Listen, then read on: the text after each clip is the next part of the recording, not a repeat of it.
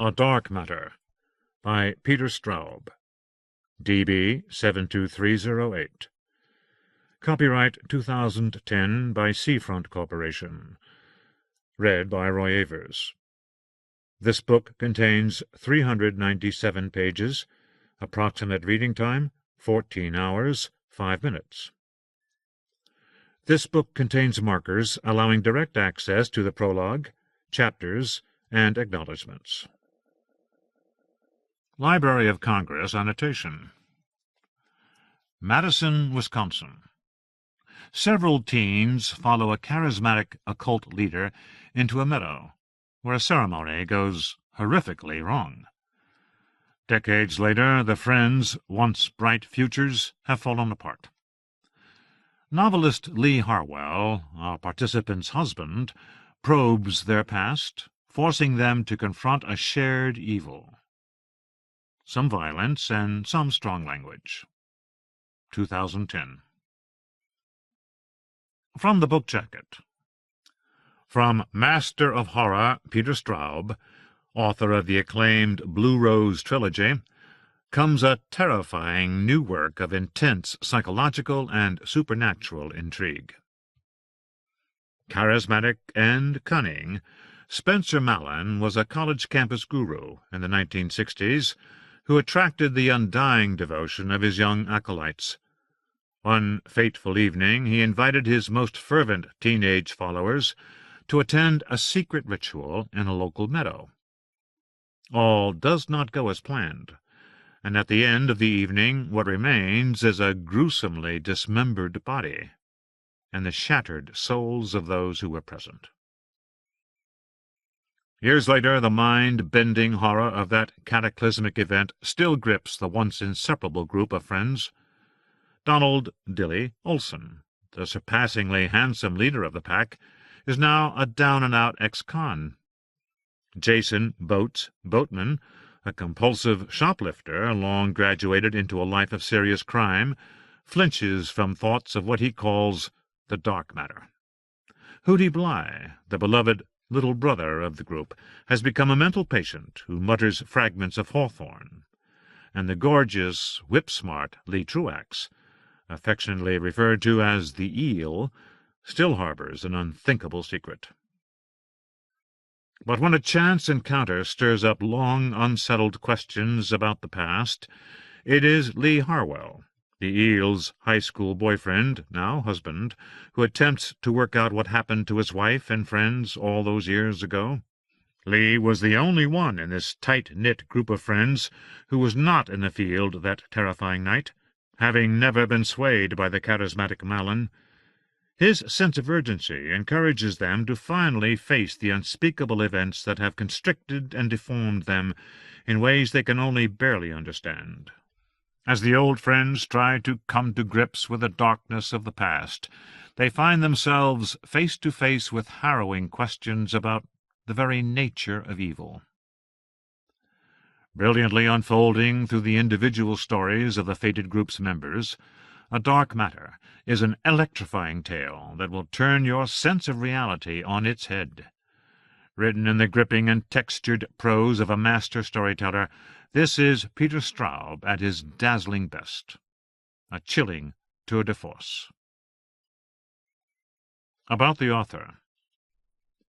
Peter Straub has written 19 novels and won multiple times every award his expanding genre bestows. He lived in Ireland and England for a decade and now lives in a brownstone on the Upper West Side of Manhattan with his wife, Susan, the founder and director of the Read to Me program. www.peterstraub.net. Other books by Peter Straub. Novels. In the Night Room, Lost Boy, Lost Girl, Black House with Stephen King, Mr. X, The Hellfire Club, The Throat, Mrs. God, Mystery, Coco, The Talisman with Stephen King, Floating Dragon, Shadowland, Ghost Story, If You Could See Me Now, Julia. Under Venus. Marriages. Poetry. Open Air. Leeson Park and Belsize Square. Collections. Wild Animals. Houses Without Doors. Magic Terror. Peter Straub's Ghosts. Editor. Conjunctions 39. The New Wave Fabulists. Editor. Sides. Poe's Children. Editor. 5 Stories.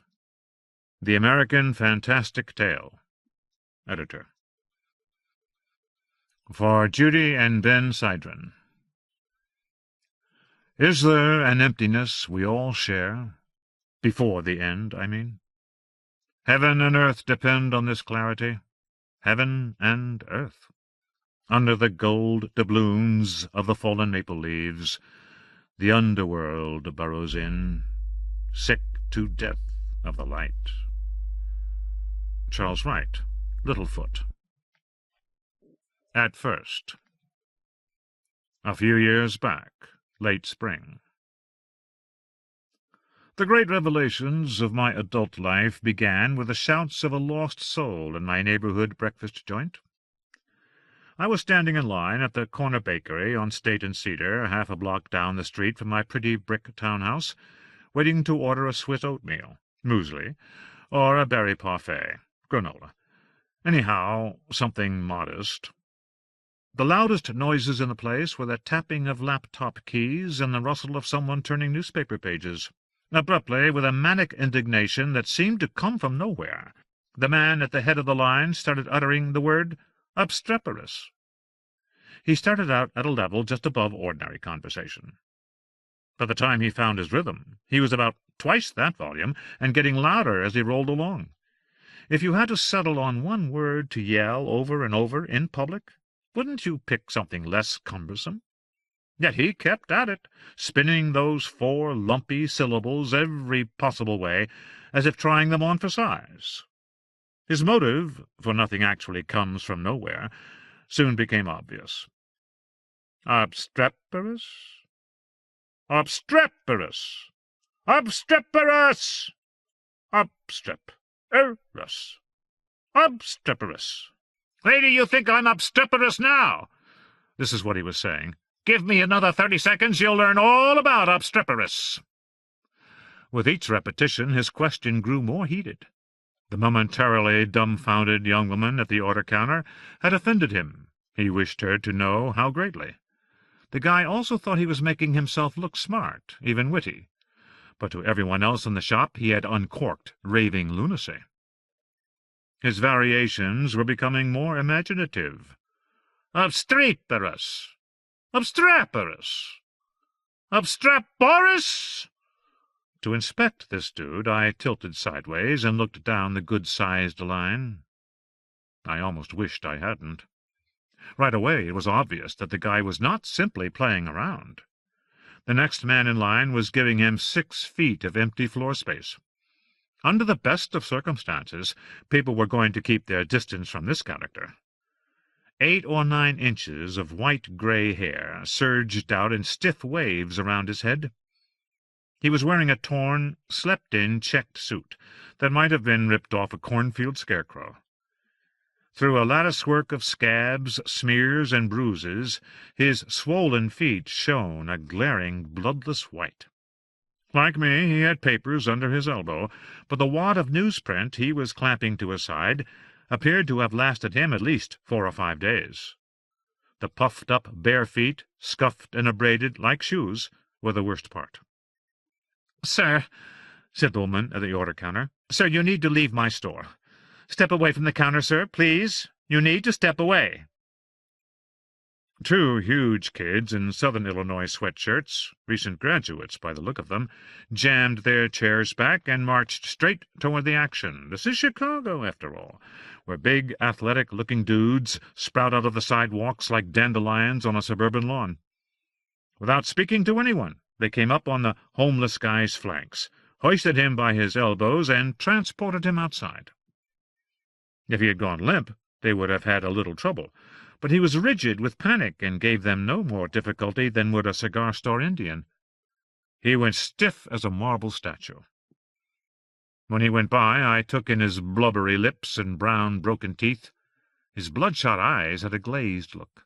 The man kept saying, obstreperous, obstreperous, obstreperous, but the word had become meaningless to him. He was using it for protection, like a totem, and he thought as long as he kept saying it, he was out of danger. When I looked into those flat, unseeing eyes, an utterly unforeseen thought jolted me. The impact felt like a blow, and brought with it a cryptic sense of illumination as brief as the flaring of a match. I knew someone like that. This terrified man, with a one-word vocabulary, reminded me so vividly of someone that he might have been that person, now in the act of being ejected onto Rush Street. But who in the world could it have been?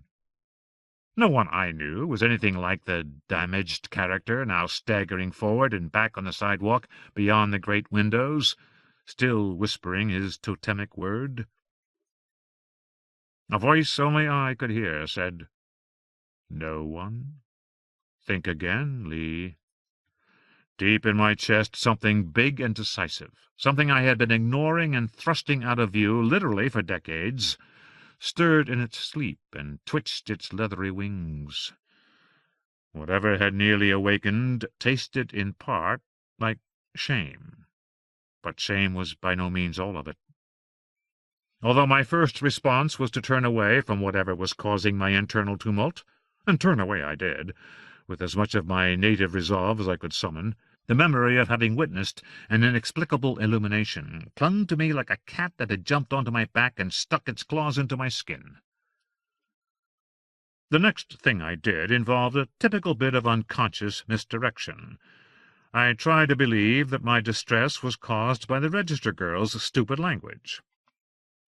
Maybe that sounds snobbish, and maybe it is snobbish, but I've written 8 novels, and I pay attention to the way people use words. Maybe too much attention.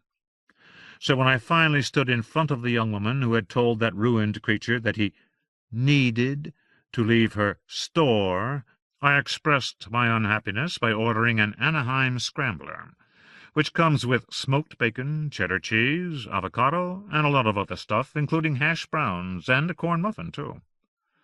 Alas, I am one of those people who tend to use food as a way of dodging unwelcome emotions. Anyhow, when did people start framing commands in terms of neediness? And how long had people in the restaurant business been calling their establishments stores? Couldn't people see the ugliness and inaccuracy of this crap? The creature within me rolled back into its uneasy sleep, temporarily lulled. I parked myself at an empty table, snapped open my paper, the Guardian Review, and avoided looking at the big front windows until I heard one of the staff bringing my tray to me. For some reason I turned around and glanced through the window, but of course that wretched, half-sane character had fled. Why did I care what had happened to him anyhow? I didn't, apart from feeling a sort of generic pity for his suffering. And that poor devil did not remind me of anyone I knew or had once known. For a couple of seconds a kind of misguided déjà vu had come into play. Nobody thought of déjà vu as anything except a momentary delusion. It gave you an odd buzz of recognition that felt like occult knowledge, but the buzz was psychic flotsam, of no value whatsoever. 45 minutes later I was walking back to my house, hoping that the day's work would go well.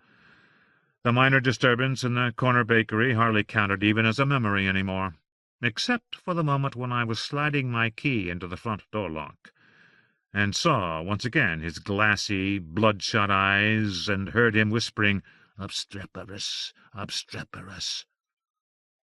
"I need you to stop doing that," I said out loud, and tried to smile as I stepped into my bright, comfortable foyer. Then I said, "No, I do not know anyone even faintly like you." For half a second I thought someone was going to ask me what I was talking about, But my wife was on an extended visit to Washington, D.C., and in the whole of my splendid house not a single living thing could hear me. Work, unfortunately, was of no use at all. I had been planning to use the days my wife was gone to get a jump start on a new novel, then known as Her Leveled Gaze. Never mind the total lameness of the title, which I intended to change as soon as I came up with a better one. Atop my oversized desk, a folder bulging with notes, outlines, and ideas for chapters sat beside my iMac, and a much smaller folder beside it held the 10 awkward pages I had managed so far to excrete. Once I started poking it, the novel that had seemed so promising, when still a shimmer of possibility, had turned into a slow-moving, snarling animal. The male protagonist seemed to be a bit slow-moving, too. Although I did not want to admit it, the main character, the young woman with the disconcertingly level gaze, would have eaten him for breakfast in a single bite. At the back of my mind was a matter I did not actually want to think about that day. A far too tempting suggestion made some years ago, God, maybe as many as 5, by David Garson, my agent, who told me that my publisher had, who knows how seriously, proposed to him over lunch that at least once I should write a non-fiction book. Not merely a memoir, but a book about something. "Lee," David said, "don't get paranoid on me. He wasn't saying he wanted you to stop writing novels. Of course he wasn't. They think you have an interesting way of seeing things. That's their main point here, and they think it might be useful if just once, and I mean just once, Lee Harwell could turn this reader-friendly yet challenging trait of his onto some event in the real world. The event could be huge, or it might be something smaller and more personal. He added that he thought a book like that would probably do you some good in the marketplace. He has a point there, actually. I mean, I think it's an extraordinarily interesting idea. Do you want to consider it? Why don't you just mull it over for a couple of days, see what occurs to you? I mean, just as a suggestion." "David," I said, "no matter what my intentions are, everything I write winds up turning into fiction, including my letters to friends." Yet David is a good guy, and he does look out for me. I promised to think about it, which was disingenuous of me, because, in fact, I already had been turning over the possibility of doing a non-fiction book. An unpublished and unpublishable manuscript I had come across on eBay a couple of months earlier, a kind of memoir by a Milwaukee homicide detective named George Cooper, seemed to crack open an old, officially unsolved series of murders that had much interested my friends and me when we were in grade school and high school. Of even greater interest to me right now was that these lady-killer homicides appeared to have an at least tangential connection to a dark matter that involved these friends of mine, including the amazing girl who became my wife, though not me, in our last year in high school. But of that I did not wish to think. It involved a young man named Keith Hayward, who had been, it seemed, a sick, evil child, tutored in his sickness and evil by a truly demonic figure, his uncle. All of that was in the sort of memoir Detective Cooper had written out in his cursive, old-school hand, and even as I put the story together I was determined to resist the gravitational pull it worked on me. The immense theological question of evil felt too great, too complex to address with the tools and weapons I possessed. What I knew best had only to do with stories and how they proceeded, and the mere instinct for narrative wasn't enough to take on the depths of the Hayward story. That my wife and our friends had come in contact with creepy Keith Hayward also put me off. At the usual hour of 1:30, hunger pulled me into the kitchen, where I put together a salad, warmed up some soup, and made half a sandwich with pumpernickel bread, Black Forest ham, coleslaw, and Russian dressing. Dinah Lyon, my assistant, who would otherwise have been present, did not come in on Mondays, so the isolation of morning remained intact. Dinah would be gone for the next 10 days or so, also, in an arrangement we had worked out with my accountants that was going to let her join her parents in Tuscany at half pay in exchange for some juggling with a vacation she normally took in August. For some reason, the second I sat down before my solitary little meal, I felt like weeping. Something vital was slipping away from me. And for once this sense wasn't just a fantasy about the novel I was writing. The huge wave of sadness building up within me was connected to something more critical than her level gaze. It was something I had lived with for much longer than I had my foundering book. Tears steamed up into my eyes and trembled there. For an excruciating moment, I was in the ridiculous position of grieving for a person, a place, or a condition that remained hidden from me. Someone I loved had died when we were both very young. That's what it felt like. And I had committed the dim-witted crime of never stopping to mourn that loss until just now. This must have been the source of the shame I tasted before I started ramming scrambled eggs, avocado, and cheddar cheese into my mouth. I had let this person disappear. At the thought of the breakfast I had forced down my throat in the corner bakery, my hunger curdled. The food on the table looked poisoned. Tears slid down my face, and I stood up to turn toward the counter and grab some tissues. After I had wiped my face and blown my nose, I bagged up the half-sandwich, covered the salad bowl with clingy film, and slammed the soup bowl into the microwave, where I could be counted on to forget about it until the next time I opened the thing. Then I made an aimless circuit of the kitchen. The book I had begun writing seemed to have locked me out, which I usually take to mean that it's waiting for some other younger author to come along and treat it right. It would be at least a day before I could face my desk again, and when I did, I would probably have to dream up some other project. Her level gaze had never been right for me, anyway. At heart, it was a tidy little story about a weak man and a woman like a jungle animal, and I had been dressing it up as a kind of postmodern love story. The book really should have been written by Jim Thompson sometime in the mid-50s. A grim, heavy tide of grief went through me again, and this time it seemed that I was mourning the death, the real death, of all my childhood and youth. I groaned out loud, baffled by what was happening to me. A treasure house of beauty and vitality, all of this drenched yet hard-edged sense of pleasure, sorrow, and loss, had vanished, been swept away, and I had barely noticed. My parents, my old neighborhood, my aunts and uncles, a whole era seemed to call out for me, or me for it, and in rapid succession, as if in a series of frames, I saw the way a snowfall had looked on a December night in 1960, the big flakes tumbling softly as feathers from a measureless black sky. A lean hound coursing through the deep snow at the bottom of our sledding hill. The shredding lacquer on the tops of our sleds, and the chips and dents in the long, cool runners.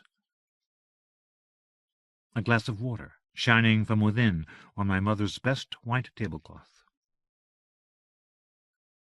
Circling half-blind with tears around the marble counter in my Chicago kitchen, I saw the stunning, inelegant west side of Madison, Wisconsin, the place where I had grown up and which I had escaped pretty much as soon as I could. My amazing girlfriend, now my wife, Lee Truax, had fled with me. We drove across the country to New York, where I went to NYU, and she waited tables and tended bar, until she could enroll at NYU too, and cause a great fuss and commotion wherever she went.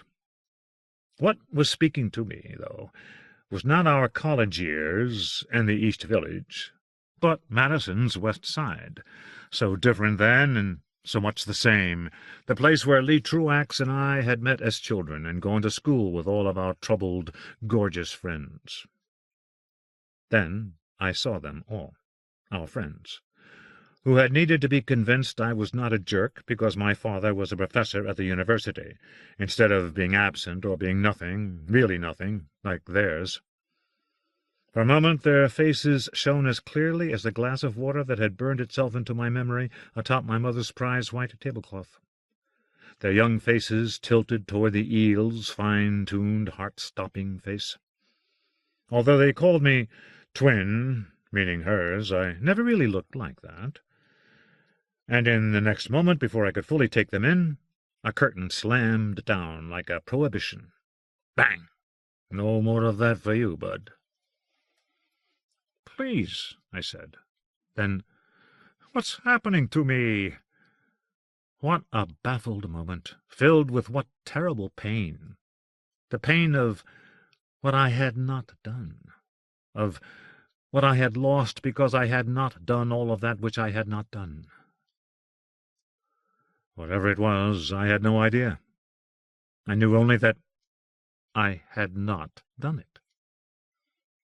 Then, as if on a giant screen before me, I saw the moving lips, the unshaven face, the torn, horrible feet, and I heard the ragged, almost mechanical voice sucking on the 4 syllables that represented safety to a ragged soul.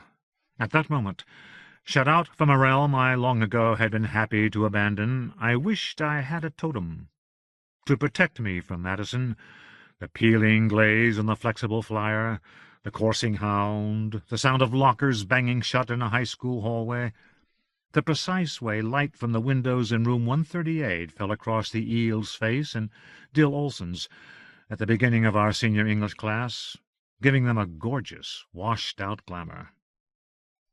Looking for release, I switched on the radio, tuned, as is generally the case, to NPR. A man whose name I had temporarily blanked out, even as I recognized his voice, said, "The really unexpected thing is how melodious Hawthorne sounds when you read him aloud. We've lost that, I think, the idea that the sound of writing is important too." And Nathaniel Hawthorne turned the key. Hawthorne gave me entry to the lost realm. Not the idea of reading him aloud, but that of hearing his words recited. The sound of his writing, as the man on NPR said. I knew exactly how the Hawthorne of the Scarlet Letter sounded, because I had once known a boy who had the ability to remember everything he read, and this boy often quoted long passages from the Hawthorne novel. He also liked to throw into ordinary conversation the crazy words he had discovered in a book called Captain Leland Fountain's Dictionary of Unknown, Strange, and Preposterous Words. He once told me he found it extremely odd that, while nostalgia was the study of senility, nostomania had nothing at all to do with old age, but simply meant a serious case of homesickness. His name was Howard Bly, but we, our little band, all called him Hootie. For some reason, all of us had silly nicknames. The kid couldn't help memorizing everything he read. When a string of words entered through his eyes, it printed itself on some endless scroll in his brain. Although I certainly wish I had this capacity, I don't have the faintest idea of how it works. Nor did it seem particularly helpful to Hootie Bly, who was not at all literary. When we were seniors at Madison West and he was 17, Hootie looked about 13 or 14, small, blond, pink-cheeked, and cherubic. He had eyes, the ceramic cerulean blue of doll's eyes, and his hair flopped over his forehead like bangs. Think of Brandon DeWilde in Shane. Put a few years on him, and that would be Hootie. People tended to love him, if only because he was so beautiful and didn't say a lot. He wasn't smart, like the eel, my girlfriend, Lee Truax, but neither was he stupid or slow. It was just that eel was really smart. Hootie was not aggressive or forward or pushy in any way. I guess he was born with natural modesty. That doesn't mean he was passive or wishy-washy, because he was not. This is what Hootie was like. When you look at a group photo, particularly a picture of a bunch of people doing something like hiking across a meadow or hanging out in a bar, you can always spot one person who stands mentally off to one side, enjoying the spectacle before him. Digging things, as Jack Kerouac would say. Sometimes Hootie liked to just lie back and, well, dig what was going on around him.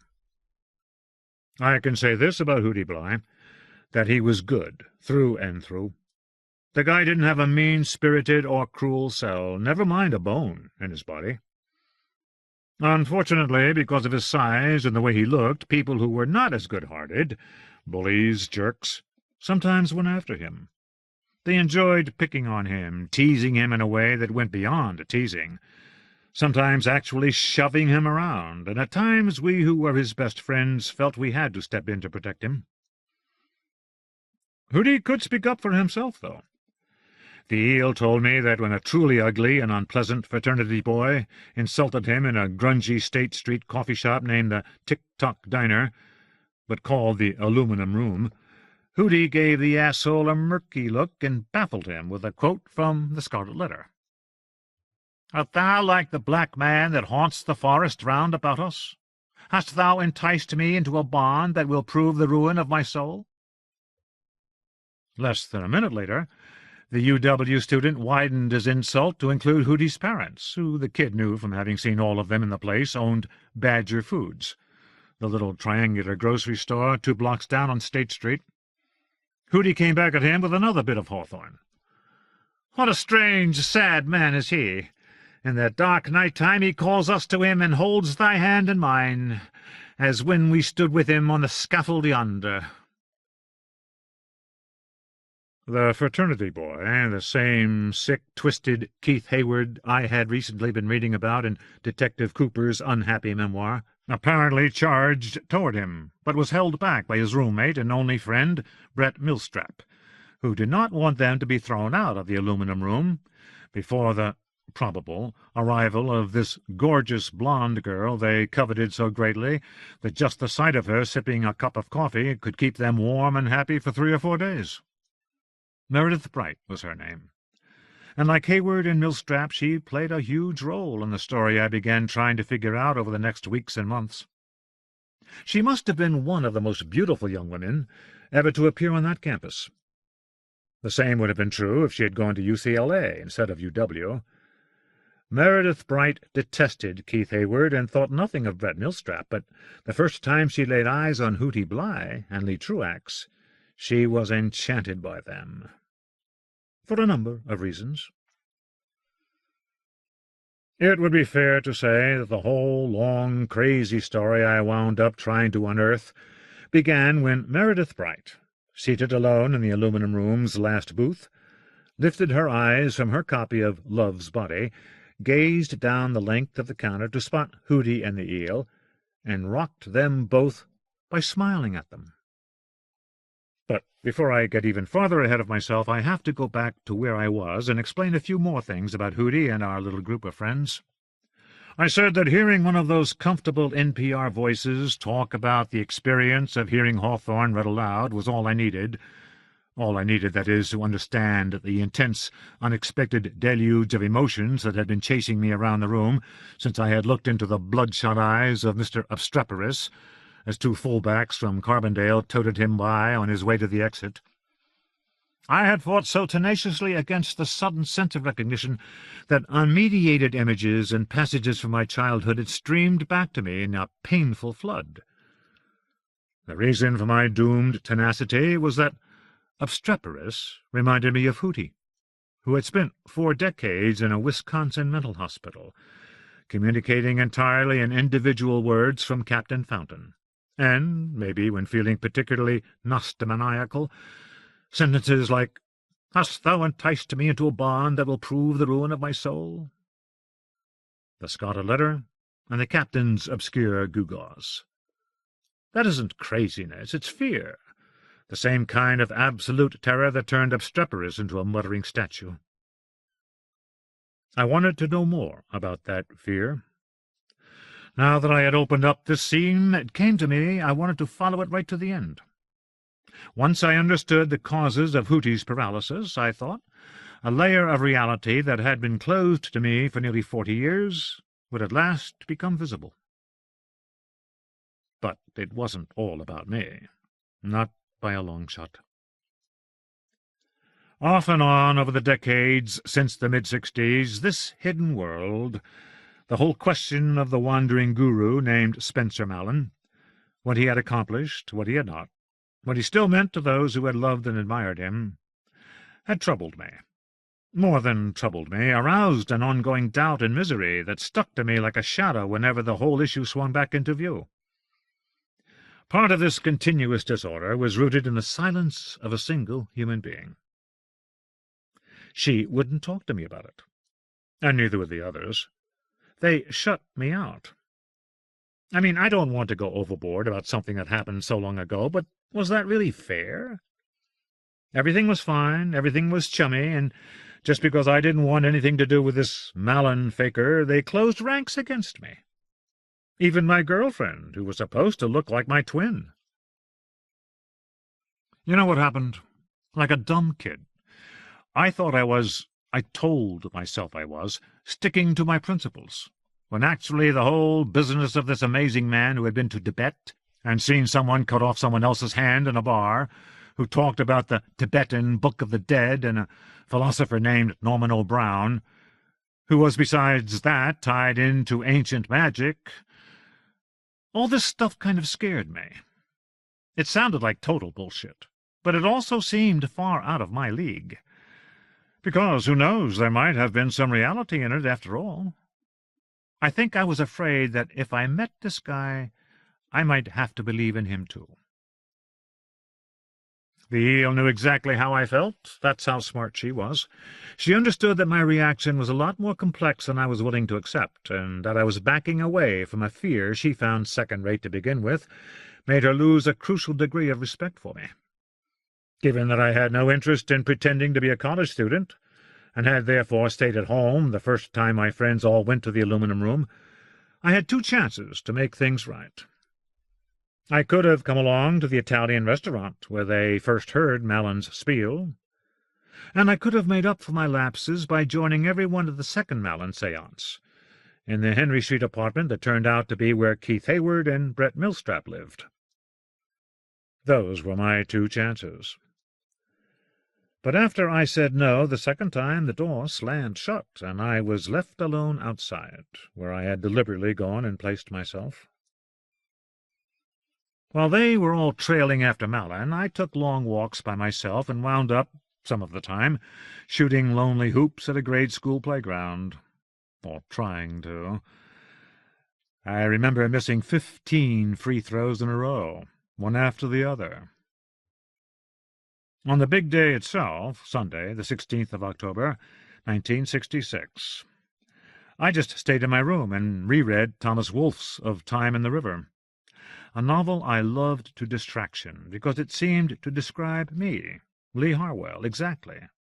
A sensitive, lonely, brilliant young fellow, obviously destined for literary success, or if not me exactly, at least the person I'd be if I'd gone to Harvard and traveled around Europe. Oh, lost, oh, soulful, word-crammed wanderer on this earth, a stone, a leaf, an unfound door. For 2 whole days I had no idea where she was. When I did get some information, it was infuriatingly circumscribed. This was precisely all that I was allowed to understand. In one way or another, under circumstances forever closed to me, things had exploded. There had been a gathering, a meeting, perhaps some sort of ceremony, and at this event everything had gone spectacularly to hell. A boy had not only been killed, he had been hideously mutilated, ripped to shreds. One of the inevitable rumors about this cataclysm had been that the dead boy seemed to have been torn apart by enormous teeth. During the months that followed, over in fact the next 4 decades, the one person I still knew from those days who had been part of Mallon's ill-fated entourage, my wife, had refused even to try to explain what had happened to them all. For a week or so she just clammed up.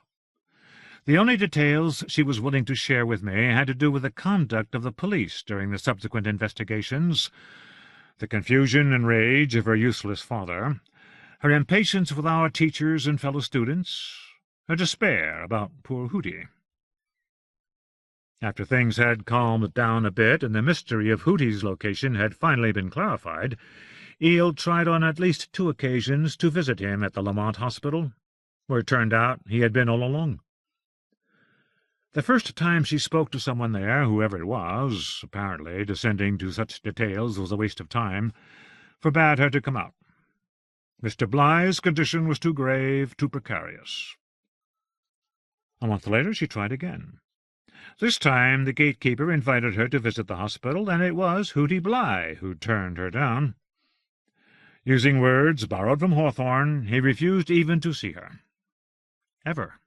His refusal stayed firm throughout our senior year, and I guess finally Lee gave up. After we took off for New York, she never mentioned him again. From time to time I thought of that smiling, blue-eyed kid and wondered what had become of him. He was still important to me, and I knew that he must still have meant a great deal to my wife, who eventually ceased to be the Eel and became widely known in certain circles under the name she was born with. I wished him well. After 6 months, I thought, 8 months, he must have left the hospital and picked up his life again. He probably moved back in with his parents. On their retirement, he would take over Badger Foods, maybe liven it up a little. Or get out of Madison, marry a girl who looked a lot like him, work in an office, and raise 2 or 3 blonde cherubic children. People like Hootie Bligh were supposed to have uneventful, essentially unexamined, but deeply appreciated, truly lived-in lives. If the world didn't turn out well for them, the rest of us didn't have a chance. Hootie's true fate remained a mystery to me until the summer of 2000, when on a rare vacation together, my wife and I went to Bermuda. I tend not to take vacations, and my wife prefers to visit places that she already knows, where she has both friends and something to do. She spent a lot of time at conferences and board meetings, and she has a busy, useful, completely admirable life. Marriage to a novelist can be as lonely as being one yourself, without even the companionship of imaginary people. I am happy that Lee has created such a fulfilling life for herself, and I enjoy those few times when we go somewhere together for no reason other than to relax and walk around. Of course, I always bring my work, and Lee travels with her own gadgets. So, we were having a nice lunch at a place in Hamilton called Tom Moore's Tavern, and across the room I saw a man of about my age, with blond hair going grey, a good tanned face full of character, seated at a table with a very appealing woman who looked a good deal like him. If my wife were not present, despite her age, the blonde lady would have easily been the best-looking woman in the room. The former Eel remains completely unaware of this, and she gets irritated if someone points it out, but no matter where she happens to be, Lee Truax is always the most beautiful woman in the room. I mean that. Always. The well-off, affable man across the room could have been the grown-up, prosperous Howard Bligh, if Hootie had made all the right choices and enjoyed a fair bit of good luck. "Honey," I said, "Hootie Bligh could be sitting across the room from us, and he looks great." "It's not Hootie," she said. "Sorry. I wish it were, though." "How can you be so sure?" I asked. "Because Hootie's still in that hospital. The only thing that's different about him is that he got older, just like us." "He's still there?" I asked, aghast. "In the Lamont?" "That's where he is, the poor guy." "How do you know?" I watched her measuring her fish with her fork, then severing a morsel she moved carefully onto its tines. Other people seldom notice this, but my wife eats in a very particular way. I always enjoy watching her go through the necessary rituals. "I have my ways," she told me. "From time to time people communicate with me." "That's all you're going to tell me, isn't it?" "This conversation is about Hootie, not who told me about him." And that was that. Her refusal to speak returned us to the familiar ancient silence where I had no right to ask for information because I had chosen first not to prowl around the university campus, then, more condemningly, not even to meet, much less adore, Spencer Mallon. My friends, even the Eel, they all but worshipped this guy. I should say especially the Eel. Who do you think she thought she was protecting by refusing to name her source? That's enough of Malin, at least for a while. Of the 5 people in our little band from Madison West, 3 had serious problems with their fathers. At the time, I thought this explained a lot about their attraction to Malin, and I still do. Going by what my friends told me, Spencer Malin might have been designed by committee to be hypnotically appealing to a bunch of adventurous 17- and 18-year-old kids who had, one way or another, been wounded by their bad-news dads. He certainly spoke straight to my friends. He roped them right in. He seduced them. That's what it comes down to. And because they had been hypnotized and seduced, they followed this character out into an obscure meadow owned by the university's agronomy department, and cheerfully went along with whatever it was that proved to be so ruinous to them. Everyone. The eel's dad was no prize to begin with, but after Crib Death took our little brother in his 6th or 7th month, I don't remember, he fell apart. Spectacularly. Carl Truax had earned a few patents that proved he had been an inventor once, and most days he dragged himself out of his foul-smelling bed to put in a few hours in the backyard shed he called his workshop. By the time his daughter was in her senior year, he had stopped pretending to do anything out there but drink. When the day's first bottle became no more than a fond memory, he took off on his round of crummy taverns and bars, scrounging for a couple of dollars he could spend on more alcohol. How guys like that managed to get money is utterly mysterious to me, but good old Carl almost always managed to raise enough to see him through his day's drinking and still have a few bucks left over. Sometimes he brought home a present to appease the only other person who lived in his hovel, his amazing daughter, the person who, when he was home to eat dinner, cooked it for him and did her best to keep the hovel clean and sanitary. Her attitude toward her father generally vacillated between a dry rage and a furious contempt. Just before Dilly Olson came up with the brilliant idea of hanging out in places like the Tick-Tock to pose as UW students and get invited to fraternity parties, the ploy that led them straight to Keith Hayward, Meredith Bright, and Malin, Carl rolled in with a poster he had won in a poker game at the scuzziest dive in all of Madison. It was of a famous Cassius Marcellus Coolidge painting called A Friend in Need, depicting 6 dogs, dressed like humans, playing poker. He was sure she'd love it. A cigar-smoking bulldog was using a rear paw to pass the ace of spades under the table to a yellow mongrel. Wasn't that the cutest damn thing you ever saw? The eel detested this sentimental piece of shit. But 3 of the boys, who were reminded of themselves, fell in love with A Friend in Need and talked about it non-stop for days. They had the run of the hovel and therefore constant access to the masterpiece, because about a week after the death of her infant son, Carl's wife and Eel's mother, Lurleen Henderson Truax, took off without softening the shock of her absence with advance warning or a farewell note. 4 days after the baby's burial, when her husband was on his rounds and her 9-year-old daughter at school, the eel's mom crammed some stuff into a cheap suitcase from St. Vincent de Paul, ducked out of the hovel, and disappeared. Lurleen had her own problems, plenty of them, and the eel missed her in the complicated way you'd miss a hive of bees that produced great honey but seemed intent on stinging you to death one day. After her mother's vanishing act, the eel, Lee Truax, raised herself. She made herself do her homework. She shopped and made meals. She helped herself with her homework and put herself to bed at night, and she figured out that whatever you did had long-term consequences. She learned that people tell you all about themselves by the way they act and the things they say. All you had to do was pay attention. People opened themselves up, put everything on display, and never knew they were doing it.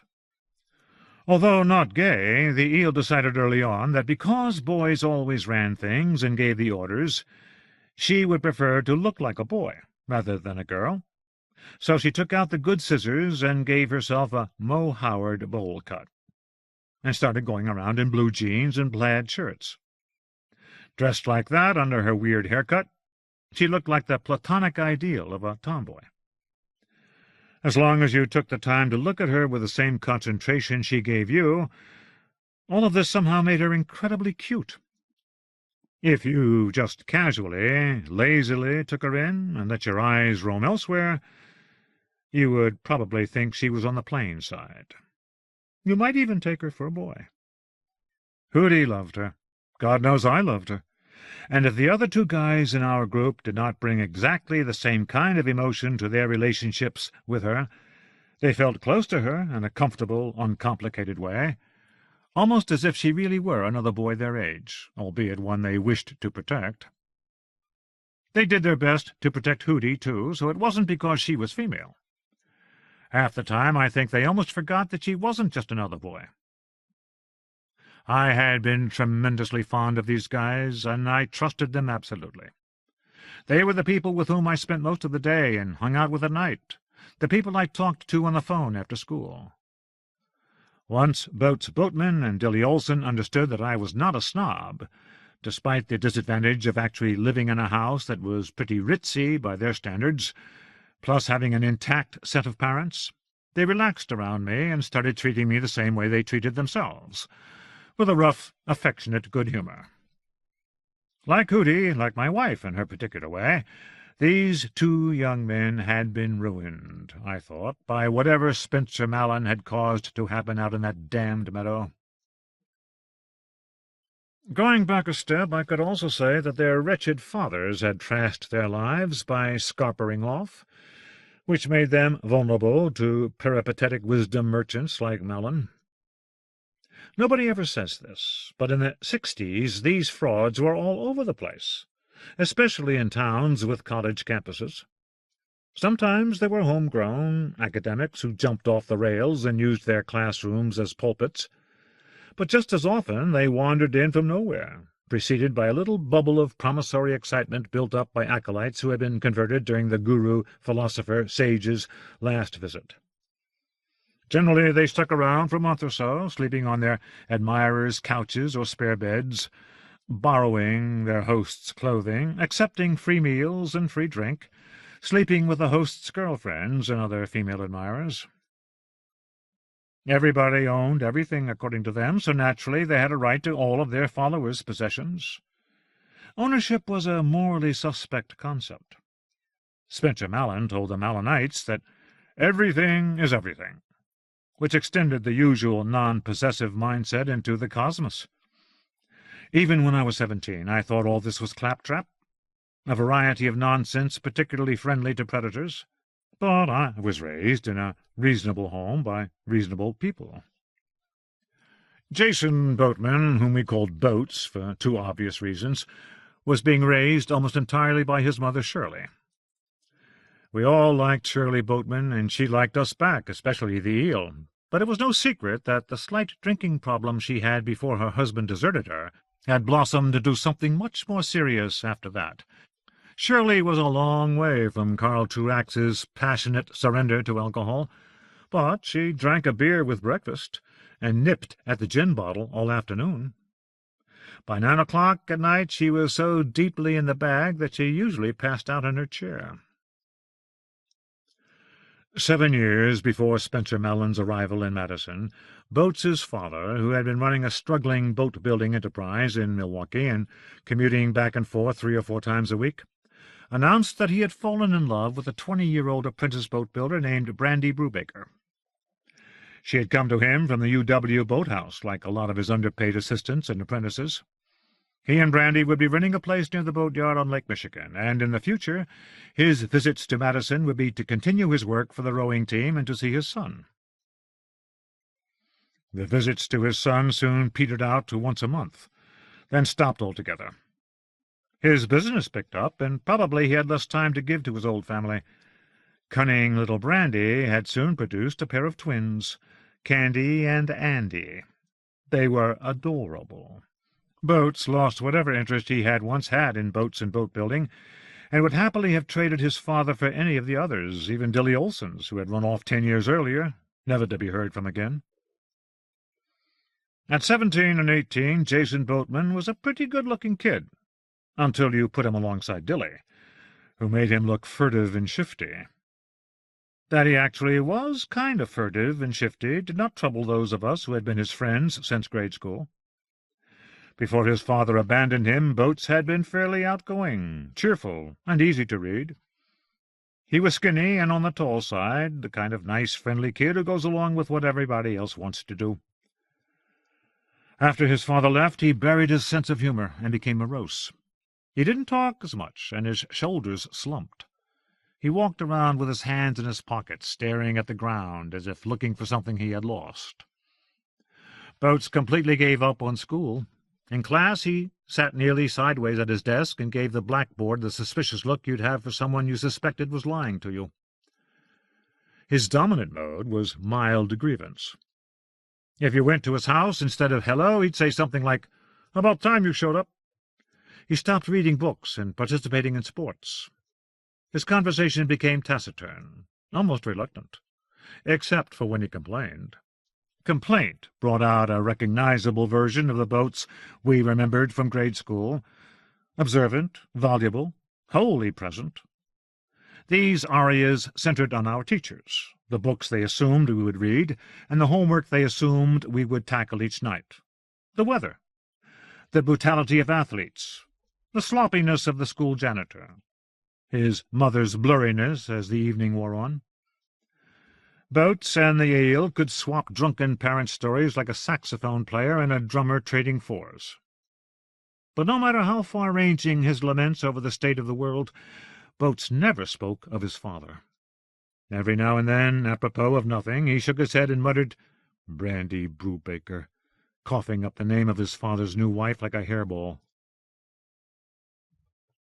The other great change that befell Jason Boatman after his father split involved a ferocious concentration on shoplifting. He started thieving on a heroic scale. It was like a binge, only it never stopped. What do you call that, a spree? Boats went on a lifelong thieving spree. Back in the 5th grade, all of my friends now and then swiped things like candy bars, comic books, and paperbacks, and school supplies from the neighborhood shops. But there was no consistency or pattern to it. None of us did it all the time, and I did it less than most. Sometimes Eel or Dilly Olson couldn't afford to get the new notebook or ballpoint pen some teacher wanted to see on our desks, and the only way to get the required object was to go around to the stationery store and swipe it. Boats acted exactly the same way up until about a month or so after his father took off. Then, wherever he went, he dipped into stores and ransacked whatever he could. He stole everything he could carry out on his person. He gave us so many sweaters and sweatshirts that some of our parents got suspicious. Not the eel's father, of course. Shirley Boatman could see what was going on, and she warned Boats that one day he'd get pinched and have to go to court. The warning had no effect. Eel told me, and it made a lot of sense even then, that he used all these shoes, socks, underpants, UW T-shirts, erasers, notebooks, pencils, staplers, and books to feed a howling emptiness within him. When Malin came along and scooped them all up, he now and again deputized Boats to nab various items for him. According to Malin's theories, Boats wasn't stealing anything, he was just redistributing it. Because everything was everything, nobody, especially shop owners, owned any of the property they imagined theirs. It always struck Eel and me as funny that if Boats actually believed in Malin's theories, he would stop stealing on the spot. As far as he was concerned, the whole point of theft was that whatever you slipped under your coat really belonged to someone else.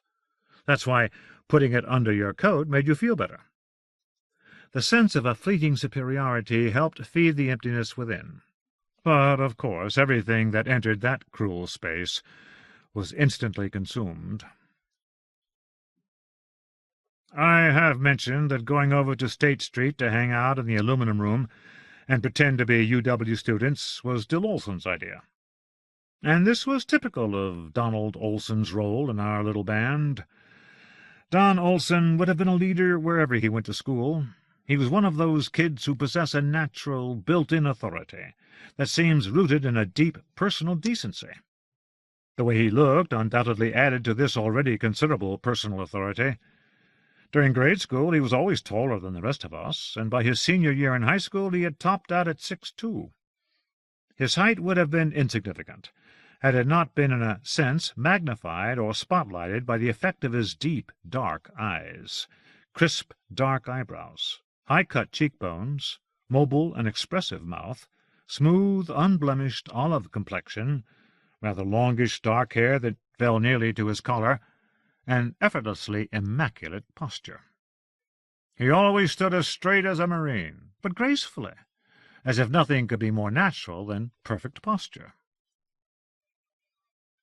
If Dilly Olson had used his handsomeness for gain, if he had demonstrated an awareness of its effect and pleasure in that awareness, if he had betrayed any trace of self-love, he would have been ruined. In a different way, I mean, than he was, in effect ruined by the course of his life.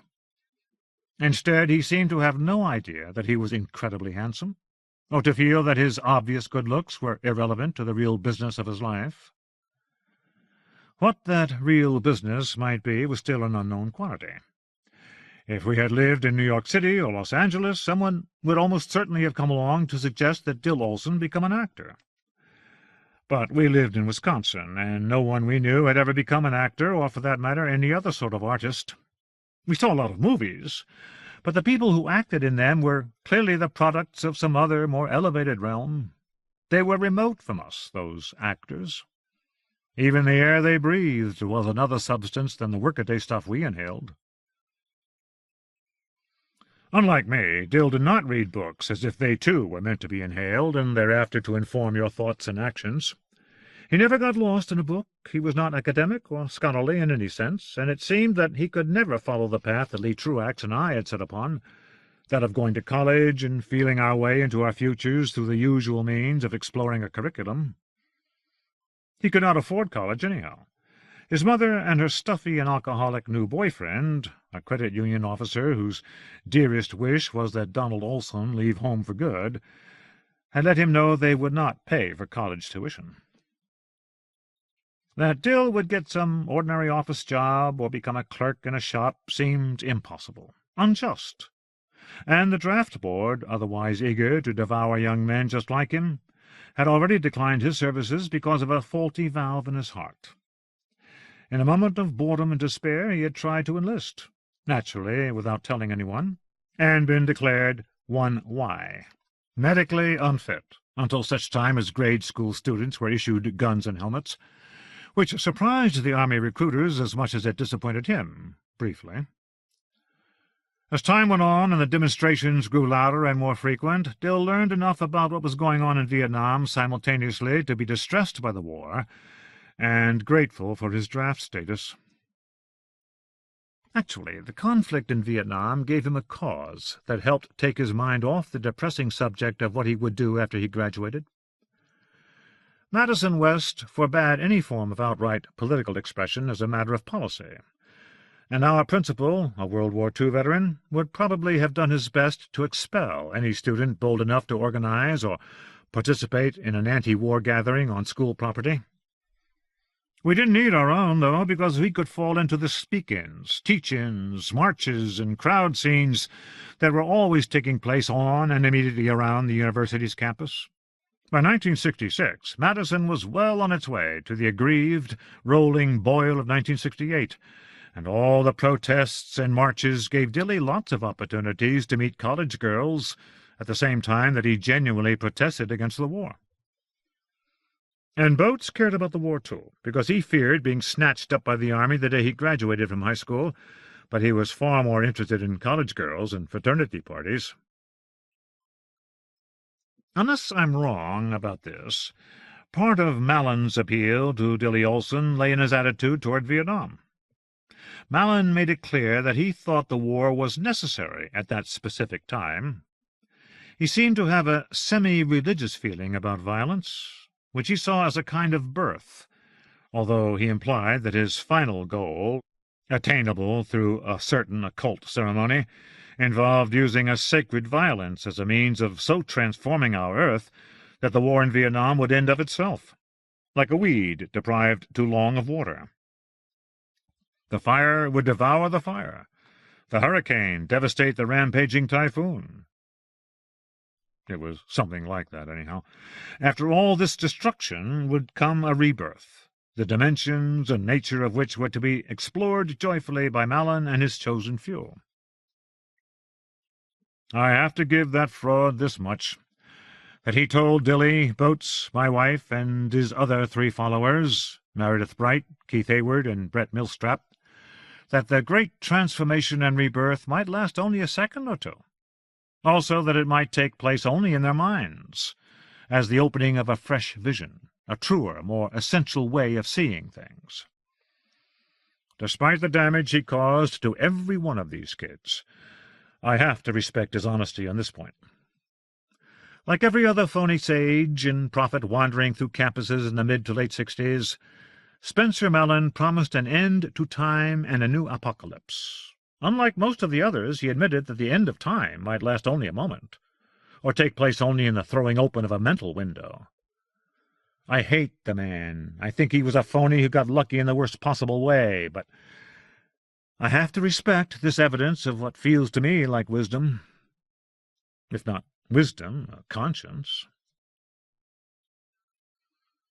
My girlfriend, Lee Truax the Eel, and her companions went to the tick-tock diner called the Aluminum Room for the odd, reflective, tinfoil-like material covering its walls. And in that unlikely little dump, a stunning blonde girl named Meredith Bright welcomed the Eel and Hootie into the inn booth, where she sat alone with a copy of a book called Love's Body by Norman O'Brien, one of Spencer Mallon's guides and teachers, in this case literally. Down at the front of the diner, terrible Keith Hayward and his roommate Millstrap regarded the scene in jealousy and disgust. It should be noted that even at this first meeting both my wife and Hootie found Keith Hayward oddly unsettling. True to her time, if not her type, Meredith had some expertise in concocting horoscopes, and it turned out that she had wheedled Malin, her guru and lover, into letting her draw up a horoscope, or maybe a series of horoscopes, I'm not sure how this works, to determine the astrological signs most desirable in his followers. According to her calculations, the group required a Taurus and a Pisces, exactly what Eel and Hootie were, to accomplish its ends. Less urgently, they also needed a Scorpio and a Cancer, Dilly's and Boats' signs, so they were doomed from the start, all of them. It was in their stars. I'm sure this was genuine. I don't believe Meredith cooked up a phony chart after encountering my friends in the Aluminum Room. Although to me such recognitions cannot but sound delusional, I believe that Meredith Bright understood that Eel and Hootie satisfied her crucial astrological requirements the minute she spotted them staring up at her from the bottom end of the counter. I think of how innocent they must have looked, how tremendously innocent they actually were, and how appealingly innocent they must have seemed to Malin, who devoured innocence wholesale. Having guessed what she needed only to confirm, Meredith summoned Eel and Hootie before her with a beckoning look, and after asking for their names, she did the same for their astrological signs. Bingo! On the money! And what luck! A Taurus and a Cancer were sitting right down at the end of the counter. What do you know? They must all come to an 8 o'clock gathering 2 nights hence, in the lower room at La Bella Capri. Please, pretty please, with sugar on the top. Meredith Bright actually said that. Because they could not have resisted any such invitation from the world's most desirable woman, they immediately agreed to show up in the downstairs dining room of the State Street Italian restaurant they had known all their lives. The Eel asked me to come along. Dilly tried to cajole me into joining them, but I had not gazed into the bottomless, speaking eyes of Meredith Bright, and I said no. It was not even as though they were still pretending to be UW students, because Meredith Bright had understood from the first that they were in high school. My friends and my lover, for Lee Truax and I had been sleeping together since our 5th date, tried but failed to sell me on the mystery and glamour of Spencer Mellon, as described by Miss Bright. And the next time we were alone, Eel asked me, "You really don't want to go? It'll be so cool. It'll be so interesting. This Malin guy won't be like anyone you've ever seen before. Come on, sweetie. Don't you want to meet a real, I don't know, magician? A traveling wise man who has something to teach us?" "The whole idea of a traveling wise man makes me sick," I said. "I'm sorry, it just does. So no, I'm not going to sit downstairs at La Bella Capri and listen to this guy's B.S. "How do you know it'll be B.S.? "I know it'll be bullshit because it can't be anything else." "Well, Lee—" This was really poignant. Her inability to speak, her lingering silence, expressed a kind of hopelessness no one wants to see in his girlfriend, his close companion, his beloved and intimate friend. She was telling me that not only had I missed the point, it seemed likely that I would never understand. Then she asked, "Do you mind if I go?" At that second I could have rewritten her future. Right there. Mine, too. But it wasn't in me.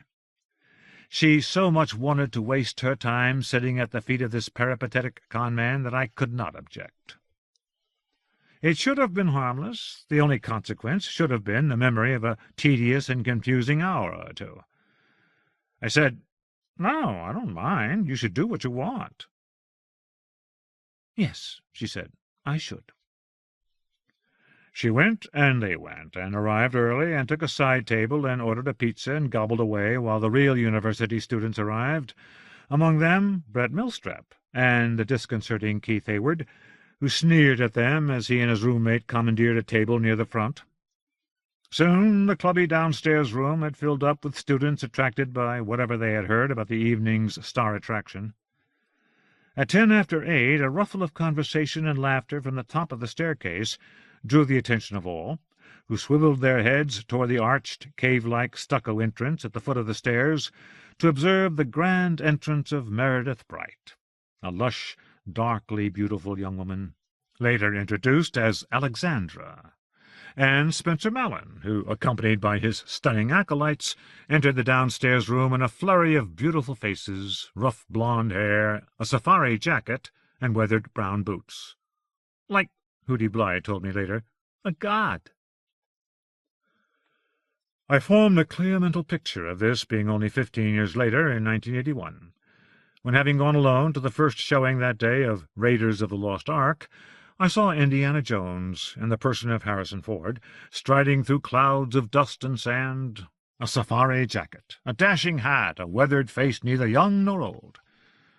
Out loud I said, "Good Lord, that's Spencer Malin." But no one heard me, I hope. The theater was 2/3 empty, and I was at the end of the row third from the back, surrounded by vacant seats. Much later, in a rare moment, Lee described Malin's face as vulpine. So I altered the Indiana Jones model a bit, but not by much. Within seconds of his appearance in the entry at the foot of the stairs, Malin separated himself from the adoring women and led them to the foremost table, whirled a chair back to front, parked himself on it astraddle, and began to talk ravishingly. For anyone else, an awed Hootie told me, the way he talks would be like singing. It wasn't that the guru chanted, rather that his voice was surpassingly musical, capable of tremendous range, and distinguished by the beauty of his timbre, I guess you'd call it. He had to have had something, God knows, and an extraordinarily beautiful voice can be very persuasive. Malin described wandering through Tibet. He talked about the Tibetan Book of the Dead, in the mid to late 60s, virtually the Bible for phonies. In Tibetan bars, the Eel and Hootie told me, Spencer Malin had two times, seen one man sever the hand of another, seen the blood rush down the length of the bar, and seen the man with a hatchet snatch up the severed hand and throw it to a waiting dog. It had been a sign, a signal, and he had come to explain its meaning. After they finally opened up a little, both Hootie and my girlfriend reported that despite the severed hands and streams of blood, it had been like listening to music, except music that had meaning flowing through it. "He made you see things," both of them said, although when not in the guru's presence they found it difficult to describe his message. "I can't repeat any of that stuff," Hootie told me. The eel said, "Sorry, but if you weren't there, there's no way I can make you understand what he said to us." Then she added, "Because he said it to us. Get it?" She was deliberately excluding me, depositing me on the far side of a line she had drawn in the sand. They had been singled out, my 4 friends. They had been elevated to a height so great I was scarcely visible any more. Malin had signaled them to remain after the UW students left, and when they and the 2 girlfriends, as spectacular as magicians' assistants, remained alone in the lower room, for once without Hayward and Millstrap, the sage told them they would help him at last achieve something, a breakthrough. I'm not sure what he said about it, but it was going to be a breakthrough anyhow, the culmination of all his work to date. He hoped so. The vessels had shattered, he said, and divine sparks flew through the fallen world. The divine sparks yearned to be reunited, and when they were reunited, the fallen world would be transformed into a glorious tapestry. Perhaps they would be privileged to witness the transformation, in whatever sense, whatever manifestation, and for however long. The little band from Madison West felt essential to him. He needed them. It was like that, a sense of imminence, urgency, promise. "Trust me," he said, perhaps to all of them, but specifically to Dill. "When the tide rises, you shall be by my side." Olson told this to me in a private moment, and I did not think he was boasting. For once Dilly seemed to be at peace with himself. I suppose that was when I started to get scared. Or maybe I mean alarmed. What did this mysterious guy mean, anyhow, by "when the tide rises"? What tide, and how would it rise? Before they separated, he told my friends to meet him 2 nights later, and gave them the address of the Gorham Street apartment of Hayward and Millstrap. During the next 2 school days my friends were quivering with excitement, and after I had twice refused my girlfriend's invitation to join them in diving down the rabbit hole, I was excluded from their accumulating expectancy. They had joined shoulders against me. I'd missed my last chance. But, of course, I did not at all want to pursue them into the rabbit hole.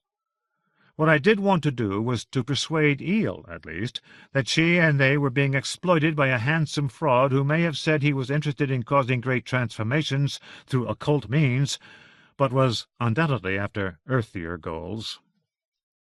In fact, even before the Gorham Street gathering, the guru's reputation had begun to shred. The beauty named Alexandra, one of Malin's companions on his first outing, came up to Hootie in the tick-tock, where they now went every afternoon straight from school, and tried to warn him from associating with the man. Too bad. By then Hootie loved his hero, and Alexandra's tales of his amorality and double-dealing hurt him, on Malin's behalf. Hootie thought she must have been inventing most of her story, that somehow Spencer had brought this huge-eyed, wild-haired, gypsy-like dame to hysterical tears, impressed the dickens out of Hootie, and that Malin should have been kicked out of a fraternity house or 2 sounded like either an exaggeration or an actual lie.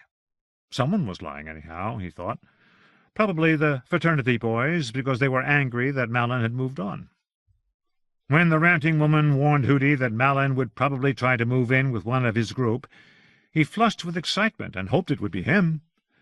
And in fact, not long after the Gorham Street meeting, Spencer Malin did wind up spending a couple of nights in the basement of Badger Foods, the Blythes' little corner grocery store. Not that I was aware of Malin's location, because I was not. The eel, with whom I had spent nearly every school and weekend night for a year and a half, continued to sit next to me in class, but otherwise acted as though she had embarked on some luxury cruise that I had declined, inexplicably, to share with her. At night she barely gave me 5 minutes on the telephone. I had missed, all but literally, the boat, and the eel was so entranced with the details of her voyage she had little time left over for me. All I knew of the Gorham Street séance was that my girlfriend had wound up being seated at a long table beside Keith Hayward while Malin held forth. "He was great, but you wouldn't understand, so I'm not even going to try," she told me. "But, boy, I'm never getting that close to Keith Hayward again. You know, that guy I was telling you about with the thin face and the wrinkled-up forehead and acne scars? He's seriously bad news." Had he tried to pick her up? At least for those with eyes, the eel was so cute that I could hardly have blamed him. My question angered her. "No, you idiot! It's not what he did, it's what he is. That guy's scary. I mean, really scary. He got mad at something. Well, Spencer called him out for staring at his girlfriend, at Meredith, who doesn't deserve him, by the way, and he didn't like being called on it. Not at all. And I don't know, I guess I grinned at him for getting pissed off, and then he was pissed off at me, and I looked at him, and the guy's eyes looked like black holes. I'm not kidding. Black puddles, with horrible, horrible things swimming around way, way down. Something's wrong with Hayward. And Spencer knows it, too, but he doesn't see how sick that asshole really is." I thought that she was probably right about this, at least in a way. The eel had clearer, quicker insights into people than I did, and undoubtedly she still does. In Rehoboth Beach, Delaware, she once performed a delicate service for her favorite organization, the American Confederation of the Blind, that completely stunned me when she later described it. What she did there amounted to psychic detection, and it was absolutely successful. In any case, I learned from Detective Cooper's memoir how rightly Lee had read Keith Hayward, and now it terrifies me that she should have spent 5 minutes in his company. At the time, he didn't sound too dangerous, just off balance, desperately unhappy, probably introverted and bitter about it. A lot of people are like that, and many of them would have struck the 17-year-old Eel Truax as disturbed. Keith Hayward, on the other hand, was as sick as she described him to me, Malin and everyone else in their group. Only Hootie really took her at her word, and of course no one paid any attention to what Hootie thought. At the Gorham Street gathering, Spencer Malin told his followers 2 stories, and I will set them down here as they were told to me. Story number 1. A few weeks into a new academic year, Malin was spending a couple of weeks moving between fraternity houses and student flop houses near the university in Austin, Texas. Although nothing of an unusual or illuminating nature had as yet taken place, he'd been sensing the imminence of some extraordinary event. And, in fact, something quite extraordinary did happen, though it did not play a part in the story he wanted to tell. On the morning in question, he walked out onto the hot, stony sidewalks on East 15th Street and strayed toward his favorite coffee shop, the Frontier Diner. Soon he became aware that a man in a suit and a necktie was tagging after him on the other side of the street. For some reason, perhaps the formality of his wardrobe, the man made him feel unsettled, almost threatened. He could not deny that part of his unease was the completely irrational feeling that, despite appearances, this man was not, in fact, a human being. Malin ducked into a side street and moved quickly to the next intersection, where he found the man waiting for him, still on the other side of the street. Malin thought he had no choice. He marched across the street to confront his pursuer. The man in the gray suit retreated, frowning. By the time Malin had crossed the street, the man had somehow managed to disappear. Malin had not seen him dip into a shop or behind a parked car. He had not seen him do anything at all. 1 second, the man who only appeared to be human, he thought, had been walking backward with a look of displeasure on his face. The next, he had been absorbed into the pale brick of the building behind him. If only for a second had Malin glanced away. Around he turned, and on toward the coffee shop he continued. After he had rounded the corner and returned to 15th Street, he sensed a commotion taking place behind him, and, nerves prickling, looked over his shoulder. Half a block away, the not-quite-human figure in the gray suit came to an abrupt halt and stared straight ahead. "Why are you following me?" Malin asked. The being in the suit pushed his hands into his pockets and shrugged. "Has it occurred to you to wonder what else might be following you?" but for its oddly mechanical quality, his voice sounded almost perfectly human. "Do you have any idea what a useless question that is?" "Take care, sir," the figure said. "I mean that sincerely."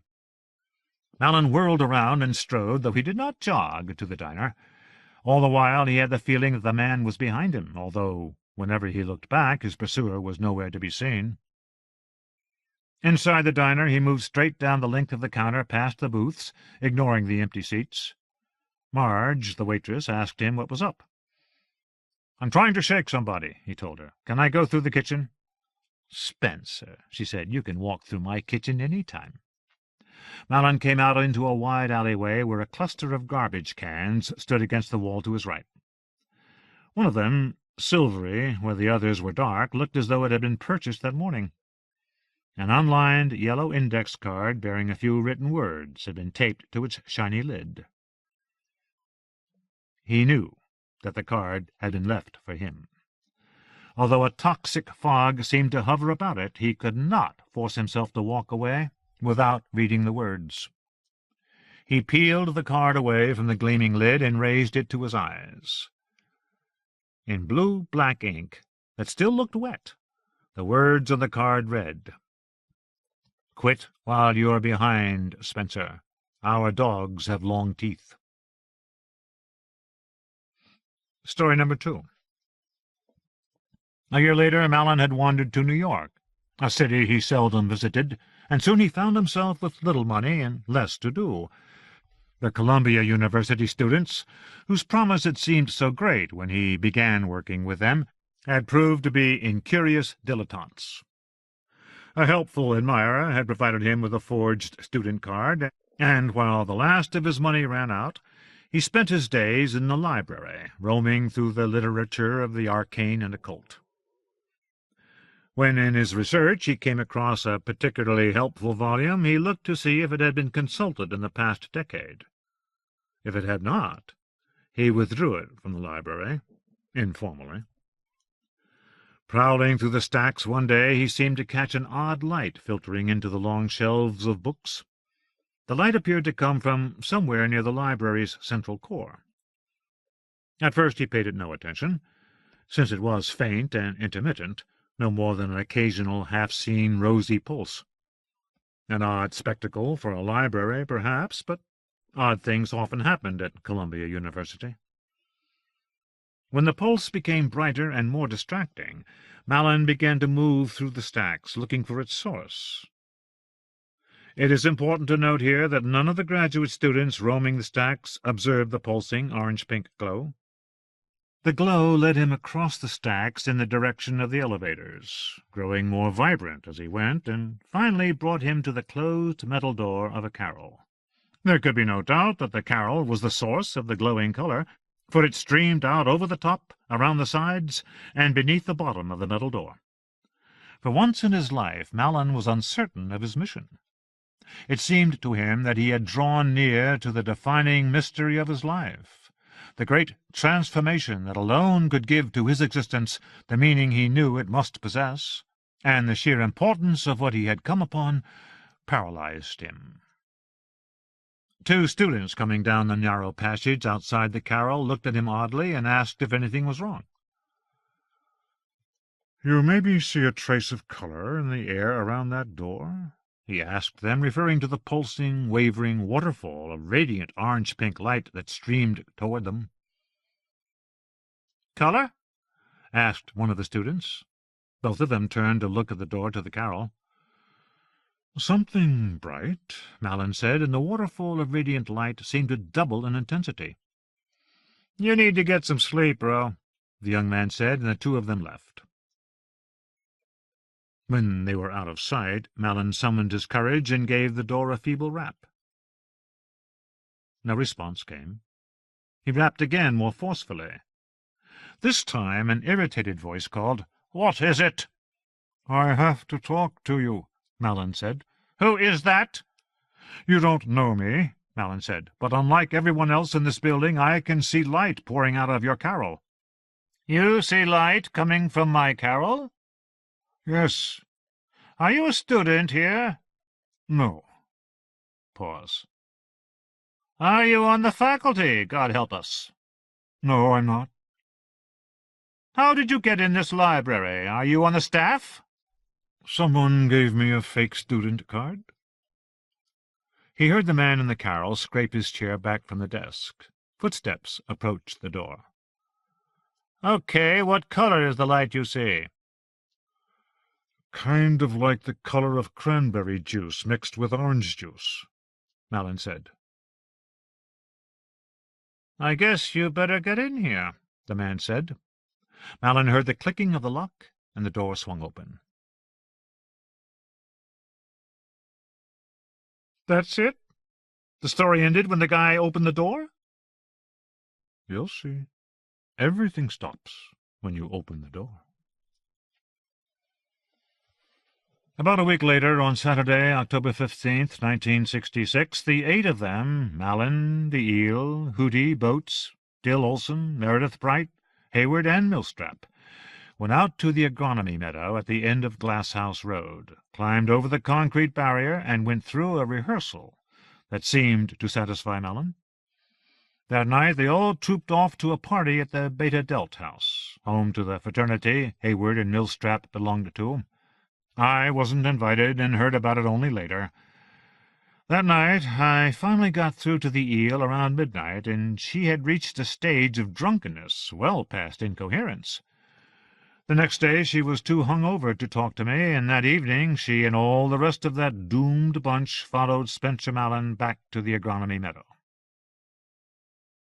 Then there was only silence. There came rumors of a black mass, of a pagan ritual, nonsense like that, given heat by the disappearance of one young man and the discovery of another's hideously mutilated corpse. Brett Millstrap had vanished from the earth, it seemed, and the cruelly mangled corpse had been Keith Hayward's. For a while policemen stalked through our houses, through our school, everywhere we went, asking the same questions over and over. In their wake came reporters, photographers, and men with dark suits and tennis-ball haircuts, hung around the edges of the action, watching and taking notes, whose presence was never explained.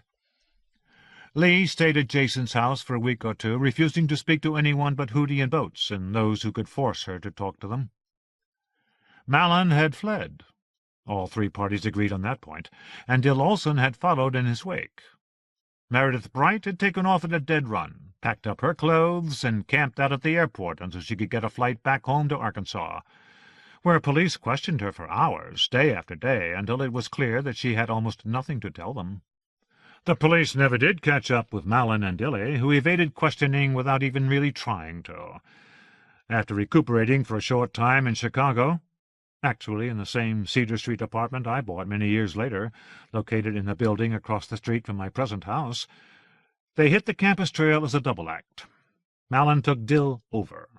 He somehow incorporated him, of course with his victim's full cooperation. Olson loved Malin, too, as much as my girlfriend and Boats did, and I guess he was content to follow his idol around the country, doing whatever he was asked to do. My information about Dill Olson's fate came from Lee, who had some sort of intermittent, flickering, but nonetheless reliable connection to him. I was never to know any of the specifics about this, of course, as I had missed the boat, definitively, and so had been spared the mysterious experience that came to define their lives.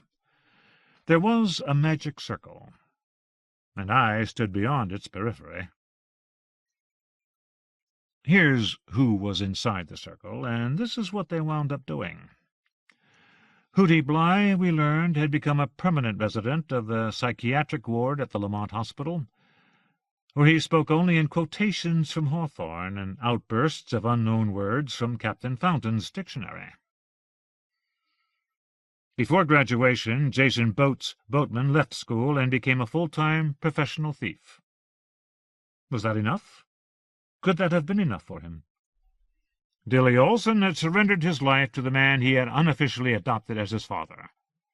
And this was what he gained from his surrender: a second-hand imitation of a life, a weary existence as the magician's apprentice, subsisting on scraps that fell from the master's hand, being clothed in the master's cast-offs, and sleeping on strangers' couches with the broken-hearted girls his master discarded.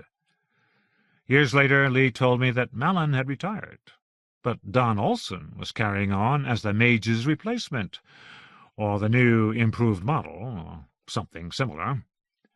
He had learned a lot in the intervening years. He had digested the Tibetan Book of the Dead, the I Ching, and the works of Giordano Bruno, Raymond Lully, Nomino Brown, and God knows who else. And the trade of traveling guru, after all, was all he knew.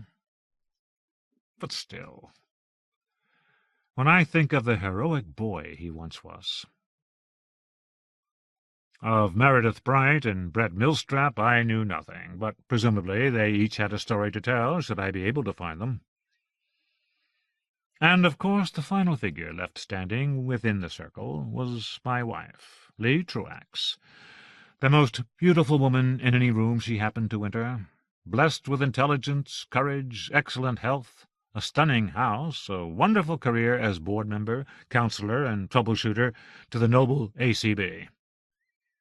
Her husband loved her, however imperfect his literal faithfulness, and the basis of his not inconsiderable success, his breakthrough book, The Agents of Darkness, had been his attempt to deal with the unfathomable event in the meadow, and could therefore be seen as a tribute to the woman to whom it was dedicated. Nearly all of his books were dedicated to his wife.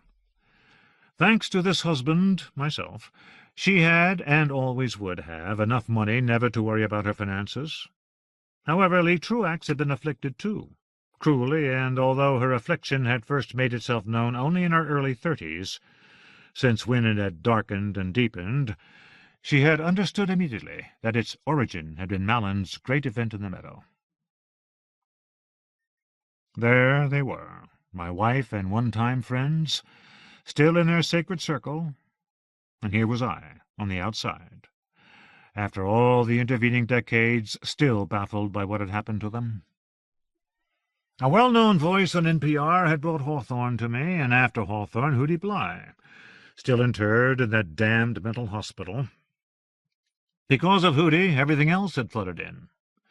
The lean hound coursing through the snow, the peeling lacquer on our sleds, the whole townscape of Madison's west side, a glass of water shining like the epitome of everything that could not be known, all that eluded definition.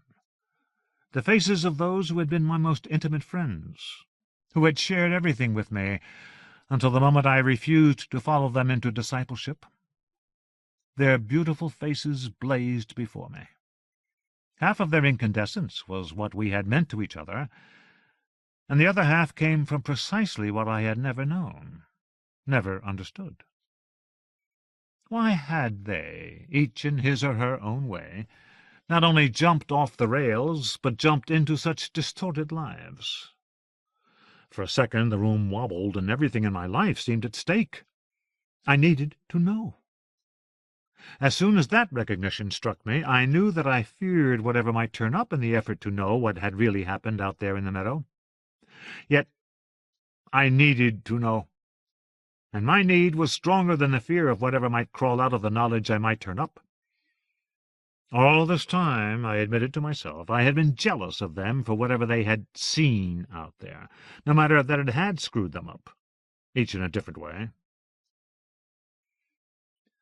Her level gaze had just withered away beneath my hand, and although I had become fascinated with Detective Cooper's fearsome revelations about the Hayward family, 2 dark stars, direct genetic transmission of a dreadful psychopathology, and this poor old brutal detective taking his secrets to a beer-sodden grave, I didn't really want to give a year or more of my life to writing about it all.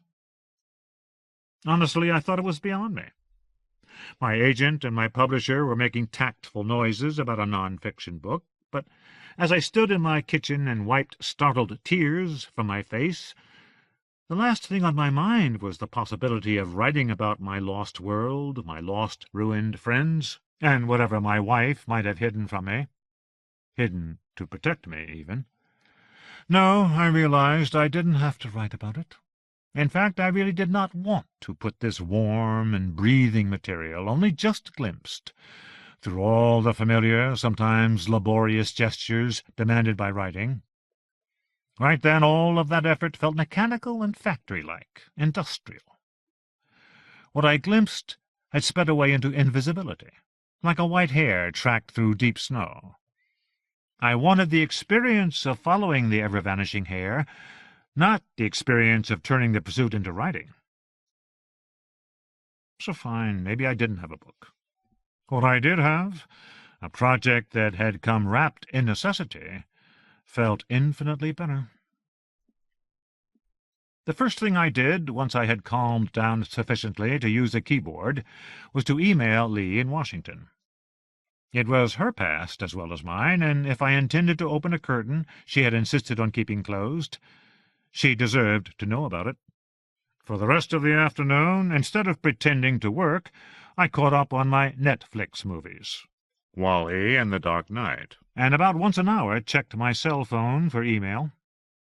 I did not actually expect Lee to reply immediately, but at 6:22 my time, 7:22 hers, she responded by telling me that it would be interesting to see how far I got.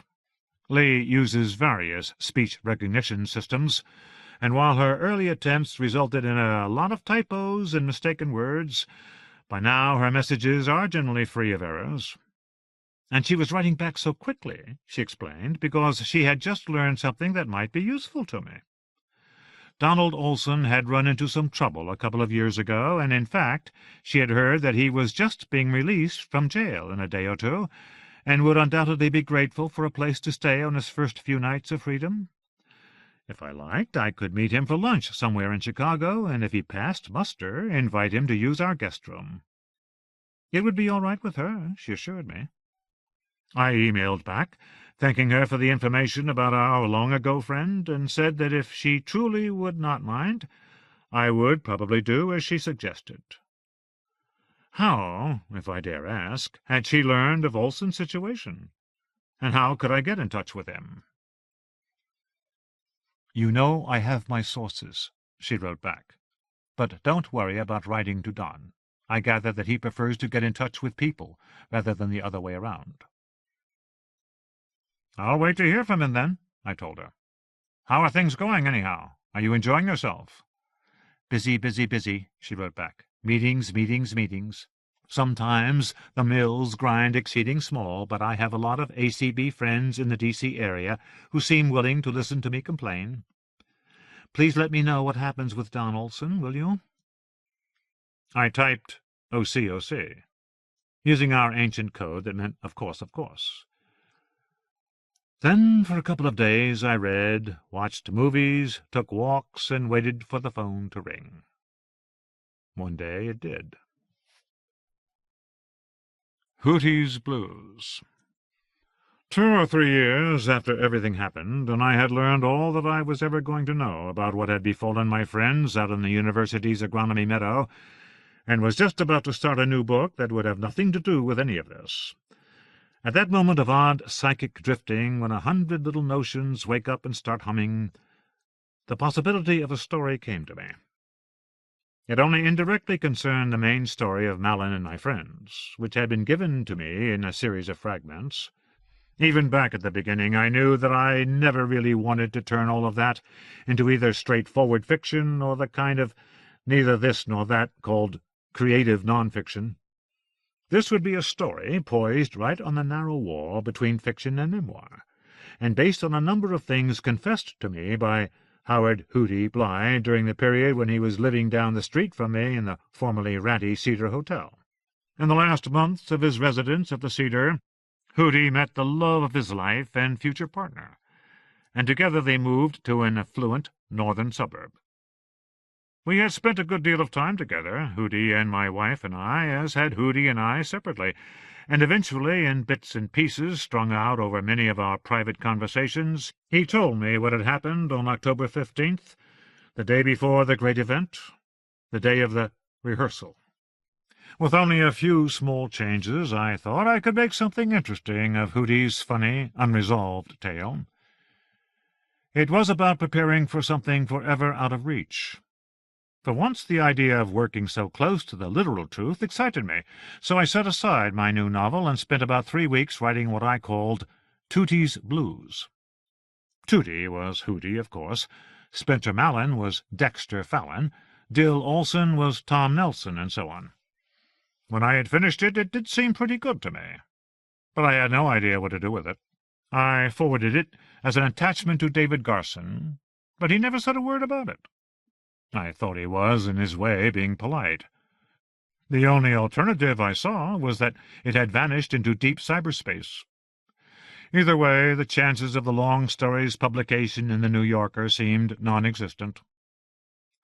Then I dragged its folder from my desktop into my Stories file and forgot about it mostly. At the time, I didn't realize that I gave up on the story so easily because its publication had never been the point. Writing it was the point. I wanted to write it. I wanted to inhabit the 17-year-old Howard Bligh's point of view, because in that way, and no other, would it be possible for me to join Eel and the others for at least a part of the journey I had refused to take. Imagination gave me access to some of the experience the rest of them had shared. The hospital parts of the story were based on what I saw on my visits to the Lamont with Donald Olson, formerly the heroic Dill. When I got up the nerve to give Hootie a copy, he took 2 or 3 days to read it and came back with a little tucked-in smile that I did not know how to read. He sat down and said, "Man, and I thought Mallon was a magician. It's like you were there, right there with me." So here Howard Bligh is, speaking, pretty much as he did to me, of the way the early part of his life kept penetrating his long second act, the decades he spent in that hospital. Even more than most people, Hootie was marinated in his own history. I think he knew that he had to wait until he caught up with himself before he could begin to catch up with the people he so lovingly thought of during his long days on the ward. The names have all been restored to their original forms. I trust I do not have to cite the provenance of the eccentric words in the first paragraph. Hootie's Blues. Neither Agomphis nor Arctoid, neither Creodont nor Tiganye, Howard Bligh knew himself a lonely, imperfect being, ever scrambling to imitate the manners and habits of those he loved and admired, not to mention worshipped, as was the case with Spencer Mallon. God knows he needed the man, the more than man, the heroic marvel Mallon was. Which was exactly how Captain Fountain's book came in. Captain Fountain transformed Howard Bligh's life by the simple mechanism of demonstrating to him the existence of a secret code that, if fully understood, would surely reveal the unknown and hidden structure of the world, or at least of what was called reality. He had come across the great tome while rooting through an old box in the store's basement. By this time, Troy and Roy, who would surely have ruined everything, were a problem no longer, having been drafted the previous year and sent to Vietnam, where all their top-secret games of soldiering and snipering no doubt came in handy, at least until Roy got killed. The contents of the box made it clear that they belonged to Troy. A rusty knife, a squirrel's tail, old arrowheads, a broken compass, pictures of naked women torn from glossy magazines. Roy would have had more nudes and a couple of broken Zippo lighters. Jammed up against one side of the box was a slim, white, hard-backed volume that Troy Bligh had undoubtedly purchased in one of his rare bouts of self-improvement. He had wanted to expand his vocabulary, doubtless because an advertisement had convinced him that females were sexually aroused by big words. Hootie didn't care about that. He didn't believe it either, at least as it applied to the girls at Madison West. Anyhow, he did not want to make out with any of the popular girls at his school. Sometimes, although he could scarcely admit it to himself, he thought about holding the eel in his arms, about lying down in the grass with the eel, holding and being held, the eel's lips on his. It was shameful, yes, he knew that. His friends would find him disgusting, and Eel's twin would be enraged. Hurt, too, which was much worse. Howard never imagined that the words in Captain Fountain's book would cause the eel to desire him. He thought the captain's book greater by far than a sex potion. The flat, flinty shimmer of the words on the page caused him to fall in love, for he had stumbled upon a kind of ultimate security blanket, a vocabulary known only, he imagined, to priests of an unknown and secret order. Oh, morigerous, obsequious. Morology, nonsense. Morpheme, a word reduced to its basic element. Morphology, dealing with the structure of plants and animals. Oh, nabla, ancient Hebrew harp. Nacelle, small boat. Oh, nacket, tennis ball. Meredith Bright. Meredith Bright loved him because he looked like an angel. She had whispered this information into his blushing ear at the finish of the Gorham Street Assembly, placed one long, cool hand against each side of his face, leaned smiling in so that her own face became a billboard golden and lavish, and in a soft voice that sank trembling into the pit of his stomach and flew out to the endings of his nerves, told him, "Hootie, you look just like a beautiful porcelain angel, and that's why I love you." No one would understand his feelings for the eel, not even the eel. But being totally in love with Meredith Bright made sense to everyone. Also, they all knew that she liked him. Along with the eel, Hootie was one of her favorites. Of course, Spencer Mallon was Meredith Bright's special favorite. He was the man she had chosen in the way she would choose a movie star like Tab Hunter or a famous singer like Paul McCartney. And the two of them got in bed together and did sex things. Over Hootie's heart crept a certain secret picture that made him feel as though he were melting like a snowman on a warm day. In the secret picture, Howard Bly lay on a narrow bed squeezed between Spencer Mallon and Meredith Bright. As they clasped each other, their arms wrapped him in a double embrace. His face pressed against Meredith Bright's ripe and blossoming bosom, and Spencer Mallon's flat, muscular chest pressed against the back of his head. Down below, something was happening that he could not define or describe, but came wrapped in images of great storms and blowing curtains. In rushed lalation, baby talk. L'élocution. Use of obscenity to decrease tension. Murray, dark red. Closely followed by mugient, bellowing. My, bed. Prussian, boy who desires to have sex with an adult male. And pruritic, causing hysterical itching. This, too, became a part of the secret hidden behind the obscurest of words, not to mention at the heart of sacred texts, and within Spencer Mallon, whom Hootie loved as he had never loved before. Which was one reason his story about following him down a hotel corridor to 2 doors and having to guess which one was his had been so unsettling. If you were right, there was Spencer Mallon right in front of you, taking care of things. But if you picked wrong... Had he ever told them what happened if they picked the wrong door? You were eaten by a tiger. Long ago, Howard Bly had seen someone eaten by a tiger. He needed to see no more. One of them was to inhabit the country of the blind, Spencer had said, and it should have been him, Howard Bly.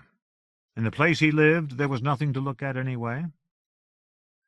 Because of Spencer Mallon, Howard Bly had a special hatred of doors. For hours on end, the attendant named Ant Antonio Argudin crouched hidden behind a door marked "Personnel Only," where he smoked his stinky cigarettes, only guess what? Howard never once knocked on it. And guess what again? Howard Bly had lived in the hospital for 40 years. He knew what was behind the personnel door, and it didn't scare him.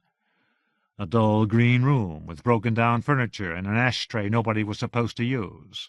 An ugly table with a coffee-maker, magazines lying on another old table. Men's magazines. Magazines for men. Howard had seen them, but he hadn't looked. That was where they went, the attendants. Ant, Robert C. for Crushwell, Ferdinand Zardo, Robert G. for Gurney, and Max Byway, when they wanted to be by themselves. On the 16th of October in the year 1966, Mallon had succeeded in opening his door, and what happened after that was so terrible that Howard had encircled himself with the sacred stones of his words, and they had kept him safe in the midst of the reeking, storming, down pink-orange light, until a huge and fatal orb made of sentences had knocked everything out of Howard Bligh's head and sent him spinning cock-a-hoop through 100 stories that comforted him, mocked him, tortured him, babied him, and showed him the only way he could continue. Now, enter Spencer Mallon, seated on a carton in the store's basement, swinging his legs beneath him and leaning forward on an arm so ropey the muscles cast shadows. Wiping a sleeve across his eyes as he muddled unseeing into the game-room, fat old Howard Bligh had no problem at all in seeing them as they had been on that day. Tall, athletic-looking DeLeo on the floor, leaning against the low wall of boxed canned goods, his knees hugged to his chest, his head drooping over. Dill's dark hair, longer than that of the others, swung forward over his ears to frame his young tough's face. Between his lips, a cigarette from a pack of Viceroys, lately stashed behind the cash register, sent up a straight, unruffled column of white smoke. "DeLeo, you were like a god, you were." In a UW rowing team T-shirt, dirty white painter's pants, and tennis shoes, Boats squatted on the floor, staring at Mallon, hoping for some indication of what they were to do that day. With his newly awakened senses, little Howard was painfully aware of how greatly Boats wished to become Spencer Mallon's favorite disciple. Spencer Mallon, leaning over, staring at his legs, moving back and forth like pistons. He wiped a hand over his face, then ran it through his perfect hair.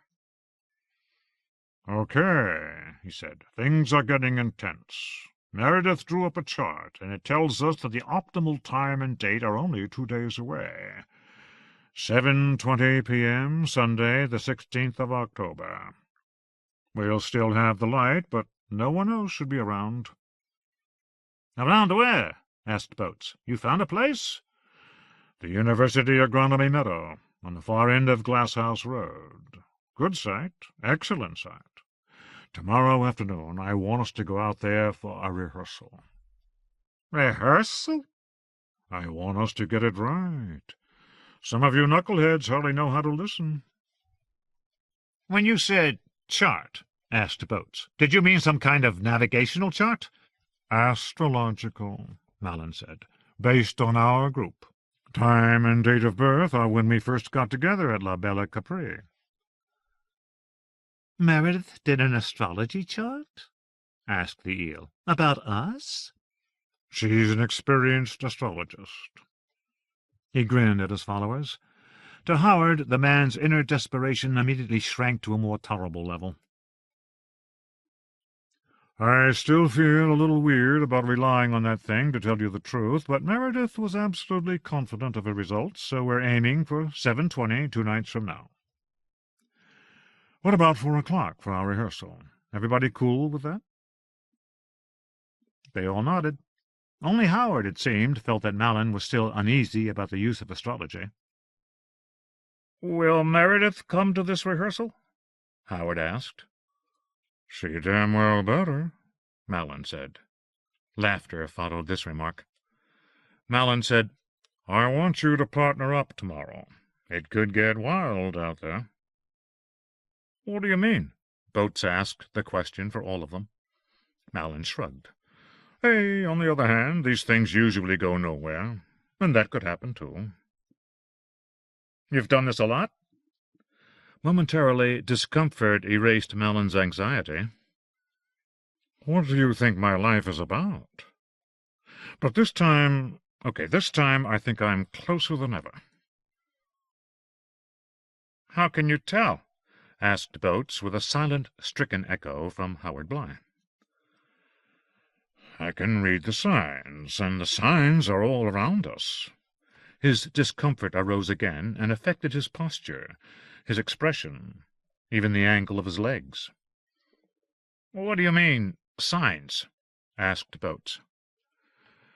You got to keep your eyes open. Look for the little things that don't belong.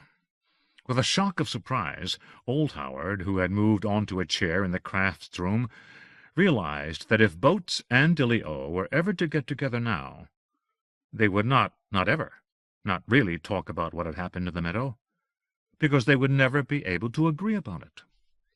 He almost wished one of them, maybe Boats and Dill together, as of old, would drive up to Madison to see him. After all this time, which yet had gone by in a moment, he would find a way to talk to them. "There's something I should say to you, something I should have realized a long time ago." Malin snapped his mouth shut, looked down at his dangling legs, then looked back up and gazed at each of them in turn. Howard's stomach froze, and though he did not know it, so did the eels. No, Howard thought. "When our ceremony is finished, I'll have to leave, whatever the results are. And remember, the whole thing might turn out to be a total bust.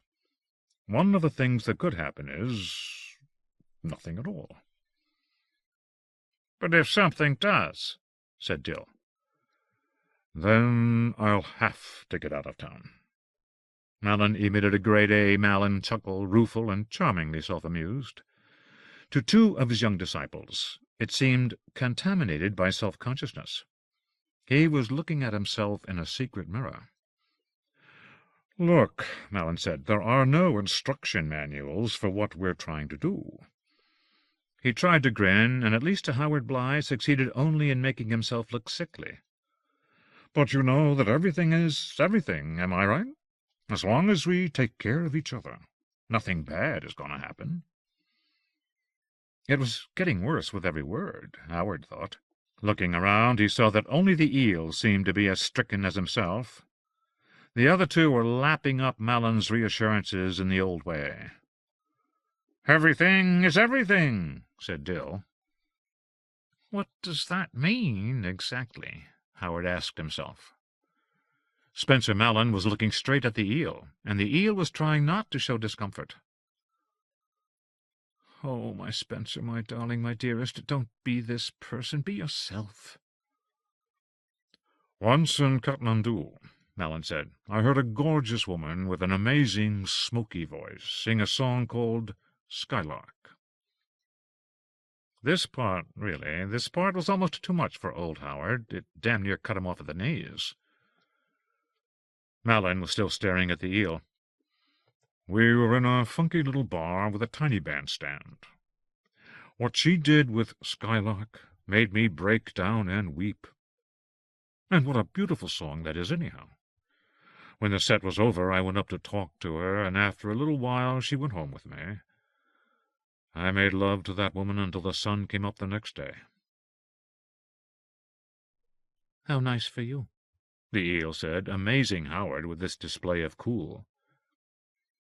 He straightened his back and put his hand on his heart. "Eel, you're my Skylark. You're going to rise up singing. You'll sail up into the blue, singing one long, continuous song that'll hypnotize everyone who hears it." The eel said, "Don't talk to me that way." The eel was capable of producing tears. Who would have thought? The previous afternoon, as he found himself remembering, Hootie Bly had bopped on over to the Tick-Tock diner in the company of his darling friend Eel.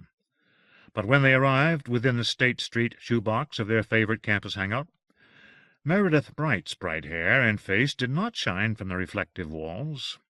Neither did she occupy any booth or counter seat. Considering the reassuring possibility that Meredith might after all drop in at any second, they took 2 seats at the bottom of the counter, near the window. They ordered cherry cokes, all they could afford.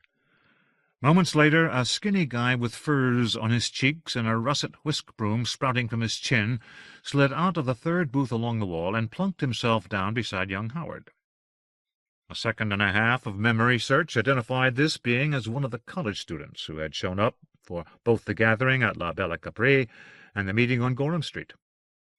"Listen," he said, leaning forward on his elbows and speaking in a conspiratorial manner, intensified by the arms sliding over Howard's shoulders. "I don't know why I'm doing this. It's not like you're going to be grateful or anything, but I gotta tell you. Be careful around your friend Malin." Howard said, "What do you mean?" "Malin is not a guy you can trust." Aggressively, the eel asked, "Why not?" "Okay, if you're going to make this difficult." The bearded boy turned away. "Hold on," said the eel. "I just asked, that's all." The boy swiveled back. "I'm trying to do you some good, all right? Malin is a con man. He comes over to our place, he takes a couple of records, a bunch of shirts, and when you tell him you don't like it, he says, 'Everything is everything,' like that's some kind of answer." "So what did he get out of being here?" asked Eel. "Sex," he said, "in case you hadn't noticed." The eel inhaled deeply and blinked a couple of times. The boy grinned. "Plus the opportunity to spread his bullshit around and act like a hero. A guy cuts his hand off in Tibet, and that makes you a philosopher? Maybe, if you're a lunatic. Besides, I doubt any of that stuff ever happened. Think about it. That's all I'm saying. And keep him out of your room or wherever you live. The guy's a thief." "We don't have to worry about that," Eel said. Her voice was hard and oddly brittle. "When he's with us, Boats does all his thieving for him." "Hey, if that makes you happy." The boy shrugged. The way he held his mouth made the rufous broom on his chin jut straight out. Then he jumped off his seat and, with a hint of haste that suggested offense, returned to the booth. "I didn't say it made me happy," Eel confided to the Howard that had been. "Actually, what does he do when he isn't with us?" asked little Howard. "He goes hither and yon," said Eel, for some reason sounding a little bitter. "Last night, for example, he went to the falls for dinner. I know because he took me with him." Unable to contain his dismay, Howard said, "Spencer took you to dinner at the falls?" The Falls was one of Madison's best restaurants, right up there in the top 2 or 3. Until this moment, the young Howard had supposed that none of his band, like himself, had ever as much as seen the inside of the place. "I was going to tell you," Eel said, shifting around on the stool. "It was all right, once I started to feel comfortable." It was strange, Howard thought. He had never seen the eel look less comfortable than right now. "What did you eat?" The eel shrugged. "Some fish. He ordered a steak." "Why did he take you out for dinner? How did that happen? He's staying in my basement, for God's sake." "He had a fight with Meredith or something, so he asked me. I said, sure, what else would I say? I'm sorry you're jealous, Hootie, but that's what happened." "I'm not jealous," Howard said, staring down at the jaunty straw leaning against the side of his half-empty glass. "How did you get your dad to let you go?" "He didn't even notice I was gone." "All right. I mean, all our dads are screwed up, but yours is the best of the bunch." "Obviously you don't have to live with him," Howard said, remembering the morning's outburst of rage and indignation over the absence of a single family-sized bag of Lay's potato chips from a box supposed to contain a dozen. That Spencer Malin had opened the box and pilfered the bag of chips made Howard feel sick to his stomach. A great part of Howard Bligh yearned for the simplicity of the days before the arrival of Spencer Malin, when nobody stole bags of potato chips from the basement, nobody came creeping into the building at all hours and padded downstairs half-drunk to fall asleep on a mattress that had to be shoved out of sight every morning. It seemed now that Spencer Malin had also managed to mess up his relationship with the eel, a matter of grave importance. "So what did you talk about?" "He didn't really want to talk. He said I made him feel better." "That's ridiculous," Howard said, horrified because he was beginning to suspect why it might not be. Eel startled him by bursting forth with a sequence of words and sentences that flew by so quickly he could barely make them out. "Do you get the feeling that Spencer isn't really himself lately? I don't know what to think about him any more. Something vital and submerged flicked across the eel's face. I'm totally confused. I'm not very happy. What happened to Meredith, for example? But why am I asking you? You're useless. Then, as if the insult had been immediately forgotten, that blazing face turned to his. If you ask me, he's an asshole. I think he's scared of something, Hootie said. Maybe he's worried this whatever it is isn't going to work. What if it doesn't? He's been messing around like this for years. And there it was, coming to flower before him, the bitterness Howard had noticed earlier. If you ask me, the only great upheavals that are happening in this country have to do with Vietnam and civil rights. Spencer Mallon didn't have a thing to do with either one. Hootie could say nothing to this. And you know what? The guy isn't even any good at what he does. He came here to get a bunch of smart college students around him. And who does he wind up with? 4 dumb high school students plus only two frat boys, and there's something wrong with both of them, especially Keith Hayward. You forgot Meredith Bright, Hootie said. And you're not dumb, Eel. Come on. Okay, he wound up with 3 dumb high school students, 2 sickos, and a blonde who completely bought all of his bullshit. Look, Eel, said Howard, hoping above all to revive their old sense of conviction. You and I believe in him. We really do. Okay, Dilly wants Mallon to adopt him, and Boats wants to be his bodyguard forever, or something like that. But we're different, aren't we? We're the reason Meredith came back to the aluminum room. She wanted to talk to us. To us! And Dill and Boats, they're super impressed by Spencer. He's like the answer to their prayers or something, but you and me, we just love him. We don't even look at him the same way they do. I see you look at him, Eel, I know. You do anything he asked, isn't that right? Anything. The eel nodded, suggesting emotions too complex for Hootie to read. For a second he even thought the eel might cry, and utter terror filled him. What happened, anyhow? Was he mean to you in the restaurant? Eel jumped down from the stool. The discussion had ended. And on the day after the tense gathering in the basement, Howard thought he saw one of the ancient creatures that had followed Mallon through the streets of Austin. As if emanating from his pores, the acrid stench of a bad dream had floated alongside him, darkening everything before him. Shadows deepened. Water seemed to gush from the tap, his toothpaste tube to swell in protest as he squeezed. His mouth tasted more of blood than Colgate. Back in his bedroom, the poison within him infected the view from his window, that of a barren street, stretched like an eggshell over a roaring void. It was Saturday, thank goodness. Howard shoved his legs into a pair of jeans, thrust his head through the neck of a bright red Badger T-shirt, and slid his feet into moccasins. The rehearsal was to take place that afternoon, and a restlessness compounded of fear and impatience caused him to grab a cruller and a half-pint of milk from their cabinets and sail through the side door before he had bitten into the pastry. Slanting down from State Street, Gorham Street offered the same spectacle of unopened shops and empty parking places in front of closed stores. Oozing through his pores, his terrible dream contaminated whatever struck his eye.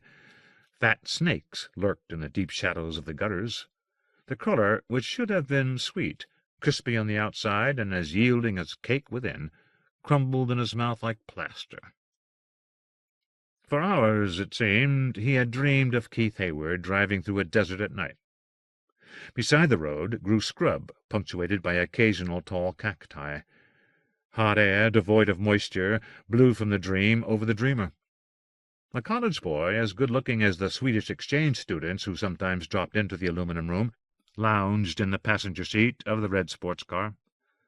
Improbably, his name was Maverick McCool. If you were named Maverick McCool, especially if you looked like a Swedish exchange student, girls, even girls like Meredith Bright, probably hung out on the sidewalk, praying for you to walk past your window. The abrupt intrusion of Meredith Bright into his reverie brought with it the information that the red car was her Skylark. Keith Hayward should have been forbidden even to touch Meredith's car. From the shock of this revulsion had come the real horror of the dream, the knowledge of what was in the trunk.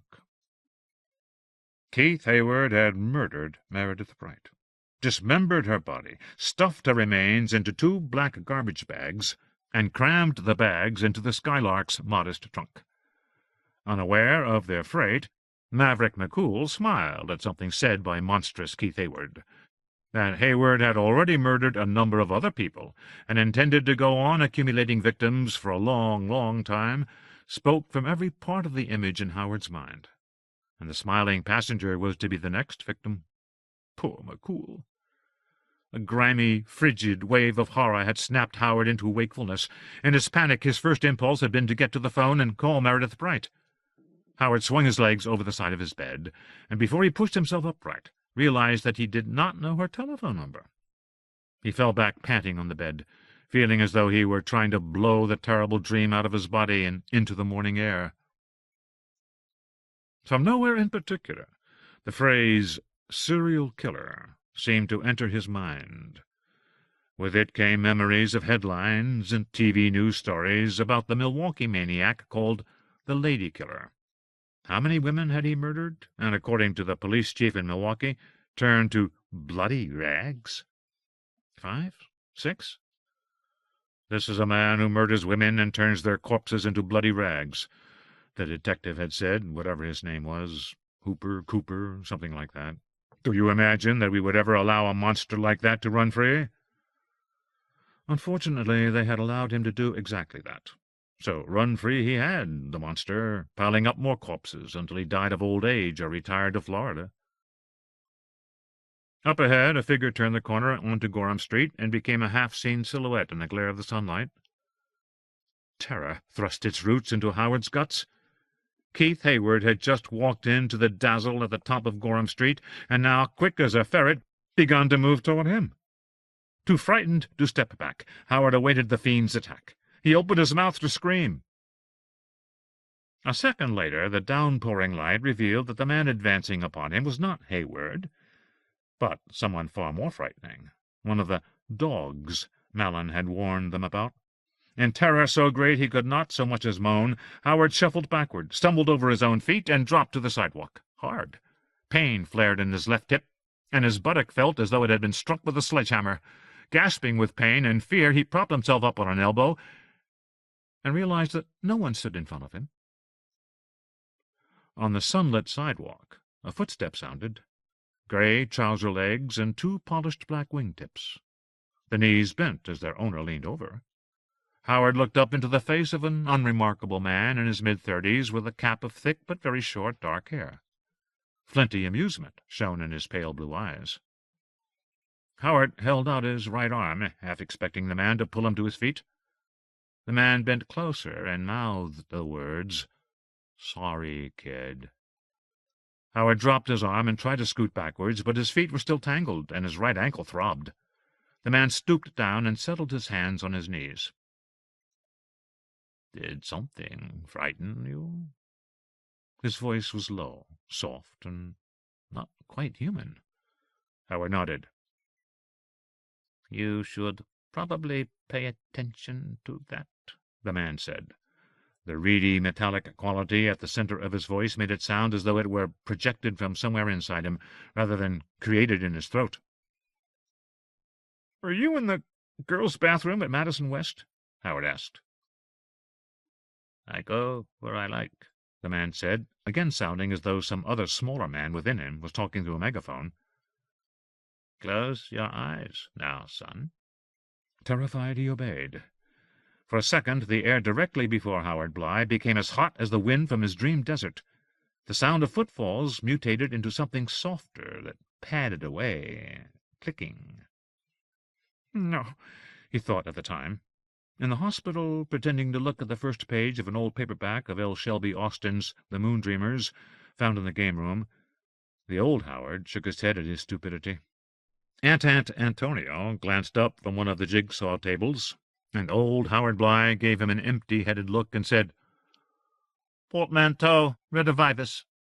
If Hayward had cut Meredith up according to plan, he could have stashed her body in a portmanteau. But he would have to be rid of Ivers to do it now.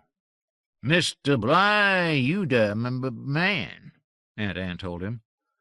Because Aunt Anne expected him to nod, Howard nodded. Although he had imagined he was going to tell Malin everything, that afternoon young Howard failed to describe either his nightmare or the sudden appearance on the sidewalk of the agent. His hero's customary lordliness could not quite conceal the heightened flutter in his nerves and bloodstream.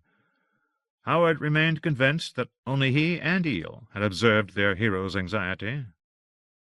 Did that mean they had to protect him? At the same time, he'd had to protect himself, too, from Keith Hayward. Okay, Hayward hadn't murdered Meredith Bright. All the same, Howard thought, something inside him had so darkened and shriveled that he could easily become one of those guys who traveled around the country murdering strangers. Or one of those demons who lurk like spiders in the webs of their terrible apartments and dart out to pick off their victims. Back when they were all in 5th or 6th grade, they had paid as much attention as the grown-ups would allow to the lady-killer. Young Howard wanted to control the mixture of fear and revulsion Keith aroused in him. The idea that his suspicions might put Hayward on alert made him feel as though hot tar was being pumped into his stomach. When everyone who wanted to take part in the rehearsal had met, as instructed, at the busy corner of University Avenue and North Francis, on the edge of the campus but not on it, Howard had placed himself as far as possible from Hayward, who began their march by sticking close to Malin and jabbering away like a monkey. Brett Millstrap hung in there on his other side, now and then tossing in a comment. Millstrap looked amused. In fact, Millstrap always seemed to be amused around his roommate. Basically, the guy was using Hayward to prop up his own ego. The Eel had once told Hootie that Millstrap looked like a student who had just cheated on a test, which was pretty brilliant, Hootie thought. Even the yellow polo shirt and khaki pants he was wearing, classics of the preppy wardrobe, could not disguise the falsity at the center of his being. And he loved being creepy in his own special way. You couldn't miss it. No wonder he was Hayward's best friend. On the other hand, Spencer's willingness to tolerate Keith Hayward's company just baffled Hootie. The frat boy's inner illness seemed so obvious that Howard wondered if Malin simply wished to keep an eye on him. Maybe he was trying to neutralize this horrible killer-in-the-making. In that case, what was supposed to happen to the rest of them when Malin took off? The thought of Malin's desertion made Howard want to reel across the sidewalk. After a couple of blocks, Hayward must have tired of trying to impress Malin, because he turned to Millstrap and pretended to say something in confidence while Malin continued on ahead. Carrying shopping bags filled with stolen materials, Dilly-O and Boats strolled along behind. The Eel, who trusted Hayward no more than Howard did, sent him a half-smile, half-grimace that told him he was not alone in his loathing of their mutual enemy. He sped up, patted the Eel on the shoulder as he went by, and slipped in next to Malin, who turned from intense conversation with Meredith Bright and looked down at him. "Do you have a question?" "Why didn't you take Meredith's car?" "I guess all of us couldn't fit in," Meredith said. Malin ignored her. "We have to stick together now. I think that's part of the whole deal." "Is this meadow far away?" Malin smiled. "Maybe a mile and a half." "All right," Howard said, aware that Meredith Bright was taking in this conversation with a look of impatience on her face. "I sense you have something else in mind," Malin said. Meredith Bright turned her head from him. "Do you want to talk about it in private?" Hootie nodded. Malin whispered something to Meredith, who, looking annoyed, slipped back behind them, but not far enough to join the Eel. "So what's your problem?" Malin asked him. He snapped back into focus. "I had a nightmare about Keith," he said, and abruptly realized that he did not want to tell Malin the whole of his dream. "Uh-huh," Malin said. "I know you can't really tell anything from dreams," he began. Hootie, my boy, you have a lot to learn. This, Howard thought, was going to be like swimming upstream. Okay, I dreamed that he murdered people. I know that doesn't mean he really does, but I had the dream in the first place because I think something's wrong with him. I guess so, Malin said. You and the eel keep bringing it up. There is something wrong with him, Howard insisted. In the crafts room, pretending now to be interested in the second page of the Moon Dreamers, the older, fatter, gray-haired Howard nodded. Sure loving that book, aren't we, Howard? Said nosy Aunt Ant, cruising by. Quacksalver, Howard shot back, informing ignorant Aunt Anthony that he was a charlatan. I know, Malin told the angelic boy Howard, who had relished the nickname Hootie. And you know I know, Hootie. He's sick inside, Howard said. I think he likes to hurt people. He decided not to amplify this remark with references to dismembered bodies and the trunks of cars. If he ever got around to Maverick McCool, Malin would laugh him right back to State Street, and he would be too embarrassed ever to talk to his hero again. Sometimes, Hootie, you amaze me. So you know, too, he said, fighting not to show how deeply his hero's condescension had wounded him. Why do you let him stay with us? We need warm bodies. With Keith, we get a 2-for-1 deal because Millstrap goes wherever he does. Oh, the guy's different, I know that. Don't you remember what I said to him at our gathering? He's worse than you think, Howard said, miserable that Malin refused to take him seriously. I can't stand being in the same room with him. I can't stand looking at him. Malin gripped Hootie's upper arm, walked him across the sidewalk, and pushed his shoulder up against the plate-glass window. For a half-second of sudden panic, maybe less, Howard imagined that he had seen Brett Millstrap inside the shop, gazing at them through the big windows. It was impossible.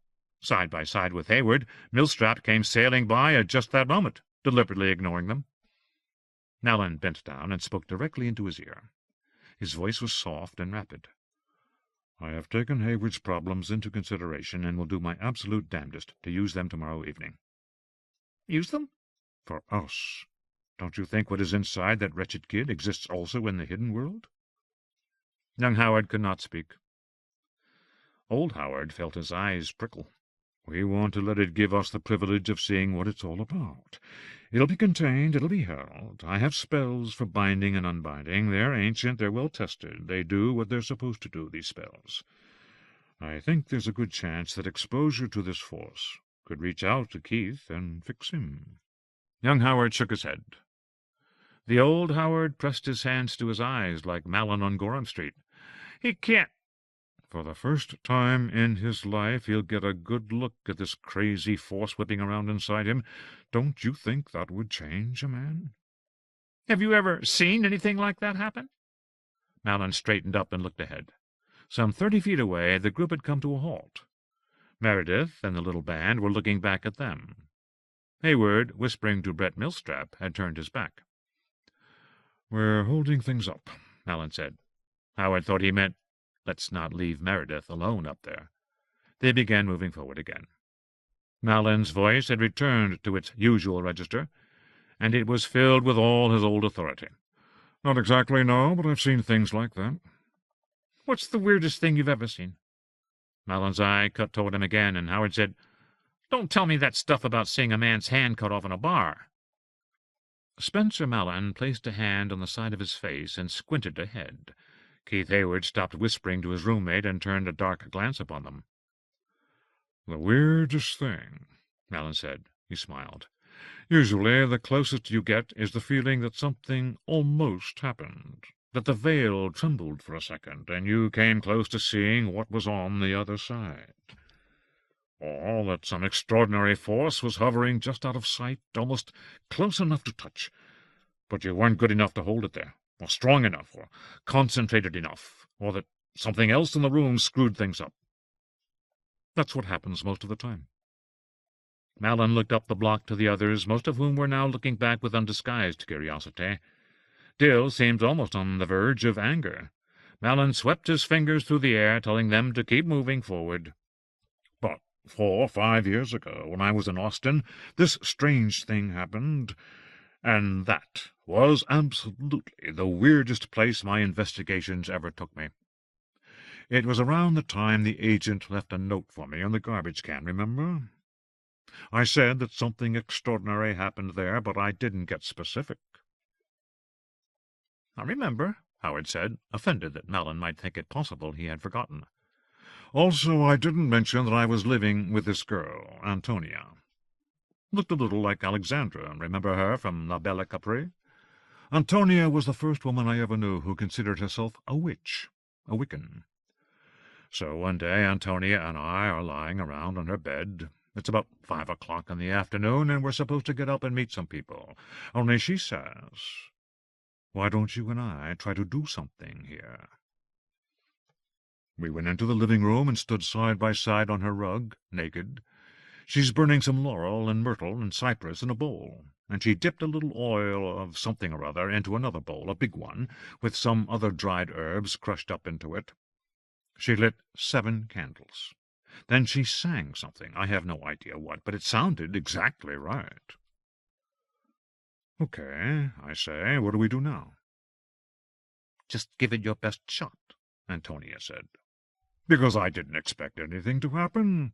I began to quote the first thing that came to mind, a passage I had memorized a couple of days before from Campanella's Universalis Philosophiae. I do know Latin, you know, and Greek.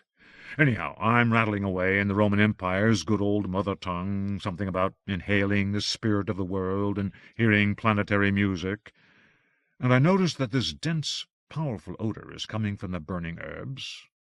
Actually, it smells like sex plus death, if that makes any sense. Eros and Thanatos, the old Greeks called it. I'm getting turned on all over again, very turned on.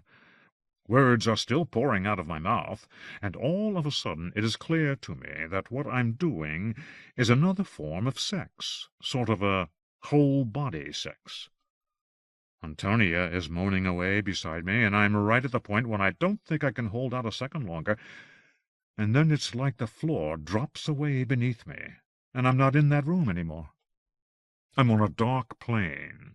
Fires are burning on the horizon. The sky is red. It all happens so fast I don't have time to be scared. Then I understand that something is there with me, only I don't know what is. I can't see it. I just know it's close. This huge, monstrous being is big, it's invisible, and it is really, really interested in me. I can hear it turning around to get a look at me, and all of a sudden I'm so scared I practically faint. Before I can blink, I'm back in Antonia's living room. She's kneeling on the floor, bent over. It looks like she's praying to Allah. Which wouldn't have been a bad idea, come to think of it. There's a strong, strange smell in the room, like old blankets and cold ashes. I asked her if she was all right, but she didn't answer. I bent down and rubbed her back. She lifted her head, and it's covered with blood. Her whole face is bloody. Turns out she just had a bloody nose, but it looked like she'd been knifed or beaten up. I asked if she was all right all over again. She shook her head. "What happened?" I asked. I even asked, "Did you see it?" Spencer laughed, apparently at his own foolishness. "What did she say?" Howard asked. "She said, 'Get the hell out of my house and never come back.' That's what she said." You have to admit, Hootie, it was a truly weird experience. "You don't know what happened to her?" "She had her own trip. That's what happened to her, and she couldn't handle it. Right now you're thinking, why would he want to do that again? Wasn't it terrible enough for him, right?" "Well," Hootie said, "wasn't it?" "It came from me, don't you get it? I produced what I saw, an image of pure sexual force. Okay, it looked pretty dark, but the woman with me was a witch, for God's sake. Don't you think she added in some kind of potion to keep me under her spell? It didn't work, and it bounced back on her, that's all. In our case right now, I think something a lot more comprehensive is going to happen." Malin settled his hands on Howard's shoulders and lowered the handsome shield of his face to within inches of the boy's. In the crafts room, the fat old Howard Bly turned to the wall to keep the attendant from seeing him weep. "Hey, everybody," said sadistic Aunt Anthony. "Check out Mr. Vocabulary Boy. He's having quite a day, aren't you, Mr. Bly?" Decades back in time, Spencer Mallon was saying, "And let's face it, Hootie, although you may not know it, I'm finished here. It's all over, more or less." His breath smelled like freshly cut hay. "They flee from me that sometime did me seek," in case you've ever read Thomas Wyatt. That's all she wrote, apart from the fun all of us are going to have over the next day and a half. "Fun?" Howard asked. "Just you wait. I have a little surprise arranged for all of you. I'm going to make your dreams come true." He grinned and ruffled Hootie's dead-straight hair. For the rest of the walk to the agronomy meadow, Howard Bly had to deal with the questions Boats and Dill fired at him. He said, "It's not important what we talked about." He said, "What I wanted to know, I found out. He doesn't trust Hayward either." He said, "But yeah, I trust him. He's really trying to learn new things, you know." He said, "Yeah, it's a little scary. He's seen some really weird stuff." He said, "No, I have no idea what the surprise is." Looking back down the sidewalk in frustration, he caught sight of an outright impossibility. 10 yards back, Brett Millstrap stood in the middle of the sidewalk, trying to wave all of them back. He did not look like a student who had just cheated on a test. He looked weary and despairing in his bright yellow shirt and khaki pants. He seemed to be both the age he really was and decades older. The only problem was Brett Millstrap was now walking up University Avenue side by side with his roommate and only friend, Jack the Ripper. Hootie swung around to check and found that, along with the rest of their party, the roommates had turned the next corner and were no longer in view. The same was true of Boats and Dilly. Apparently, Millstrap had doubled back in one hell of a hurry to head off the expedition from the rear. It made no sense at all. The eel leaned around the corner and urged him to pick up the pace, for God's sake. "Hey," Hootie said, and looked back over his shoulder to see that the imploring figure had disappeared. "Is Millstrap up there?" "Right up front with his best buddy." The group embarked on a series of smaller roads, new to Hootie and his friends. The houses grew farther and farther apart. Eventually they reached the slightly wider and more substantial Glass House Road, where residences disappeared altogether. Arrowing straight toward a long, flat greensward that had to be their destination, it was Madison's most disreputable street. All the businesses rejected by the city's more conventional sectors seemed to have settled here. Rudy's Tattoos was flanked by 2 run-down, rightward-tilting bars with rows of motorcycles propped outside. Continuing on both sides down to the end of the street stood Pedro's Magic Emporium, Monster Comics, Capital Guns, Badger Pawn Shop, Badger Guns, Scott Meyer's School of Martial Arts, Knife and Blade World, Hank Wagner's Pistol Range, Scuzzy's Midnight Lounge, Whips and Chains, Betty's Boudoir, stores with signs proclaiming leather, all leather, and weapons sale or rent, and an unnamed store with a streaky, unclean display window papered with magazine covers depicting naked men and women. These businesses occupied small, one-story buildings, roughly the size of the aluminum room, but shabbier. At the far end of Glass House, 2 bars, the Downbeat Tap Room and House of Correction, faced each other on opposite sides of the street. Just past the street's blunt end lay an enormous, shimmering swath of green that looked as though it had come from a world altogether more generous and expansive. When Howard looked at it, he thought for some reason of what Mallon had said about his high school, and imagined him standing on the meadow's green carpet with his arms wide, declaiming in ancient Greek. By common, though unspoken, agreement, the group moved to the middle of the street. For most of its length, the journey down Glass House Road felt like a trip through a ghost village. Low, dim music floated from the biker bars, along with a barely audible buzz of conversation. Although lights burned in the windows of the gun shops, Customers neither entered or emerged. Hank Wagner appeared to have taken the day off from target shooting, and no one was stocking up on dirty magazines. In one of the biker bars behind them, a growling voice uttered a fragrant curse. With a sound like the snapping of wood, something broke. Several dogs, or things that sounded like dogs, began to mutter in dog language. The little group drew more tightly together, with Spencer Mallon and Dilly-O, watchful and listening hard, at their head. "Don't look back," Mallon said. "Don't look back." Hootie found himself bracketed between the eel and Keith Hayward, who had drifted up out of nowhere. Hayward's hand fell on his shoulder like a metal claw. "Does silence give you the runs, babyface?" Hayward whispered. Hootie jerked away, shuddering. Then voices filled the air, and the sound of booted feet striking pavement. A lot of motorcycles roared into life. The little group in the middle of the road froze, then quickly began drifting to the right, away from the uproar of the motorbikes. "Let's step along here," Mallon said, sounding more nervous than he probably wanted to appear. "We want to get up on the sidewalk." He reached out for Meredith Bright and yanked her to his side. With Mallon in the lead, the little group scrambled onto the sidewalk. Hayward had rushed up behind Howard Bly, who was at first aware only of the thin, ravaged face lowering itself toward his right shoulder, exhaling breath so sour it seemed to have been twice recycled. A skinny arm encircled with stiff dark hair like bristles snagged his waist. Hootie's mind went white with revulsion. "Will Hootie scared? Will Hootie all frightened of the big bed of motorcycles?" Hayward hissed. In a panic of loathing, Hootie struggled against the bony arm, pressing him into Hayward's body, and felt it drop away of itself. Hayward had lost interest in him, and now he was thrusting himself past Meredith and toward the front of the group. Heading elsewhere, the roaring of the motorbikes faded behind them. Howard became aware of some kind of scuffle taking place up on the sidewalk outside the house of correction. Mallon, Meredith, Dill, and now Keith Hayward kept him from seeing it.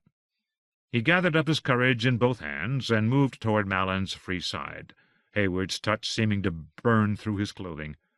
Howard could hear the monster, the eel's name for him, braying his stupid laugh, "Ha, ha, ha," as he went around the side of the group, wondering what could be so terrible that it amused Keith Hayward, wondering also why the eel was nowhere in sight. When Howard reached Mallon's safe side, both questions were answered. The eel stood rigid with shame and rage on the sidewalk outside the seedy house of correction, being upbraided by a spectacularly drunken old man who had obviously just come out of the bar. It took Howard Bly a moment to realize that the ruined old man was Carl Truax, the eel's father. If his clothes were not yet in rags, they were shapeless and filthy with grime, and his whiskery cheeks folded in toward his wet mouth and flickering tongue. He was trying to shout, but his voice rose only to a squashy, wobbling stage whisper. "Lee, damn you! What you doing way the hell over here? You're supposed to be at school!" In a voice as small and hard as a walnut, the eel said, "It's Saturday, you moron." Howard Bly could nearly have fainted. Such humiliation! Such courage! "I'll drag you home and slap you silly. I'm your father of the famous goddamn eel, and I'm going to show the eel who's boss. Leave you black and blue, make you bleed from the ear holes, that's right. You hitch your sorry ass over here and let me—" "You're too drunk to do anything to anybody, mister, and you're certainly not going to injure the eel now or ever again," Mallon broke in. "Now shut up and either go home or back inside. The choice is up to you." The old man skittered toward him, muttering, "Choice is up to me, fucking right, you fucking asshole." He aimed a wide, looping punch at Mallon's head, and Mallon easily ducked away. His ruined clothes fluttering about his skinny body, Eel's father shambled around in a circle, lowered his head, and tried a sloppy 1-2 combination that came nowhere near his moving target. Keith Hayward was still braying, "Ha, ha, ha!" Mallon dodged another weightless blow and gave the eel a look of pure, handsome perplexity. "I don't want to hit the guy." "Knock him out. I don't give a shit," the eel said. "Fuck this," Dilly-O said. He rushed into the fray, came up on the old man from behind, and caught him under the arms. Then he spun him across the sidewalk, shoved him through the yawning door, and propelled him back into the bar. "First time anyone was ever thrown into that place," said Brett Millstrap. "You know it? You been to the House of Correction?" asked Malin, keeping an eye on the doorway. Lazy, drunken laughter sounded from the interior. "Well, once, yeah," Millstrap said. "I was really drunk, and these guys took me there, and I think somebody maybe tied me up." He closed his mouth and made blackboard erasing motions with his right hand. "Whoa." "Should have gone to Scuzzy's instead," said the eel, demonstrating, if not full recovery from the embarrassment, at least the desire to tough it out. "Are you kidding? We came from Scuzzy's." "How do you feel, really?" Malin asked. "If you like, we could take your father home, make sure nothing happens to him." "He'll get home fine by himself. He just won't remember any of this." "You have to be a little shook up," Malin said. "Come on." "No, you come on," the eel said. "I want to see our meadow." "Then take a look at it." He swept one arm toward the concrete barriers and the end of the street, making a comedy of presenting all of them with the shimmering swath of grass on which Howard had imagined him reciting ancient Greek. By turning to look in the direction Malin was pointing, this enlarged version of the little band was declaring itself, it occurred to Howard, ready for whatever expansions of consciousness might be in the offing. It was brave all the way round. It was amazing how Malin managed to stack all these layers in his comedy, his gesture of giving them the meadow. In the crafts room, tears spilled from Howard's eyes as he, too, regarded the dazzling meadow where their lives had submitted to such gorgeous ruin. He saw it whole, and he saw it pure, for in his imagination the meadow had been untouched by everything that had touched them. The meadow before them, that sun-struck meadow in the last moments when it was no more than an irregular field owned by the UW Department of Agriculture. The agronomy meadow, in effect an enormous and complex grassland, was bounded on two sides by state highways, on its distant far end by a dense wood owned by the Forestry Department. Near the highway that swooped by far off to their right, a long row of metal devices like sun reflectors had been slanted over little squares of variegated grasses. Immediately behind the shining reflectors stood a line of red wooden boxes with their lids propped open. The shimmering grassy space of the meadow, perhaps 20 square acres altogether, spread out over the ground like an enormous blanket, rising up here and there into little folds and peaks and corrugations, elsewhere disappearing into deeper folds or swales that might have been made by man, but long ago had been absorbed into the meadow's fabric. "I see why you picked it," Meredith said. "Oh, why did I do that?" "You tell him, Hootie," Meredith said, and placed a cool white hand on the back of his sweaty neck. "You and Eel, you're good at seeing things." Hootie cast a sideways glance at the eel, who was fidgeting with impatience. "Because we could hide in one of those valley things." He thought about standing in one of the little valleys. "Then you'd have to look up at the hillside, except it's too low to be a real hillside. You want us to be looking up." "Spencer, did you really go to West Point?" Malin laughed in surprise. "I did, yes, Hootie, I did. I'm proud to be able to say that." "But didn't you say that you went to the University of California at Santa Cruz?" asked the eel, now looking indignant instead of impatient. "Where you met the guy who wrote Love's Body?" "Is there some reason we are dicking around like this?" Hayward asked. "You doubt him?"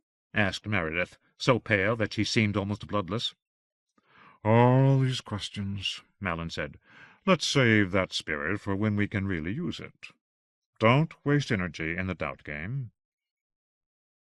"Why does doubt have to be a game?" "Eel, don't you see?" Meredith was unable to speak above a whisper. Malin silenced her with a glance. "Doubt undermines good energy. Above all, Eel, you don't want to doubt me. Right now, A moment from now, we are going to walk into this stupendous meadow together, and we must be united, one force, because none of this is going to work unless every element in our chain, down to the molecular level, is directed unswervingly at our common goal. We have to be like a laser beam, guys, to smash through the consensus perceptual level. That's what it takes.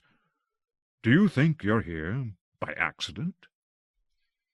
When he looked around at his circle of followers, fixing each one with his stare, Spencer Mallon appeared, if only to Howard Bly, to be a couple of feet taller than anyone else. Keith, are you here by some kind of random selection? Brett, are you? Hayward shook his head. No way. Millstrap said, "Whatever you say, boss." Balanced on one leg, his hand on his hip, Millstrap was completely restored to his unpleasant self. Hootie wondered what had gone wrong with him, and how it had been set right so quickly. You two, Meredith and the kids here, you bring us into balance. Get it, Eel? The eel swallowed. Know what I studied at West Point? Among other things, chemistry. This may amaze you, Eel, but at heart I am a scientist. At Santa Cruz, besides philosophy, I studied psychology. Also a science. Data, data, data. You spend thousands upon thousands of hours doing research with lab animals, and then you interpret your data. The second I heard about the four of you, I knew you'd be perfect for this experiment of ours. And now, Eel, if you and your friends are ready, if all of us are ready, we will walk into our meadow and find our perfect valley. I'll tell you what. Prove I'm right. You show me where it is. With considerably more mockery than the first time, he swept his arm toward the meadow, inviting Eel to demonstrate the perfection of his research methods. This was going to be as much an experiment as those involving the sun reflectors in wooden boxes that marched down the right side of the meadow. "Hell, I'll do it," said Dilly. He strode up to the nearly waist-high concrete barrier that marked the end of Glasshouse Road, swung his shopping bag over the barrier, then slipped over it one leg at a time. Following closely behind him, boats vaulted over, bag and all. "Come on, Eel," said Dill. "Let's show him where it is." Clumsily, the eel swung over the concrete wall. Even more clumsily, Hootie came after, and while he was brushing concrete dust off his shirt, Mallon leaped atop the barrier, then jumped down, all in one graceful gesture. He extended a hand to Meredith, who settled her blue-jeaned rump on the top of the barrier and swung her legs over in tandem. Keith Hayward tried to imitate Mallon's effortless agility. He nearly fell off the barrier, but caught himself in time to jump down. Brett Millstrap went over in the style of Dilly-O, one leg at a time, but less nimbly. He muttered, "Scrape the family jewels." When Boats and Keith Hayward started to laugh, Hayward cut himself off in mid-bray and glared at the younger boy. "Let's show him what we're here for," Dill said, ready to start. He gestured to his friends and led them toward the heart of the meadow. Grasses and wild flowers tangled at their feet. Various shades of green stretched out before them, folding into low berms covered with sprawling, untidy ranks of Queen Anne's lace and tiger lilies. The meadow seemed larger once they had entered it. Somewhere in the distance, bees hummed in the motionless air. Howard glanced at Mallon, following along behind them next to Meredith Bright. His earlier anxiety seemed to have disappeared. He was smiling to himself, and he looked both pleased to be in the meadow with them and genuinely curious to see if, unaided, his youngest followers could locate the site he had chosen. Keith Hayward and Brett Millstrap lounged along 8 or 9 yards behind, muttering. Hayward caught Hootie's eye and gave him a glance so smoky, threatening, and resentful that the boy at once whirled around as if jabbed with a pointed stick. If he turned around again, Hayward would be staring at him still, and that would be too disturbing, like looking down into a dark body of water and seeing something large and ill-defined shifting around in there. He and Dill were right at the front of the little column proceeding through the meadow, which was fine with him. Boats and the eel came along a couple of feet behind. After a wider gap, Malin and Meredith Bright walked along ahead of Hayward and Millstrap, who lagged and dallied like disaffected schoolchildren. Dilly hesitated, and Howard pointed to a clump of tiger lilies that covered the beginning of a fold in the landscape. As the fold continued across the meadow, the vegetation surrounding it grew thicker and more varied. Black-eyed Susans, brambles, lupins, and wild roses like tough miniature baseballs. "Damn it, Hootie, Meredith was right," Dilly-O told him. "You are really good at seeing things."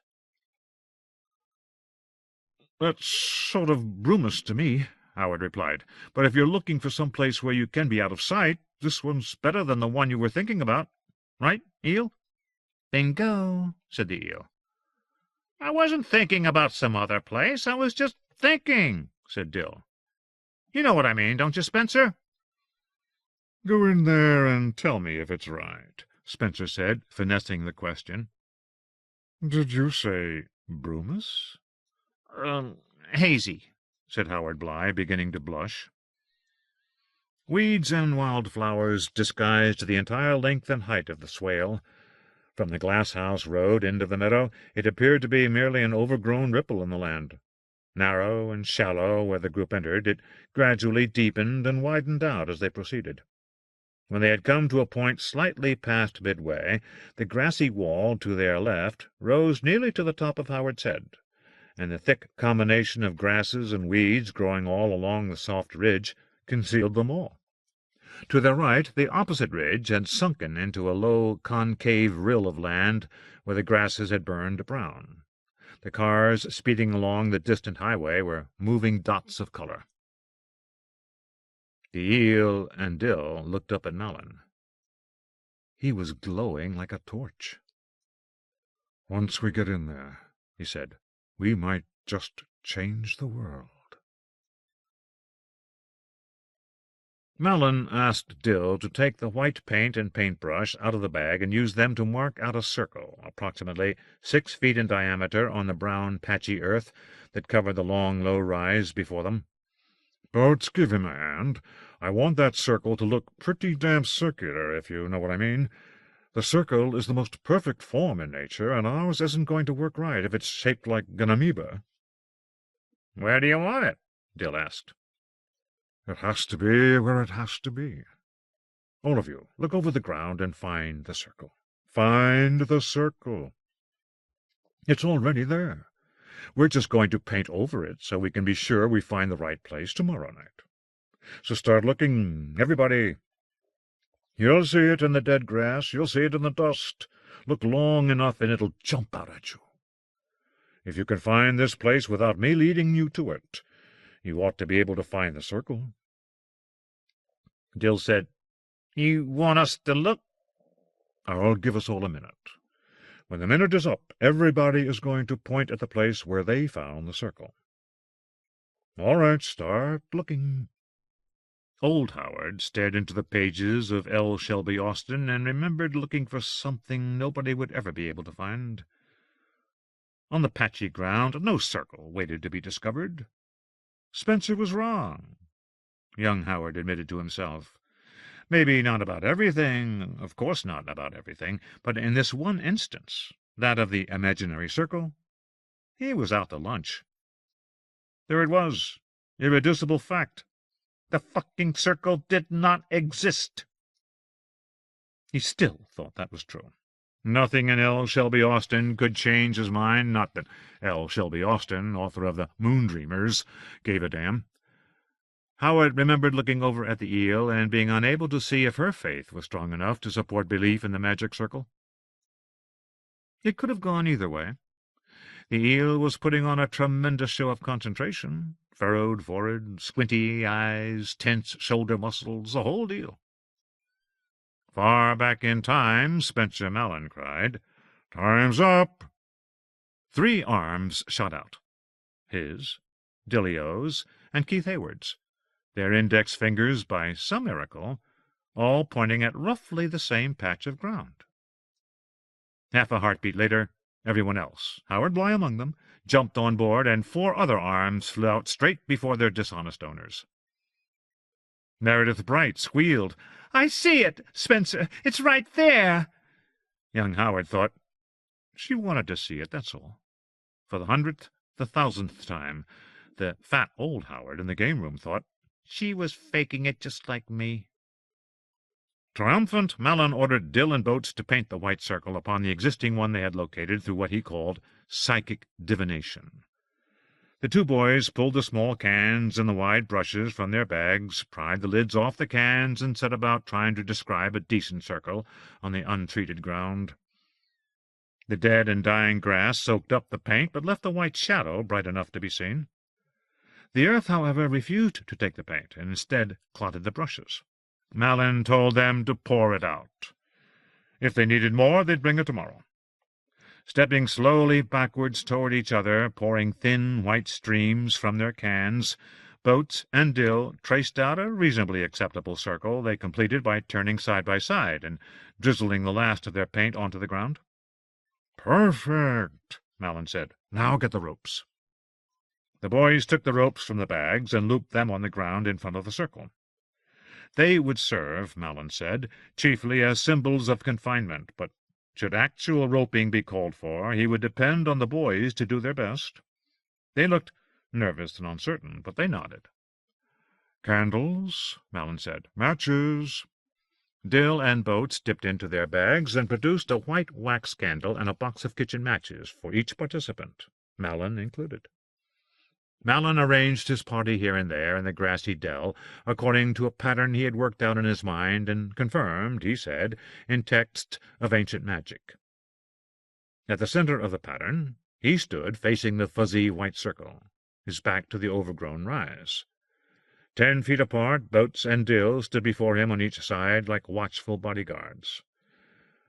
From a position well to the left of Boats, Howard, Eel, and Meredith Bright gazed at Malin and the circle, the Eel and Meredith, for some reason, seeming to be so uncomfortable with their proximity they kept edging apart. So easy together they seemed to form a separate party of two. Hayward and Millstrap took a similar position to Dill's right. Once they had taken their places, they were to strike their matches and light the candles. Today they would pretend to execute this step. "After the candles are lighted, we will maintain silence for as long as I think is necessary," Malin said.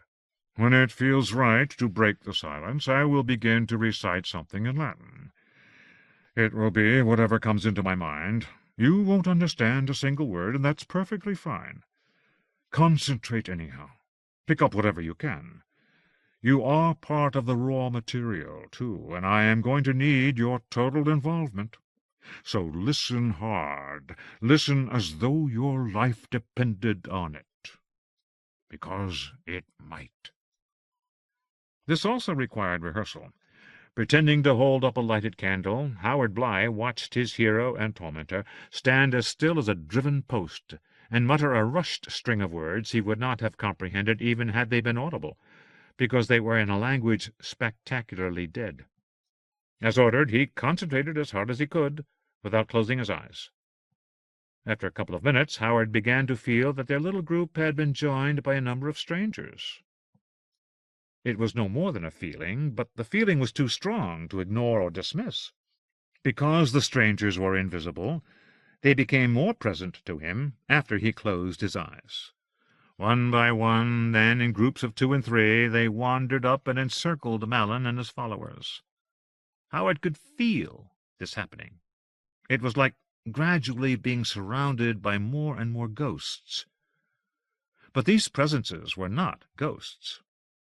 In exactly the same way, the fat little candle he held slightly above his head had begun to burn, for he could feel the flutter, flutter, flutter of its small bright flame. Though invisible to the open eye, it was a real, not a ghost flame. In the same way that he saw the wavering candle flame, Howard knew that the strangers all about them were not human. He had seen one of their kind on Gorham Street. The Eel had seen one in the girls' bathroom at Madison West. The creatures had been waiting for Malin and his group on Glasshouse Road, but instead of trying to scare them off, they had spooked them into going toward the meadow. Now they resembled, it came to him, humane, upright dogs. Dogs in handsome but outdated human clothes, deerstalker hats, Norfolk jackets, swallowtail coats, smoking jackets, bowlers, Homburgs. About half of them seemed to be Weimaraners, but a good many bulldogs and Irish setters appeared in the crowd. Some of them smoked cigars. They looked a great deal like the dogs in the eel's great painting, except that they seemed melancholy and irritable, not relaxed. They made Hootie extremely uncomfortable, for among the ranks of those who had made the dog things so grumpy was himself, who alone could see them. And why would the creatures drive them toward the meadow in the way sheep-dogs drive their herd? Howard could read the answer in their watchful attitude. The agents, as Malin called them, wanted to see how far they'd get. Malin had no idea that the dogs had gathered round. His anxiety seemed to have left him completely, and he appeared to be both utterly at ease and so charged with excitement as to be on the verge of trembling. The radical incompatibility of these states caused the young Howard to fear that Spencer Malin might split in half, or float away from him, never to return. Just as this appalling notion flew into his mind, the young Howard Bligh caught a strangeness in his peripheral vision, a movement like that of a white scarf blown across the meadow. He moved his head to look more closely, and for a second or less had the impression that he was seeing something small, white, and agonized, not a scarf, twist itself off of the brown grass some 4 feet to the right of the white circle of paint, and gyrate upward until it snapped into invisibility. Around it the atmosphere had flared. The landscape appeared to bulge as the white shape flew past. So quickly had it come and gone, he questioned whether he had seen it at all. Then he realized that of course he had seen it, in his way, and that the tormented white scarf-like thing had been in flight from whatever had caused the world to ripple and bulge as it followed in pursuit. The wretched white thing had flown through. It had escaped into this world. Immediately there came a second recognition that the invisible but real flame had guttered out, and the dog creatures had left them, all at once. Their invisibility had become absence. For a moment this absence felt more threatening than their presence. Malin lowered his arms and told everyone that they had done everything they could for that day. He thought the rehearsal had gone well, in fact, very well. He did, too. Howard could still feel the man's suppressed excitement beating away beneath his cool exterior. "Everybody go home and have a good dinner, if that's in the picture for you. Then comes the surprise I promised you. Hootie, Eel, Boats, Dill, this is your night to go to a fraternity party. Keith and Brett have made it possible for all of us to attend the Beta Delta Bash tonight, and it's gonna be great. Free beer, live rock and roll, 3 girls for every boy, 3 boys for every girl. Except you, Meredith. Big fun guaranteed for all. Keith and Brett, we all thank you for making a dream come true. See what I mean, Hootie?" "Yeah," Howard said. "Amazing." This was another world now, he thought, one he hardly knew at all. No one else, it seemed, had seen the tormented white scrap fly over the dead grass. No one but he had sensed the presence of the agents or held a candle with an invisible flame. "So what did I do? I believed it was me," the old Howard said to himself. "Hootie said to Hootie, what you saw back there was nothing but yourself, and Hootie believed what he said." Dill returned home for dinner. Howard and the Eel went along home with Boats, whose mother was still sober enough to cook one of their favorite meals, macaroni and cheese. She slopped the yellow mush onto their plates, placed before them a bowl of potato chips and cold bottles of Coca-Cola, and watched them eat, chain-smoking parliaments and smiling at the way they bolted their food. Boats's mom had always been fond of the Eel. "Hey, where's your boyfriend at?" she asked. "You guys are usually pretty tight." "Yeah, well, he dumped us," Eel said. "He's just so above it all and skeptical. He's going to miss everything. Not that I care even a little bit, God knows." "Yeah, sure," said Boats's mother. "Okay. So are the rest of you going to a party tonight or just hanging out, as per usual?" Boates's mother, Shirley Boatman, had once been very pretty, and the aggressive question had a wistful undertone. "Maybe a little of both," Boates said. "You guys should party it up a little more. Where is it, anyhow?" Boates and the eel continued eating. His mother popped ice cubes out of the tray in the freezer and freshened her drink with 2 inches of Seagram's and an equal amount of 7-Up. "Hey, you don't have to worry about me spoiling the fun or anything." The ashy tip of her cigarette dropped into her glass and disintegrated when it struck an ice cube. She stirred the drink with a finger, and most of the ashes disappeared. She took a drag on the cigarette and blew out a column of smoke that angled above the table and over their heads. "Who's throwing the shindig, anyhow?" "It's just some kids. And, Mom, only old people say shindig anymore." Filling a sudden silence, Eel said, "All I can tell you is this party's on Langdon Street." "Langdon Street. When I was a girl in high school, we all talked about going to fraternity parties, but none of us ever did. Our parents wouldn't have let us, for one thing. My Mom and Dad, they would have nailed my bedroom door shut. All I'm going to do is say, don't drink too much, and don't make a fool of yourself. Eel and Hootie, I'm talking to my son here. You two will do fine, I know." "And what do you expect me to act like an idiot? Gee, Mom, thanks a bunch." "You want to know what I expect? Mainly, Boates, I expect you to keep your hands in your pockets. Don't take anything that don't belong to you. It's not like sneaking candy out of the A&P. It takes money to belong to a fraternity. Once they're in, they watch out for each other." "Whatever you say, Mom," Boates said. "Just remember, if you get into trouble, you have to get out of it by yourself." She turned to Howard Bly. "And Hootie, your Mom said it was fine for you to eat over here tonight, but she doesn't want you to stay out too late. And she asked me if I knew anything about someone staying in your basement at night." The 3 boys looked at her in shock. To little Howard Bly it was as if adored Spencer Mallon had been revealed to be the white thing that twisted in torment up and away. "Oh," Shirley said. "Look, I don't know what's going on, and I don't want to know what's going on, but if that pervert you all love so much is sleeping in your basement, you better get him out of there pronto." That evening Howard was unable to take Spencer aside when they gathered outside the Beta Delt house, which was not actually on Langdon Street, but down a walkway between 2 other fraternity houses.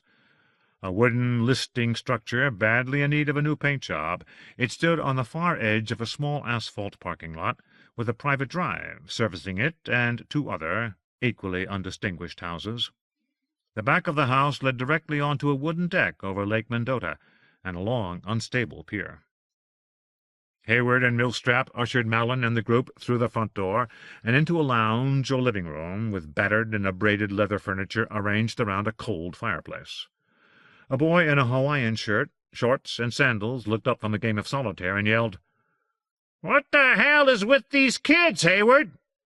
Hayward said, "Kitchen help." "You should be kitchen help, you asshole," said the boy.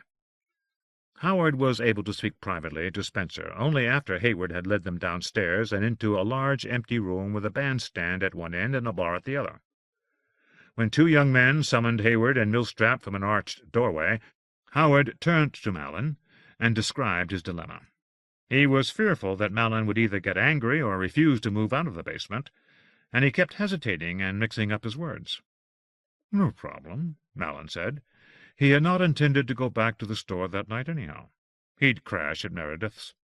He'd had a little trouble in that direction, but everything was copacetic again. Women, you know, they're all a little crazy. By the way, there was no reason to tell all of this to the eel, okay? In that direction? Crash? Copacetic? Was this guy speaking English? "Okay," he said. He wanted to say, "Forget about tomorrow. Forget the whole thing, my love. You may know you're being watched, but you don't know what you're up against. Pay attention to what they told you. Quit while you're behind." How could he say these things to Spencer Mallon? It was impossible. For a moment, little Howard Bly hovered on the brink of attempting to do that which was not possible to do, and at the end of that moment all choice was stolen from him. The two frat boys who had conferred with Keith and Brett were ordering them into a single line.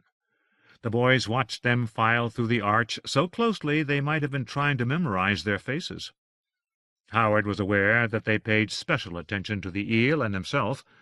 While Millstrap ushered the group into an empty kitchen, Howard looked back and thought he saw Keith Hayward shove folded bills into his pocket. Millstrap told them that they had been brought in early to avoid inspection at the door. Malin and Meredith were fine, of course, but as far as the Beta Delts were concerned, the high school students had been hired as kitchen help. When this turned out to be an ordinary party, just beer, no food, well, sorry, but kiss my ass, okay? So Hayward had forgotten to tell the kids. Big deal, right? Officially, they were supposed to wait in the kitchen until midnight, then go out and start cleaning up the BD room back out there. In reality, they could wait until the BD room got really noisy, maybe 15 minutes after the band started playing, and after that do whatever they liked. If they were nice to the Beta Delts would be nice to them. And by the way, the beer was free. Have as much as you like, just don't puke or pass out. Malin and Meredith Bright left with Hayward and Millstrap. For a little less than an hour, the Madison West students flopped around undisturbed in the kitchen. Then a din of voices arose in the party room. A guitar began to play blues over a shuffle rhythm. Voices, male and female, amped up into party mode, and the little band slipped out of the kitchen and filtered into the BD room. The lights had been turned down. Gyrating, bouncing bodies filled the room. Instantly the crowd separated them. Howard realized that he had never been to a party even faintly like this, and neither had any of his friends. In high school, big parties took over entire houses, and you could always escape to a quieter, less crowded room or go out on the lawn. You listened to records and hoped somebody had managed to bring beer.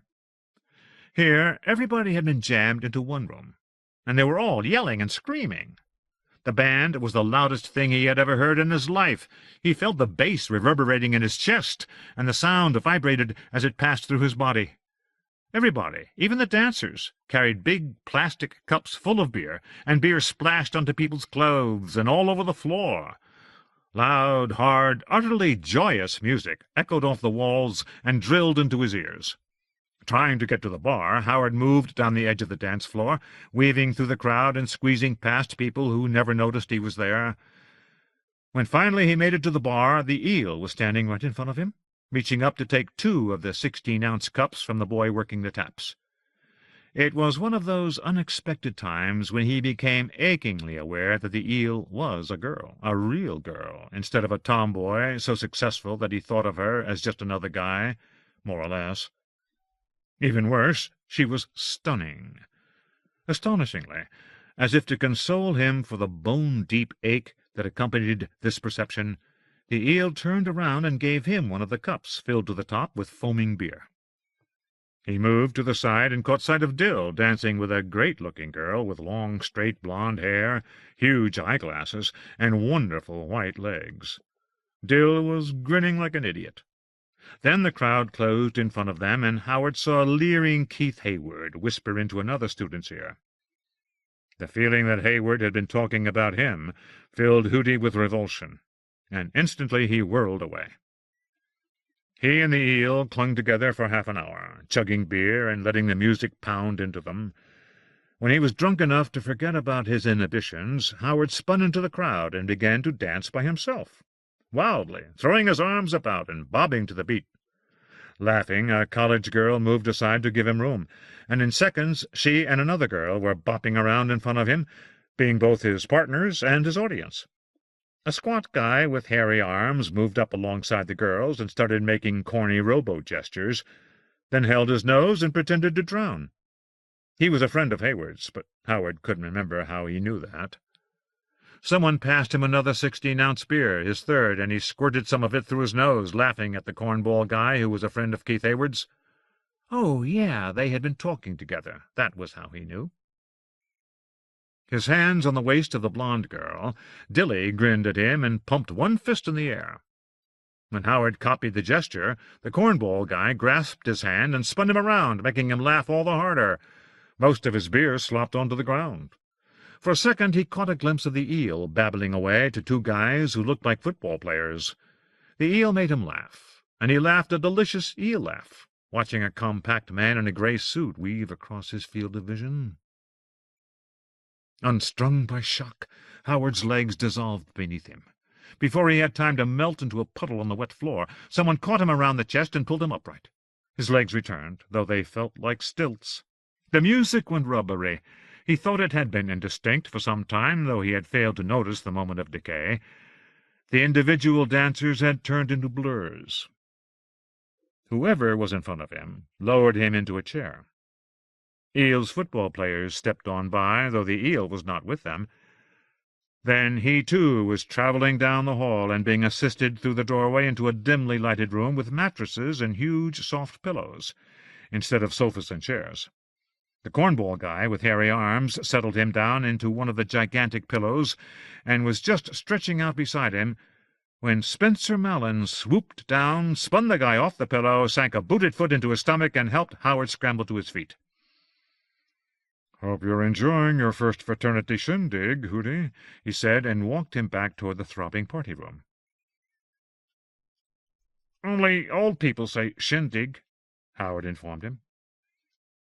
In the enormous room down the hallway, the band was taking a break. The crowd had refocused on the bar, from which it radiated out along both sides of the room and knotted together again in front of the bandstand. Howard realized that Spencer Mallon had set him free, and wandered, not quite so unsteadily as before, over to a sagging old couch pushed against the wall and sat down next to a drunken boy wearing madras shorts. The drunken boy looked him over and said, "Shane, come back! Come back, Shane!" Inspired, Howard told him that only old people said that. Then he looked across the room and forgot all about the boy in the madras shorts. On the other side of the empty dance floor, a man in a gray suit was bending over the eel, who was sprawled out over a baby blue bean-bag chair crisscrossed with duct tape. A fraternity boy touched the man's arm, but he paid no attention. The boy grasped his elbow and yelled something. Without seeming to move in any way except to straighten up by a few degrees, the man in the suit caused the frat boy to flail backward across the beer-stained, cup-strewn floor, flapping his arms until he collapsed into a messy tangle of elbows, knees, and feet. Two other fraternity boys had noticed the backward flight of their brother, who presently lay on the wet barroom floor, apparently bleeding a little from his nose and eyes. One of those who had seen the man deflect his brother had the vast chest and squared-off head of a football player.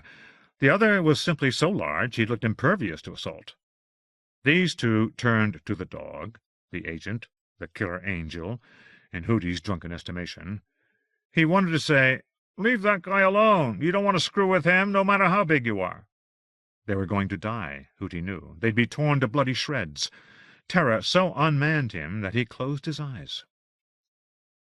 When he opened them, the two giant beta-delts were picking up their stunned, bleeding friend, and the creature in the suit had disappeared like the unseen beings who had overseen their rehearsal. Hootie wondered if he actually understood anything at all. When he remembered that Spencer was going to leave them the next day, sorrow again overtook him. The beta-delt in the madras shorts said something about babies and walked away. Through his tears, Howard saw a blurry eel slide up to blurry boats and grip his shoulders. Like him, she was in tears, which were shed, he understood, for the same reason. Mallon said, "One day, probably far in the future, and certainly when you least expect it, you will find yourself in some totally impersonal, anonymous space, and the most important choice of your life will be before you. You'll be on a business trip, or on vacation, getting off an elevator or walking into a hotel lobby. It could be anywhere, but let's stick with these nice, neutral possibilities. And it won't happen like this, but let's say it does. Let's say, for some reason, you know I'm in Nepal right then, or you know I'm in the hospital. Oh, you know I'm dead. For whatever reason, I'm gone. I can't be there, but there I am anyhow. You see me walking across the lobby or getting off the adjacent elevator. Can't be him, you say to yourself. Spencer can't be here. And yet, despite all the reasons to the contrary, it's me, all right, and you know it. So the question is, what am I doing there? Because you can sure as hell see that I'm doing something. I'm not just out for a stroll. I'm going somewhere. And the next question is even more important. Why did you see me? Did I just wander into your field of vision by accident? How likely is that? No, there's a reason you saw me, and it's gotta be something pretty important. So you take off after me. You don't say anything, you just follow along to see where I'm going. Because I'm not just going there, I'm taking you with me. It's your goal, too, not just mine. And the second you start following me, I step up the pace and make it harder for you to do what you have to do. Is it clear that all this is a kind of parable? Parables don't mean one thing and one thing only, you know, which is the reason people still argue about them 2,000 years later. I walk you around the block, I duck down alleys, I go into stores and leave by the back door, but you manage to stick to my tail no matter what I do. In the end, we're back in that hotel lobby, so you could say our destination is the place where we started. I get there before you, and when you make it into the lobby, you see me getting into an elevator just before the door closes. You watch the needle swing up and see it stop on the 5th floor. Did I get off there? Or did someone else? There's no time to debate about it. The next elevator comes down and opens its doors, and you jump in and push 5 and the close door button before anybody else can get on. The elevator chugs upward, going slower than seems possible, but finally it gets to 5, and the doors slide open, and you charge out, trying to look in both directions at once. I'm way down to your right and at the end of the hallway, just turning a corner.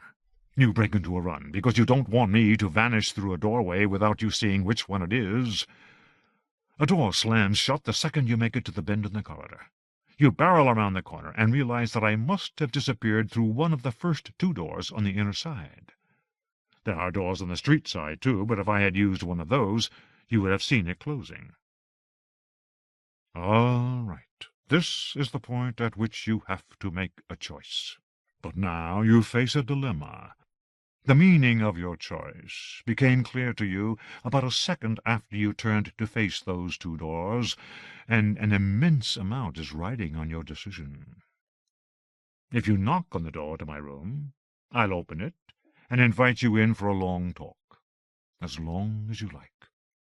You will have done exactly what you should, and your reward is that you can ask me anything you want.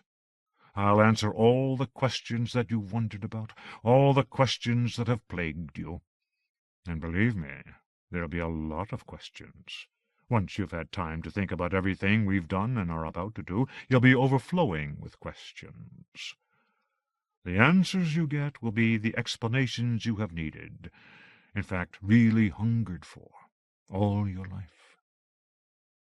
But you realized a second ago that if you pick the wrong door, some terrible personal catastrophe will happen to you. This dreadful recognition came to you right out of the blue. Guess what? There are consequences to making the wrong decision, and in this case those consequences could be really horrible. And what makes this deal even worse is that the catastrophe will happen not to you personally, although it's still going to be personal, all right, but to someone you love. If you make the wrong decision, something terrible is going to happen to some person you care for with all your heart. Could be a crippling stroke, a hideous mutilation in an auto accident. Could be a horrible lingering death with screams of pain and shit all over the sheets. Then you will have to make the choice. How much are you willing to gamble? Let's say that you have a feeling about which door is the right one, a sort of gut instinct. Can you trust that instinct? Tough, isn't it? But this story ends when you open the door. It doesn't matter if you manage to guess which room is mine, which door I closed behind me. You put your hand on the door handle. You knock. It's all over. End of story. By choosing one, you chose the other too. Do you understand why? Those two consequences are joined at the hip. They're Siamese twins. Even if you picked the door with a lady behind it, all questions answered, all explanations given, your life solved for you, it's still true that you gave the tiger permission to jump. You gave your assent to catastrophe. You invited tragedy and horror to walk right in. You got lucky. That's all. Malin said, "Every secret mission requires a good thief." Malin said, "Trust me, when the tide rises you shall be at my side." Malin said, "One of you shall inhabit the country of the blind." Malin said, "I think you will rise up singing, you will sail up into the blue, singing one long, continuous song so beautiful that it will entrance everyone who hears it." Malin said, "Words create freedom too, dear Hootie, and I think it is words that will save you." Donald Olson. Chicago, early summer. Sprawled out on a high-backed stool, Don Olson had commandeered the entire lower half of the long bar at Mike Ditka's. While his left arm barricaded his drink, his right index finger jabbed the air. He kept his head turned back toward the bartender. The bartender was ignoring him. "There he is, the guy I was telling you about. You read a book called The Agents of Darkness, didn't you? 83, right? Year it came out? Cover of Time magazine?" "Good memory," I said. Stationed in front of the two men at the far end, the bartender appeared to be engrossed in passing celery sticks through a stream of cold water. This was going to be even more terrible than I had feared. I wished I had never talked to the guy. The people at the tables were shifting their eyes between Olson and myself. The guys at the far end stared straight ahead. They might have been watching television, but what they were watching with increasing wariness and alarm was the former DeLeo. "I ask you a question, my friend. Does the name Lee Harwell mean anything to you?" "Sir," said the bartender, "in 1983 I was 8 years old." "Fleeting is the bauble fame," Olson said. "Come over here and give your daddy some sugar." So now this guy was my daddy? The odors of sweat, unwashed flesh, and tobacco intensified as I drew nearer, and I held my breath while I embraced my old friend. Salt and pepper stubble covered Olson's cheeks. The stench was part of the reason everyone else had fled to the other end of the bar. The rest of it would have been whatever he had said or done. Olson gripped me a couple of beats too long before releasing me. "Let me buy you a drink, man, eh? That sound like a good idea?" "Good enough," I said, and asked for a glass of Pinot Grigio. "Pinot for my buddy and another margarita here. Hey, Lee!" A slap on the shoulder. "You gotta know, I really appreciate this." He leaned back, grinning. "Should we maybe grab a table?" "Let's," I said, and saw the bartender's shoulders drop an inch or two. "Which one you like? That one?" Olson was pointing at one of two empty tables at the back of the room. I was trying to reconcile the scruffy, hard-used man before me with both his 18-year-old self and the man Jason Boatman had once described to me in the lobby of the Pfister. Olson looked exactly like a man who had just walked out of prison. The Yardbird bravado made him seem inauthentic, potentially dangerous. "That one's fine." I felt an instinctive need to keep Olson pacified. The entire room relaxed when we sat down at the back table. Olson faced the door, keeping a watch out for something that was never going to happen, and the other patrons went back to their conversations, their burgers, their laughter. A small, brown-haired and extraordinarily good-looking female waiter brought our drinks on a gleaming tray and set them down with a flicker of a glance for me. Nothing for Olson. She evoked the memory of 40s movie queens like Rita Hayworth and Greer Garson. She also evoked another memory, sharper, more immediate, and charged with feeling. "This is a great place, right? I thought you'd like it." "I like it fine," I said. "You've been here before, I suppose?" "I think so." "Places like this are so common in your experience. You don't remember if you were here before?" Olson's eyes flicked away and for a moment inspected the bar's entrance. Then his attention snapped back to me. "I was here once before, Don, about a week after it opened. We came for dinner." "They serve good food in this place, right?" "Their food is dandy. It's ducky. It's swell." "Okay, I get it. Hey, can I get you anything? An appetizer, maybe?" Ditka's was on East Chestnut, 5 blocks south of my house on Cedar Street, not so close that Olson's arrival felt like an intrusion, apart from all the ways in which it felt precisely like an intrusion. "Come on, let's split a shrimp cocktail." Here he gave another sharp, brief glance at the doorway, but whatever he was dreading or waiting for failed to appear. "Look, I never got around to having lunch," I said, "and now it's almost 4. Let's have a late lunch or an early dinner. Does that sound good?" "On me, please, Don. I know you've had some hard luck lately." "Today my luck is good. Tell you the truth, though, I could eat a cow." "Then you picked the right place." He waved to the waitress, and when her blue-gray gaze found him, performed a mime of reading a menu. She came to our table with 2 big gull-wing menus, and Don Olson, alas, folded his hand around her wrist. "What's good here, honey?" She jerked her hand from his grip. "What do you think I should order?" "The pork chop." "The pork chop?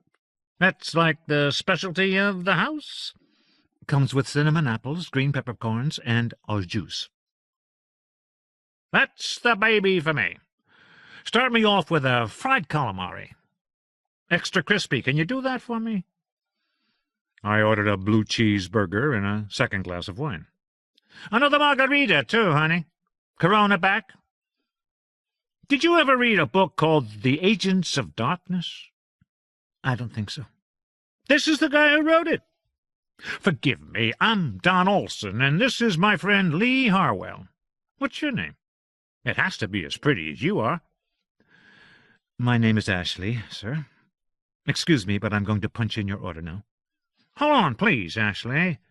I want to ask you an important question. Think it over, then give me your honest response." "You have 30 seconds, she said. Olson checked the entrance, lifted his chin, and closed his eyes. He raised his right hand and pinched his thumb against his index finger. It was a parody of careful discrimination, and it was awful to behold. "Does a person have the right to turn his friends' lives into entertainment for money?" He opened his eyes, his hand still raised in that snuff-taker's position. "You don't need permission to write a novel." "Get out of here," Olson said. Ashley twirled away. 10 years ago, that little slut would have gone home with me. Now she won't look at me twice. At least she didn't want to look at you either." "Don," I said, "your heart isn't in this. You checked out the door maybe 5 or 6 times since we sat down. Is there someone you're afraid will come in? Is someone following you? Obviously you're on the lookout." "Okay. When you're in the slammer, you learn to keep an eye on the door. You get a little jumpy, a little paranoid. Couple of weeks, I'll be back to normal." He made another quick check of the entrance. "When did you get out, anyhow?" "I took a bus up here this morning. Know how much money's in my pocket? $22. "Don, I don't owe you anything. Let's be clear about that." Harwell, I don't think you owe me anything. Could we be clear about that? I just figured maybe you'd be willing to help me out a little, you and your wife. She was always great. You were always a good guy, and you're about 1,000,000 times better off than anyone else I know. Leave my wife out of this. Oh, man, that's harsh, Olson said. I loved the eel. So did everybody else. What do you mean, help you out a little? Let's save the business for after lunch, all right? I'm thinking about when we were all on top of the world, our little bunch. And you and the eel were the twins, because you sure did look a lot alike. You got to give me that. I wish you'd stop calling her the eel, I said. It was as though he had not heard. Man, she must have been one of the great tomboys of all time. For the first time since we had taken the table, Olson seemed able to step aside from his obsession with the door and fully inhabit his half of the conversation. I remembered something that dampened my sudden flare of anger. In the old days, when I wanted to piss her off, I called a scout. Olson's face creased into a smile. She was like the girl in, that movie. I found that I remembered nothing about a movie I had held perfectly in mind a moment before. Lately, these mental vacancies and erasures seemed to be happening with an increasing frequency. The one with that actor... Yeah, and he was a lawyer. And Scout was his daughter. Damn, said Olson. At least you can't remember either. I know it, but I don't know it, I said, frustrated, but no longer in a bad temper. Our shared failing had put us on a common footing, and this evidence of Olson's aging had served, however paradoxically, to evoke the forthright and appealing young man Dill had been. Full of sweetness, the past bloomed before me. Simultaneously, we said, "To Kill a Mockingbird!" We burst out laughing. "I have to ask," I said, "what were you charged with?" For a second, Olson glanced up at the ceiling, exposing a skinny, wrinkled neck that looked like some inedible organic vegetable in a health food store. I was charged with and convicted of committing crimes of gross indecency with a young woman. The alleged victim was 18 years old and engaged in an informal program of study with me. For a couple of years I'd been working with the erotic occult. I started out with a group of 10 or 12. It shrank to maybe 6. You know how that goes. And in the end it was just me and Melissa. It got so we could prolong the act like to infinity. Unfortunately, she mentioned this feat to her mother, who went completely nuts and got the university involved, which wound up with a Bloomington Vice Squad hauling me out of my sweet no-rent sublet and dragging me off to the station. At this point, Olson's eyes again moved from my face to the doorway. Indiana turns out to be the most self-righteous state in the Union. Don Olson once again returned to me, his old friend, and the conversation, this time without the effect of bringing a lost era back to life. You were in an Indiana state prison? I started out in Terre Haute. Then I was sent to Lewisburg, PA. After 6 months, they sent me here, to Illinois, Pekin. They like to keep you off balance. But I can do my work in prison the same as anywhere else. The calamari arrived. We began spearing pieces of fried squid and popping them into our mouths. Don Olson leaned back in his chair and groaned with pleasure. God, real food again. You have no idea. I agreed. I had no idea. What did you mean, your work? What could you do in jail? Talk to other prisoners. Show them another way to think about what they had done and where they were. Olson resumed eating, but did not let it interfere with his explanations. Bits of fried squid and batter occasionally sprayed from his mouth. His glances at the entrance punctuated his sentences. It was like social work, actually. Social work. Plus the old hoodoo mojo, Olson said, rippling his fingers before him. Without you got the sizzle, you can't sell the steak. Ashley returned and picked up Olson's plate without getting near enough to be reeled in. Returning with a small but heavily laden tray, she slid our plates before us with the finesse of a croupier. Olson cut into the massive pork chop and brought a glistening nugget to his mouth. "Whoa," he said, and chewed for a bit. "Man, these guys know how to cook a pig, huh?" He stopped grinning long enough to swallow. "When we all fell in love with Spencer Mallon, the eel was right there, alongside Hootie and Boats and me. Why you weren't, I never understood. You stayed away, but you must have heard all about it." "Not really," I said. "But that's part of the reason I asked you to come here." Olson waved at the waitress for more drinks and took the opportunity to check out the doorway again. "Way I look at it, you kept yourself out back then. In fact, way I remember it, you were sort of pissy about what we were doing." "I didn't see the point of pretending to be a college student, especially for Hootie, for God's sake. And your guru smelled like bullshit to me." For a second or two I watched Olson eat. Then I cut the giant burger down the middle and took a bite from the dripping half-moon in front of me. "Mallon put a curse on all of you, my wife included." Olson's wandering eyes snapped back to my face, and there he was again, fully present. It was like turning on a big battery, like watching a statue come suddenly to life. "Jesus, you're still weird about this. You still put the hair up your ass." He shook his head, smiling. "And do you really think there's any difference between a blessing and a curse? I'd be amazed if you did." "Come on," I said, a little taken aback by his sudden intensity. "Don't give me that Mallon horseshit." "Call it what you like," Olson said, concentrating now on his new margarita. "But I'd say the same principle applies to me, and to the eel." "Her name is still Lee Truax." "Whatever." I took a moment to work on the giant burger while keeping an eye on Don Olson. I tried to work out how far he was willing to go. "I suppose Mallon's blessing is the reason you went to jail." "Spencer's blessing allowed me to do exactly what I wanted for the past 40 years, not counting jail time." Something struck me.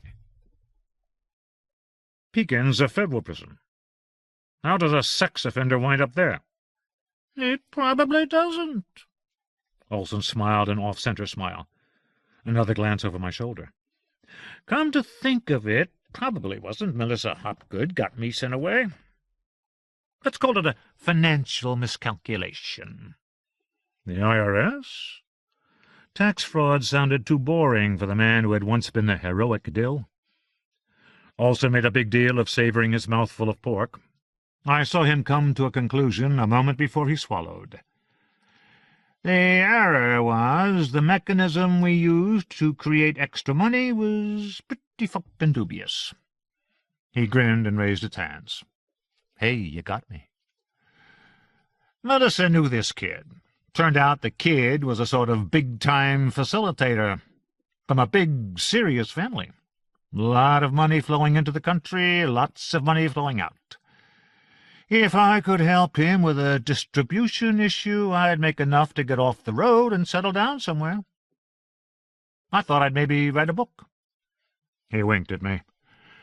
The stuff about erotic magic was all straight truth, by the way, and Melissa did go and blab to big fat Maggie Hopgood about all the orgasms she was having, but she threw in some stuff about the distribution setup. And that's why the boys dragged me away in the cold, cold morning. A drug deal? Let's just say my get-rich-quick scheme didn't pan out. From now on, I stick to honest labor and the kindness of friends. Is this where we get to business? Don Olson racked his knife and fork. His plate now held only a bone, a knot of gristle and brown smears. A minute ago you said you were still curious about Spencer in the old days. I said nothing. You tried to get the eel to tell you what happened that day in the meadow? I held my silence. I'm not surprised. It's a hell of a topic. You guys must have spent a lot of time with the police.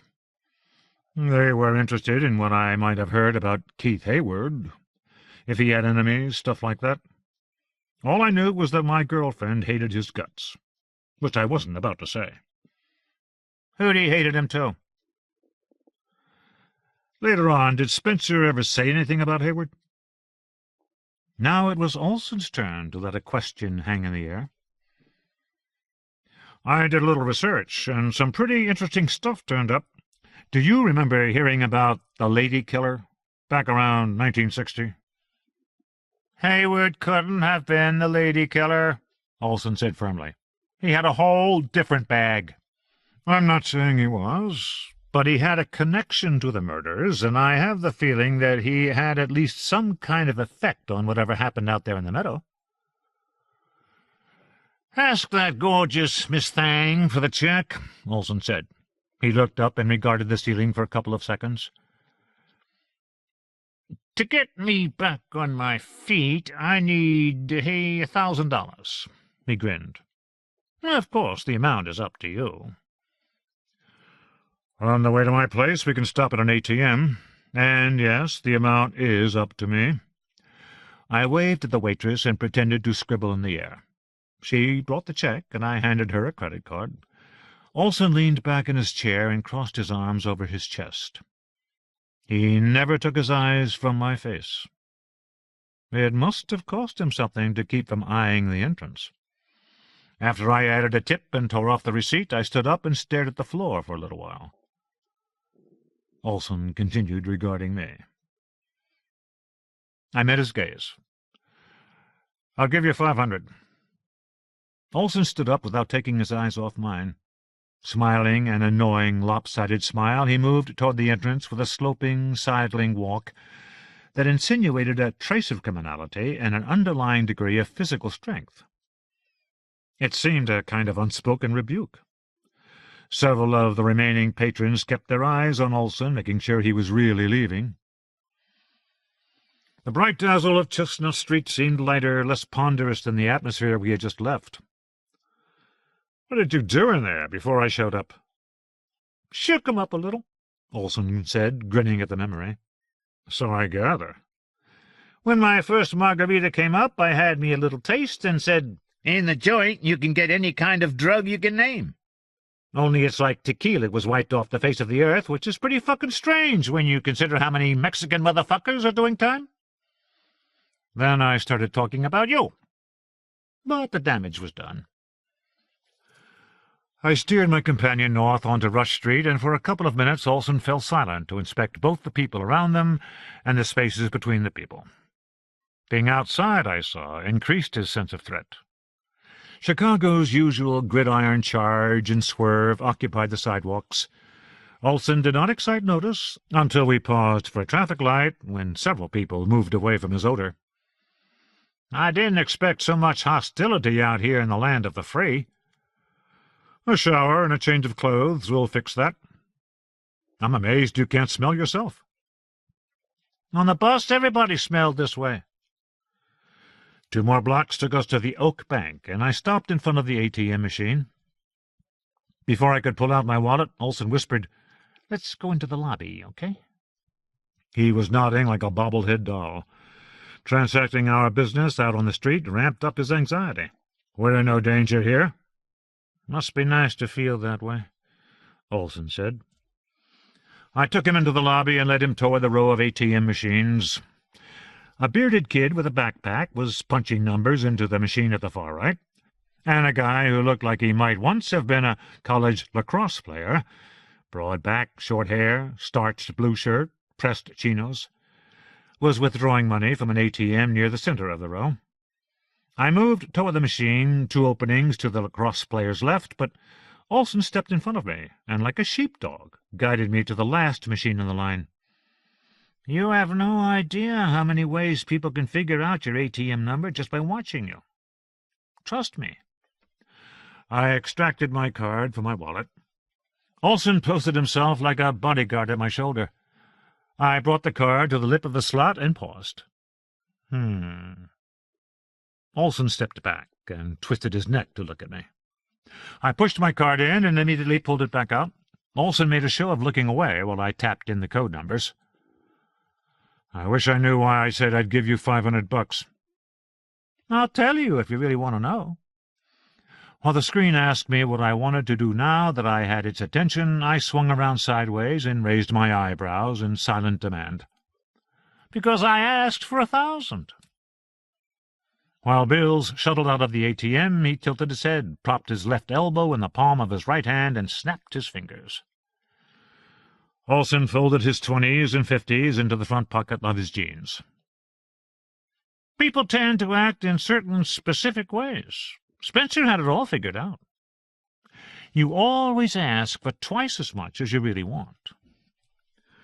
A few minutes later, the two of us turned into Cedar Street. After a quick, darting inspection of the terrain, Olson remarked that I sure did live on a beautiful block. Past the restaurants bordering Rush Street, handsome row houses and residential buildings extended eastward beneath the shelter of great trees toward the bright blue immensity of Lake Michigan. For some reason, he stepped off the sidewalk and began to walk toward a semicircular asphalt drive, curving up toward the glass entrance of a tall apartment building that, although contemporary in style, fit in perfectly with the comfortable affluence of its surroundings. I had spent a significant portion of my life in that building. I asked Olson where he was going. Puzzled, Olson looked back over his shoulder. "Isn't that where you live?" He jerked a thumb at the apartment building. "No. What makes you think so?"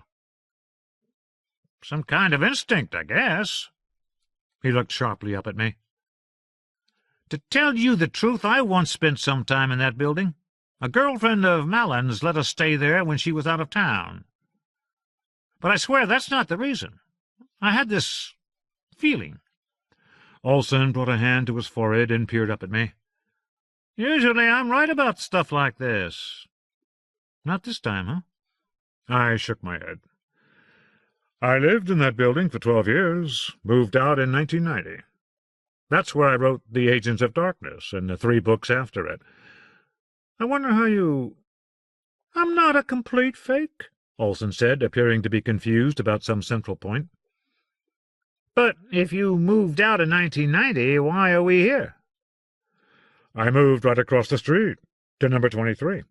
I pointed at my 4-story brownstone with a shining red door and 2 rows of clean, modern windows on the upper floors.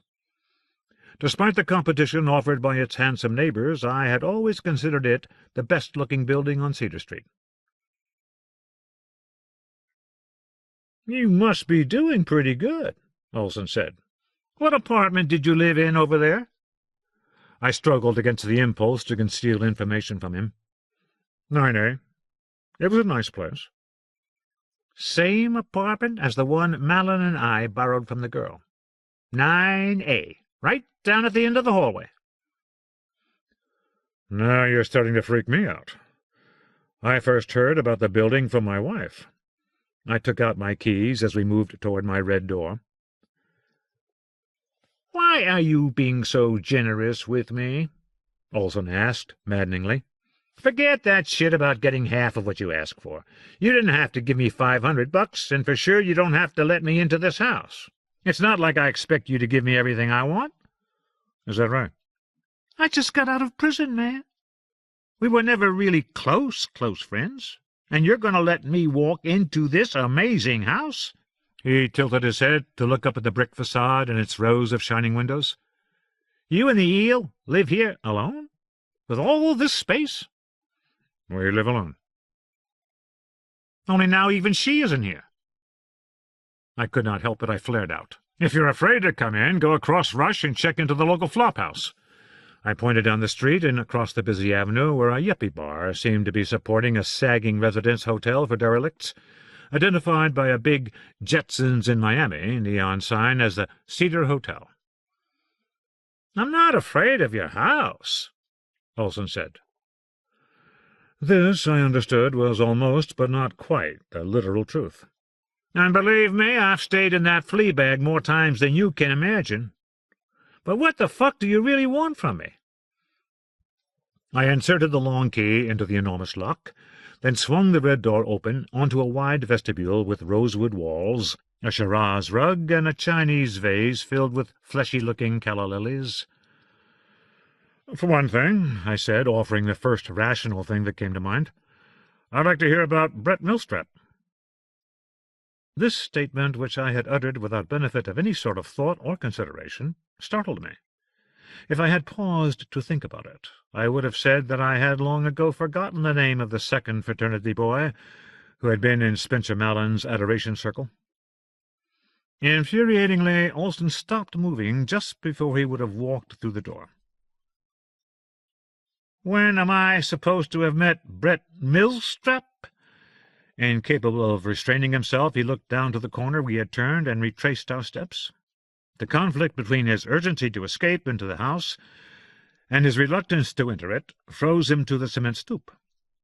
This was maddening to behold. Shaking his head, Don finally walked across my threshold.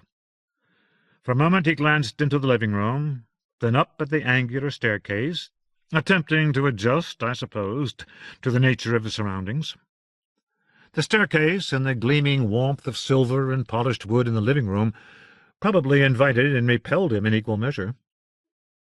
"How many rooms you got in this place?" 12 or 14, depending on how you count." "Depending on how you count," Olson muttered, and began to place his feet on the intertwined, long-stemmed tulips woven into the central runner. "Tell me," I asked from the top of the stairs, "were your encounters with Millstrap accidental, or was he looking for you?" "Everybody thinks I have all these answers, which I don't, by the way." The staircase opened into a room-like mezzanine space furnished with a desk, a handsome leather chair, cut flowers in a straight-sided vase, and bookshelves flanking the side of the staircase in its ascent to the third floor. A dim, book-lined hallway led into the depths of the house. "If you ever get in trouble," Olson said, "make sure your lawyer arranges house arrest." Olson leaned against the top of the railing, narrowed his eyes, pursed his lips. A wave of goatish body stink floated from him, as if misted through a secret valve. "While you're taking a shower, I'll find you some clothes. Drop what you're wearing in the hamper. By the way, what's your shoe size?" Olson looked down at his battered, mud-colored sneakers. 10.5, why? "I believe this might be your lucky day," I said. Half an hour later, a renewed Donald Olson padded into the ground-floor living room with the delicacy of a cat. I gathered that as well as showering he had washed, conditioned, and mildly gelled his hair, removed his stubble, moisturized his cheeks, and in a number of other ways improved his scent and appearance. The result was amazing. Olson seemed to have transformed himself into a younger, happier, and more handsome version of himself. A portion of this effect was due to his clothing. A blue button-down shirt, slightly too large for him, and green khakis, bunched at the waist and rolled an extra turn at the cuffs.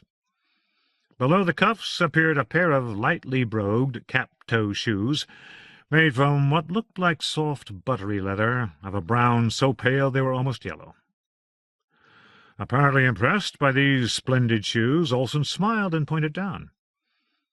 "That's hand tooling, right?" "If they were saddles, I guess you'd be right. You can have them." "Man, you're giving away your shoes?"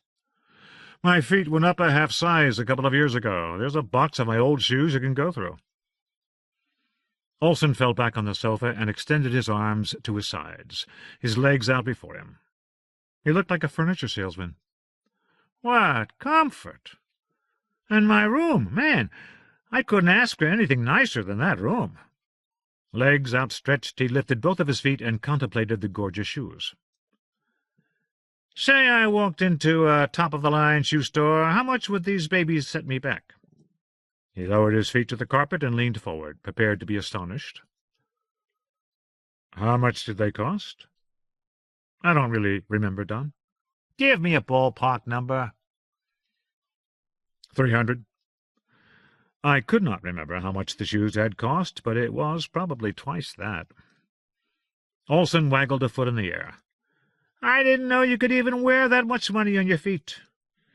He lowered his foot and spent a moment on a self-inspection. smoothed the fabric covering his thighs, held out his arms to regard his sleeves, ran his fingers down the row of shirt buttons. "I look like a guy with a house in the country and a flashy sports car. A vintage sports car. Like what Meredith Bright used to drive. Remember that little red car? With that big chrome swoosh on the sides?" "I never saw her car," I said. "I never even saw Meredith Bright." "You really missed something, man," he guffawed. "Meredith Bright wasn't half bad, either. Back then she looked like the most beautiful girl in the world. The most beautiful girl possible."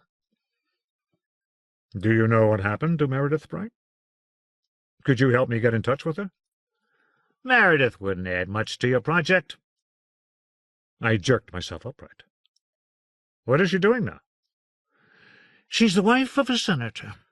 Before that, she was married to the CEO of a Fortune 500 company. When they got divorced, she took him for $30 million, plus an estate in Connecticut, which she sold to buy something a little bigger in Virginia or North Carolina, I forget, wherever the senator is senator from. He's a Republican. She wants him to be president." "I'll be damned," I said. "No, she will. It's like something got into her." He glanced at the wall beside him, then shifted his body to take it in more directly. The paintings on the wall seemed to have distracted him. They were by Eric Fischel and David Sally, who had been young art stars back when I bought the paintings. I would not have thought Don Olson would be particularly interested in them. "Got into her back then, you mean?" "Yeah. Before she started on her career of sucking the life out of rich guys, or whatever the hell it is she does." He shifted around on the sofa, trying to figure out a way to describe what had happened to Meredith Bright. "You know how people sometimes have a kind of internal temperature and internal climate? Meredith Bright has the internal climate of a vampire. That's the best way I can say it. She makes you see the whole idea of demonic possession in a whole nother way. And we loved that woman, man. We were crazy about her. She's scary, man." "I guess her husbands didn't think so." "Millionaire senators and CEOs got different standards for a wife than other people. If the package looks really classy, they don't care if she's a zombie vampire. And this woman can pretend like a motherfucker." "Boatman once said to me your whole group was ruined by what happened in that agronomy meadow. It looks that way to me, even though Meredith Bright is sort of a special case. Do you think you were ruined?" "Of course I was ruined. Look at my life. I need your help to get back on my feet. I just got out of jail." It was Menard, by the way, the prison in that fugitive movie. Menard Correctional Institution. I nodded, but said nothing. Olson snapped his fingers. "That waitress at Ditka's, what was her name? Ashley? You know who she reminded me of? The eel." "I know, yes," I said. "Me too. Except Ashley isn't as beautiful as your friend the eel. You should see the way she looks now." "No offense, but she's the same age we are." "Just wait," I said, and left the room, using a gesture that would tell a dog it would earn a treat if it sat down long enough. A few minutes later I returned with a black-and-white photograph in a simple black frame with a fold-out stand at the back. I handed it to Olson. "This was taken about a year ago. I'd show you more, but my wife hates having her picture taken." "Again, Lee, no offense, but—" Olson was leaning against the back of the sofa and holding the photograph in both hands. "Wait." He sat up, placed the photograph on the tops of his knees, and bent over to peer at it. "Wait a second here." Olson was shaking his head and grinning. "Here's this little gray-haired woman, but it sort of sneaks up on you, doesn't it? She's amazing. Beauty like that. Where does it come from?" "Sometimes in restaurants or on airplanes I see these guys staring at her as if they're asking themselves, how the hell did that happen? Waiters fall in love with her. Cops fall in love with her. Cab drivers fall in love with her. Baggage handlers, doormen, crossing guards. She's really stunning. Once you see it, you can never miss it again. She still looks like herself. The gray hair doesn't matter. She has a couple of lines on her face. They don't matter. She still looks like the eel, only she grew up into this amazing woman." Olson was still staring down at the photograph of Lee Truax, the former eel, her luminous face tilted up to gather or shed sunlight apparently produced from within. "Anyhow, your wife gets out and about, I gather. She does a lot of traveling? That works out okay?" "Are you asking me about something else now, Don?" "Well, isn't she... Is she blind?" "Blind as a bat," I said. "Has been for years now. It never actually slowed her down. It doesn't even get in her way very much. If she happens to need help, there's always some cab driver or doorman or passing cop to give her a hand. She could raise a dozen volunteers just by holding up that stick leaning against the chair. She calls it her distaff." Olson shivered. "Really?" "Yeah, why?" "A distaff is supposed to be this harmless thing you wind wool around, but... Oh, never mind. No, I guess it just refers to things connected to women. You knew that." "Of course. I'm sure it's a reference to something she saw back in the meadow. That's why she went blind, you know, because of something she saw. Or because of everything she saw. It happened gradually, over about 10 years, roughly 1980 to 1990. She said it was being kind to her, taking so long to become complete." "I saw a distaff," Don said, a little reluctantly. "On that day, just for a second." He pushed himself up from the sofa and moved to the windows at the front of the house. Hands in the pockets of the khakis, he bent forward and looked out at Cedar Street. "You got anything to drink here, by the way? Been a long time since lunch." "Follow me," I said, and brought him back into the kitchen. Last in the row of gleaming cabinetry, down from the refrigerator and immediately above the glass-fronted wine fridge, the liquor cabinet contained dozens of bottles arrayed in ranks. "And a very Merry Christmas to you, too," Olson said. "Do I see some fancy-schmancy tequila back there?" I poured him a juicy cognac-like tequila and gave myself a beer.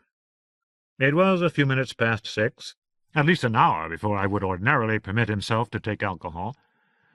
At a level not quite conscious, I supposed that Don Olson would be more forthcoming if he put away some tequila. We carried our drinks to the slab of the kitchen table and sat facing each other, as my wife and I usually did. Olson gulped tequila, swished it around in his mouth, swallowed, smacked his lips in appreciation, and said, "Hey, it's not like I want to be ungrateful or anything, but I feel like an imposter in these clothes, man. Blue button-down shirts and khakis might be a great look for you, Lee, but my own personal style is a little edgier, I guess you could say." "You'd like some new clothes." "That's what I'm saying, basically." "We could go to a couple of places down on Michigan Avenue. No reason you should feel uncomfortable." "Man, you're like a saint. No wonder the eel married you." I let that one go, irritating though it was. On we talked, and later went shopping and had a simple dinner of fish and pasta and talked some more. And I had the odd thought that I was becoming better friends with a former Dilly than we had been in the years when we had seen each other every day. Olson's abrupt departure on the evening of October 16th, 1966, had felt like a wound, all the more painful for being so absolute. There had been something about a rising tide, apparently, but I had assumed this vague prediction to apply to boats. Unexpectedly, boats had been left behind, reeling with shock and loss like the rest of the survivors. According to 3 eyewitnesses, Meredith Bright had bounded hare-like through the scraps of orange-yellow fog drifting across the meadow, scrambling back into the safety of what we assumed to be her privileged life. At least her disappearance made sense of a kind. Hootie was another matter. Howard Bly, like us, a child of West Madison, had vanished into a world at once eerily, utterly unknown and dreadful to contemplate. This history, and more, formed the substance of the endless conversation between Donald Olson and myself that went for days on Cedar Street. I knew perfectly well that nothing was stopping me from disappearing into my office 5 or 6 hours a day, and that I was taking a deliberate break from work, something my wife had only rarely succeeded in getting me to do. Yet I could tell myself that spending time with Olson amounted to research of a kind. And it was somehow as though my wife had given me permission to poke around in the only locked room in our marriage. The only one I knew about, anyhow. On the 4th evening of his stay, Don Olson gave striking corroboration to her conviction that Keith Hayward was a dangerous character. What Don said about Hayward also backed up Detective Cooper's theory that the murdered boy was related to the Milwaukee villain known as the Lady Killer. Hootie and your wife used to tell Spencer that Hayward was even worse than he imagined, which was pretty funny, anyhow, because how did they know what he thought? Besides, they were only going on impressions and intuitions. But you had some kind of proof? I asked. Well, it wasn't proof, but it looked crazy enough to spook me. What was it? A place. A special place Hayward set up. I wandered into an anti-war rally behind the library and saw him mooching around trying to pick up girls. He wasn't getting anywhere, let's put it that way. Every girl he went up to shot him down. After he struck out 4 or 5 times, he got pissed off. Even that tells you a lot about the guy, doesn't it? He didn't get depressed. He didn't get unhappy. He got angry. The girls refused to follow his script. That's right. And he changed. His face got tight and his eyes shrank. He looked around to see if anybody was watching him. Never saw me, thank God, because I'd parked myself in a pretty inconspicuous spot. I could tell he had some kind of secret. So when he took off up State Street, I just puttered along behind him. The guy marched straight up to Henry Street, where he turned left and zoomed on by the Plaza Bar and right into this vacant lot that had 3 old sheds like small garages at the far end. As soon as he stepped into the lot, he pulled his big ball of keys out of his pocket, and he let himself into the last little shed. Even back where I was, I could hear him slam the door and lock it. Then I waited a couple of seconds and hustled across the lot to look into the little windows in the door.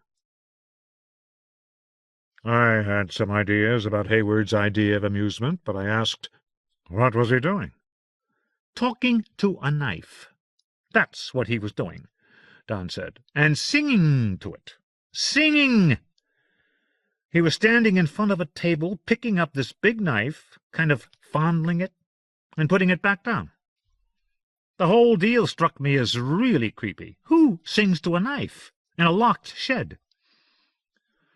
Hayward was a disturbed guy, that's for sure. I've been looking through some... No, I can't talk about it yet. Hey, Chief, that's up to you. Don slumped in his chair and pushed aside his plate. We had lingered at the irregular slab of dark gray stone that served as the kitchen table. Is it too late for a nightcap? You know where the bottles are. Olson slid out of his chair and began to move toward the liquor cabinet. Oh, hell, I said. Get me another beer out of the fridge, will you? I felt an underlying heaviness tugging at my voice. You got it. Olson handed me a beer and sat down again. His story had excited him, and he would be damned if he would go to bed. Donald Olson was still only a few days out of jail. He was dressed in new clothes, and he had his mitt around a glass of the finest tequila he had ever tasted. How's the eel? Excuse me? Is her conference going well? Or whatever it is? It is, yes. In fact, she told me she's going to stay in Washington for another week. There's plenty for her to do there. She knows I'm here? Yes. You can stay a while longer if you like. There are a few ideas I want to explore, a couple of things I'd like to suggest. Okay. And here's some actual good news I was saving up. From now on, I won't have to sponge off you any more. You scared up some money? How'd you do that? Called in a few favors. Maybe you could give me a hand setting up a new bank account, arranging for a checkbook, stuff like that. How much are we talking about? If you really want to know, $5,000. You raised $5,000 with a couple of phone calls? A little more, actually. If you like, I can pay back your $500. Maybe later, I said, still amazed. In the meantime, let's get you down to the bank tomorrow, deposit that money. The next morning I walked Olson to the Oak Bank and used my long acquaintanceship with its officers to ease the process of setting up a checking account in the amount of $5,500 for my house guest. 3 separate checks had been made out by persons I'd never heard of.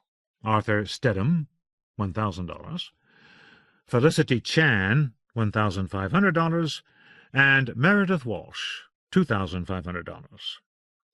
Olson wound up with a temporary checkbook and $500 in cash. When I declined to accept any money, Don tucked half of the debt into my breast pocket. I thought Olson would write checks until they started to bounce. The credit card company was going to get burned because Don would see the card as nothing more than cash in instantly available form. To establish credit, he would pay his first month's bill. After that, everything was uncertain. Feeling like the midwife to a criminal career, I accepted Don's offer to buy me lunch at Big Bowl, the Chinese restaurant near the corner of Cedar and Rush. After we ordered, Olson surprised me. "You're going to ask me to drive to Madison and visit Hootie Bly with you, aren't you?" The chopsticks nearly jittered out of my hand. "Let me go you one better. How would you like to talk to Meredith Bright? Meredith Bingham Walsh, as she is now." What are you saying? "If you're interested, I can probably arrange for you to meet Meredith. Hootie isn't going to say anything that makes sense, but Mrs. Walsh might give you something useful. I don't know, I'm just guessing here." The vampire married to the senator? How can you do that? "It's a long story," Don said. "I think I amuse her. She sent me one of those checks." He watched me as he sliced a soup dumpling in half and lifted one of the halves out of the bowl. "I guess you're really into finding out what happened out there in that meadow. It's like you think everyone saw the same thing, like all of us have the same experience. Is that what you think?" I guess I did, yes, once. But not anymore. "What changed your mind?" A couple of years ago, I ran into Boats on the sidewalk outside the Pfister. This was even before I started getting interested in the lady killer. An extremely specific memory returned to me. He was carrying a suitcase. Uh-oh, I said to myself, he's really still at it. That suitcase probably had a lot of other people's cash and other people's jewelry inside it, plus whatever else he felt like stealing. "You gotta give him this," Don said. "Man has a hell of a work ethic." Seen one way, I guess. Anyhow, we recognized each other, and he felt like talking, so we went inside and sat in that lobby bar, that lounge, with the big tables and all the staircases. I thought he'd be nervous, but he said it was actually a very safe place for him to spend the next half hour or so. Olson laughed and said, "Good plan." So we were sitting there, just talking like two normal guys, and I realized that he might actually tell me something about that day.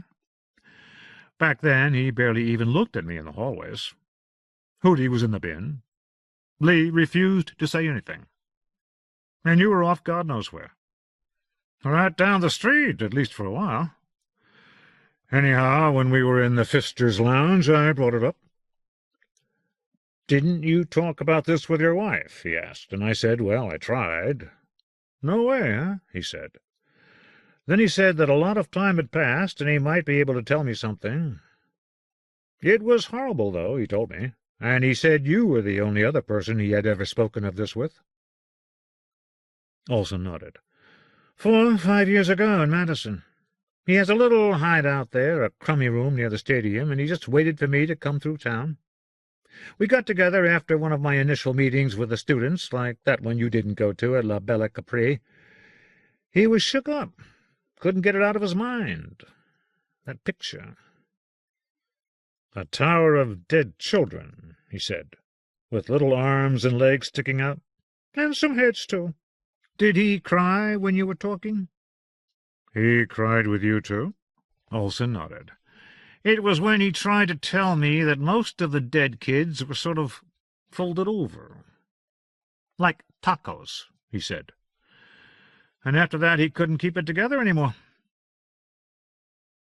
Amazing. That's just what happened with me. Like tacos. And boom, he's in tears. He's shaking. He can't say another word for about 5 minutes. He just keeps making these "I'm sorry" gestures with his hands. Hell of a thing to see, Don said. But he didn't see much else. No, just a big tower made of dead children. And a lot of blinding red-orange light, like the color of Kool-Aid, streaming in. That's what I said to him. He's such a thief. He steals other people's words. Anyhow, that light was really foul.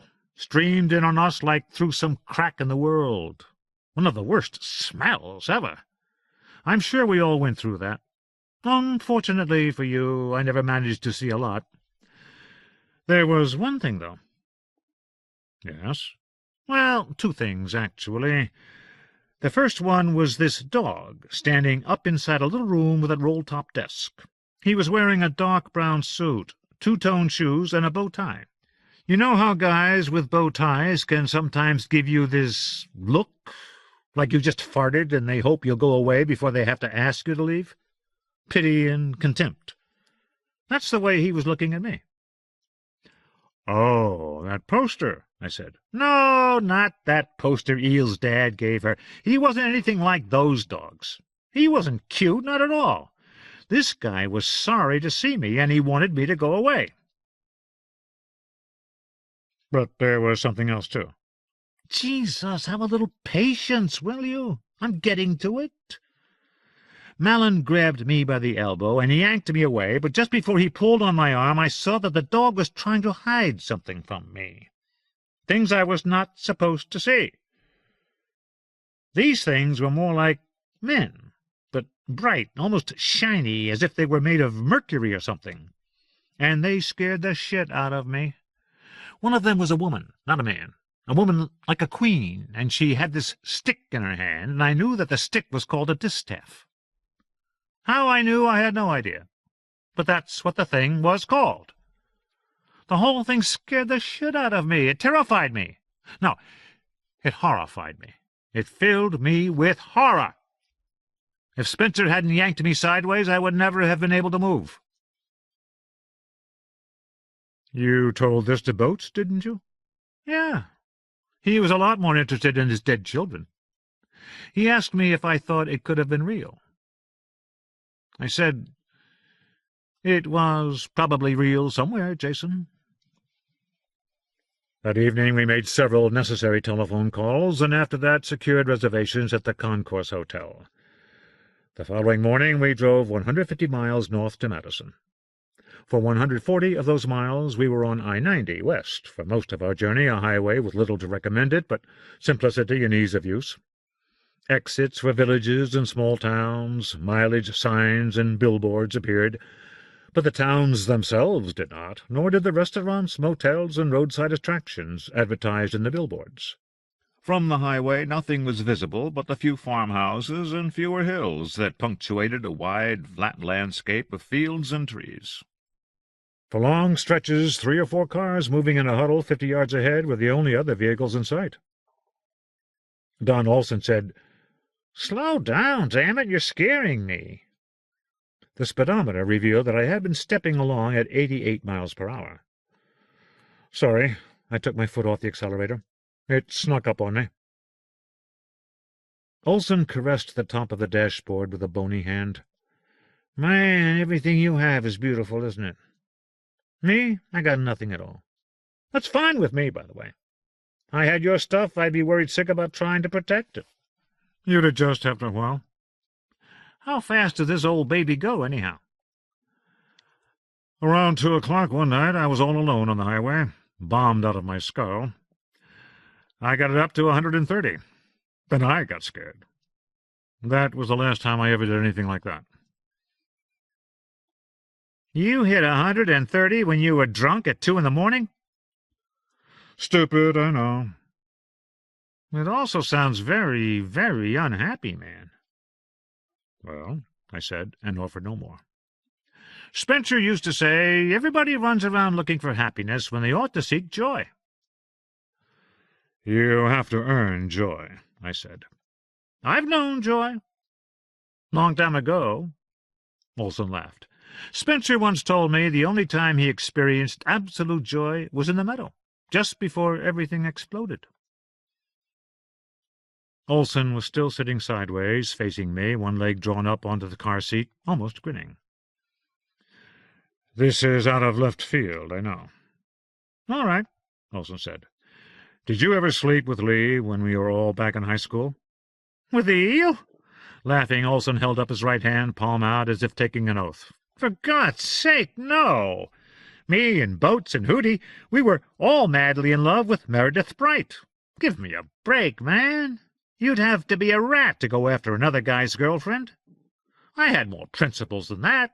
Anyhow, I always thought you and the eel were doing it on a daily basis, more or less. I must have displayed rubber-faced amazement. I didn't think anybody knew that. I didn't know it, but I sure had the feeling that, we tried so hard to... It worked, man. Nobody in our school knew that you and the eel were having more sex than the rest of us combined, faculty included. That was probably true, I supposed. Lee Truax and I had progressed to actual intercourse on our fourth, or, according to her, our fifth, get-together. Encounters too informal to be called dates. At a party during our freshman year, we, by then long an informal couple, had wandered into an empty bedroom and followed our history of kisses, touches, partial disrobings, and revelations to its natural conclusion. We were stunningly, amazingly lucky. Our first experiences of sex were almost totally pleasurable. Within weeks, the mutual discovery of her clitoris led to her first orgasm. Later, we referred to this day, October 25th, as the 4th of July. And we knew from the first that this miracle depended for its survival upon silence and secrecy. At times, as our erotic life receded over the course of our long marriage, I permitted myself to speculate that my far-wandering wife may have taken a number of lovers. I forgave her for the pain this possibility caused me, for I knew that I, not she, had inflicted most of the heavy-duty damage on our marriage. When we were in our mid-20s, Lee had mysteriously left me, demanding space and time by myself. 2 months later, she reappeared, without explanation of where she had been or what she had done. She said she loved and needed me. The eel had chosen me again. And then, 10 years later, my prolonged on-and-off infidelity with the brilliant young woman who had agented the agent of darkness, and thereby permanently changed my life, had, I now thought, broken my marriage. That was what did it. The affair went on too long, or it should never have ended. Maybe I should have divorced Lee and married the agent. In my world, such recombinations happened all the time. Men were forever leaving their wives and trading up, then divorcing and trading up again. Editors, authors, publicists, publishing executives, foreign rights people, agents, all in a perpetual roundelay. I had been, however, too stubborn to leave my wife. How could I compound the betrayal I had already committed? That single act would have turned us into clichés. An abandoned wife, a newly successful man who had dumped his long-time spouse for the sexy younger woman who had aided that success. It was impossible that we should become such cartoons. Yet the essence of our marriage had been broken. Or maybe I thought this was the essence of our marriage, that we had come through so much pain, not just then, but other times too, and managed to stay together and love each other in a tougher, deeper way. At the worst times, though, I wondered if our marriage had not been broken from the beginning. Or from near the beginning, probably around the time I was pretending to be a scholar and Lee Truax tended bar in the East Village. Well, no, that was out of the question. One of the reasons I cherished Lee Truax was that she had stuck with me. She had hung in there. Madison and Milwaukee. In spite of everything, it always feels good to get back to Madison. Olson said. "I haven't been here for 30 years, I said. "Lee has, though. A couple of times. Apparently it's changed a lot. Really good restaurants, a jazz club, whatever." At the intersection of Wisconsin and West Dayton Street, I stopped at a red light and put on my turn signal. Down West Dayton, I thought I could make out the entrances to the hotel and its garage. The light turned green. I swung the big car around the corner and aimed for the entrance to the garage. "Hey, did I bring that book I signed for Hootie?" Do you know how boring it is to answer the same question over and over? "I asked you that before?" "Twice," Olson said. "You must be even more nervous than I am." After we checked into our rooms on the 14th floor and unpacked, I called the Lamont Hospital and spoke to the staff psychiatrist with whom I had spoken that morning. Dr. Greengrass said things still looked good. "All I can say is, keep things on an even keel and everything ought to be fine. It's remarkable, but Howard has been showing us some fine progress over the past 8 or 9 months. Despite all these years he's been in our community, I might almost say... Of course, with his family all gone and no friends on the outside except yourself and Mr. Olson, his situation isn't likely to change all that much, is it?" Although I was not precisely sure what the doctor was talking about, I agreed. "He's been showing progress." His laughter surprised me. "For most of the time he's been in our facility, Howard has had very specific language sources. I wasn't around in those days, but from the case notes made soon after his admission in 1966, it seems all of his vocabulary came from some extraordinary dictionary." Captain Fountain. Good God! I'd almost forgotten about that. As you will appreciate, the decision to limit himself to a particularly obscure vocabulary represented a means of controlling the terror that brought him to us.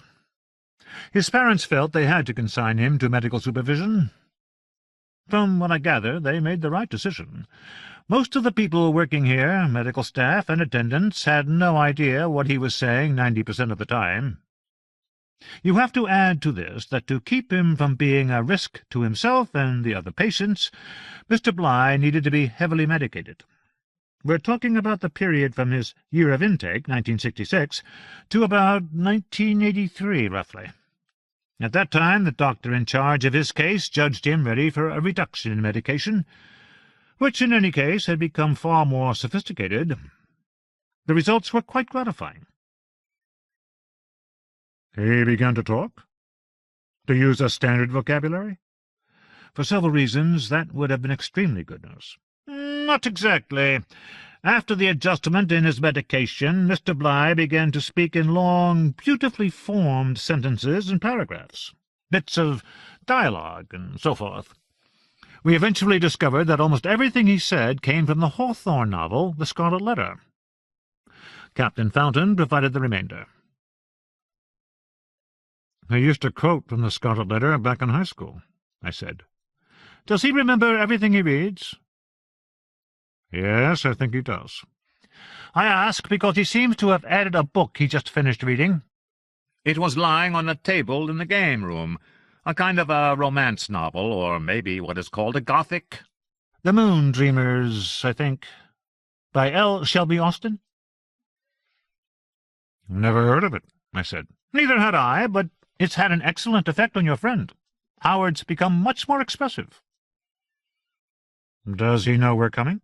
"Oh, yes, he's very excited. Very nervous, too. After all, Howard hasn't had a visitor for 31 years. This morning he spent hours deciding what to wear for you. And it's not like he has much of a wardrobe." When I asked him how he felt, he said, "Antibiotic." The captain. Fortunately, when Howard was admitted, his mother included his copy of Captain Fountain's book in his box of belongings. She thought we would find it useful. To say that we did would be to understate. For a long time it was the only way we had to understand him. Over the years the book now and again vanished from view, but it always resurfaced. I keep it in my desk now, so it won't get lost. Do you know the word antibiotic?" "Never heard it before." It's an adjective, of course, and as nearly as I remember, it means thought to be dead but capable of being brought back to life. Your visit means a lot to Howard. Unfamiliar with mental wards, I had been imagining some Gothic stone pile from a Hammer film, and when the sturdy brick facade of the Lamont Hospital came into view at the end of a winding drive, my first reaction was relief. 4 stories high and comfortably broad, the building suggested warmth, competence, and security. Rows of handsome windows and ornamental embrasures looked out upon a wide expanse of parkland threaded with paths and green cast-iron benches. "Do you think this place can actually be as nice on the inside as it is on the outside?" I asked. "Don't hold your breath," Olson said. Inside, a short flight of marble steps led up to a well-lighted hallway lined with shining pebble-dash windows set into massive black doors. I had been expecting a desk and a receptionist, and I spun around, reading the black legends hand-lettered on the windows. Accounting. Business. Records. Seeming muted by his institutional surroundings, Don Olson caught my eye and wordlessly pointed out the door marked Admission and Reception. "Thanks," I said to break the silence. Unwilling to be point man, Olson inclined his head toward the door. Inside, 4 plastic chairs against a pale blue wall faced a long white counter, where papers had been clamped into clipboards with ballpoint pens awkwardly attached on lengths of hairy string. A stout woman with bangs and thick glasses looked up at us from a desk behind the counter. Before I reached her, she turned away to say something to a pretty, sharp-featured South Asian woman, Ceylonese or Indian, who promptly stood up and vanished through a door at the rear of the office. Next to the door hung a large framed photograph of a red barn and a yellow field. The barn looked as though it had not been used in a long while. "Are you the people for Dr. Greengrass, or is one of you our new admission?" she asked, flicking her eyes to Don Olson. "We're here for Dr. Greengrass," I said. "And you're here about Mr. Bly? Howard?" "That's right," I said, marveling at how much information Dr. Greengrass shared with his staff. She beamed. "We all love Howard." The pretty Asian woman came back through the door with a thick manila file in her hand. "Don't we all love Howard, Pargita?" Pargita gave me a questioning glance. "Oh, we're all crazy about the guy." She sat down and peered at a monitor, excluding everybody. Undaunted, her companion reached up to push one of the clipboards toward me. "While I inform Dr. Greengrass you're here, please take the time to fill out and sign these liability forms. Howard is so excited about your visit, he couldn't figure out what to wear. It was such a big deal for him. I let him borrow one of my husband's shirts, and it fit him perfectly.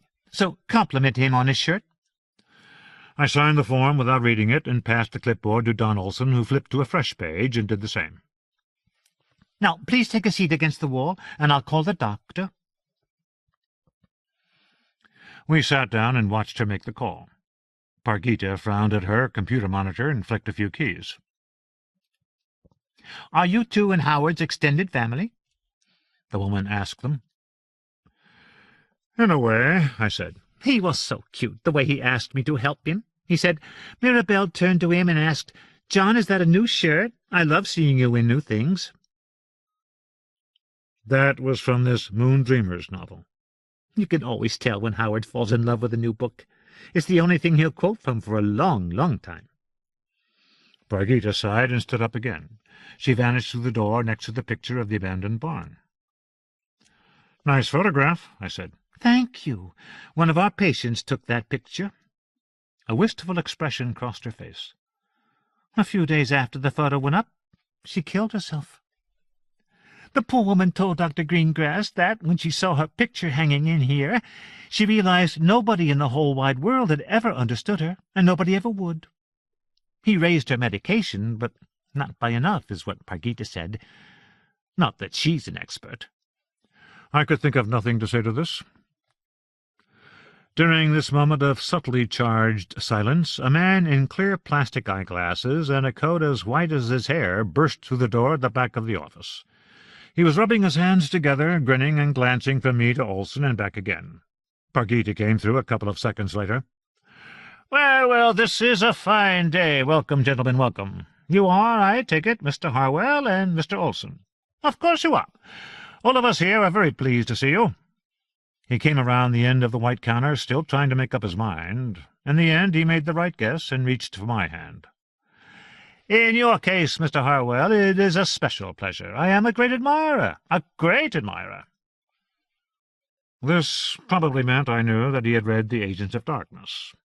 My real fans tended to say things like, "My wife and I read The Blue Mountain out loud to each other."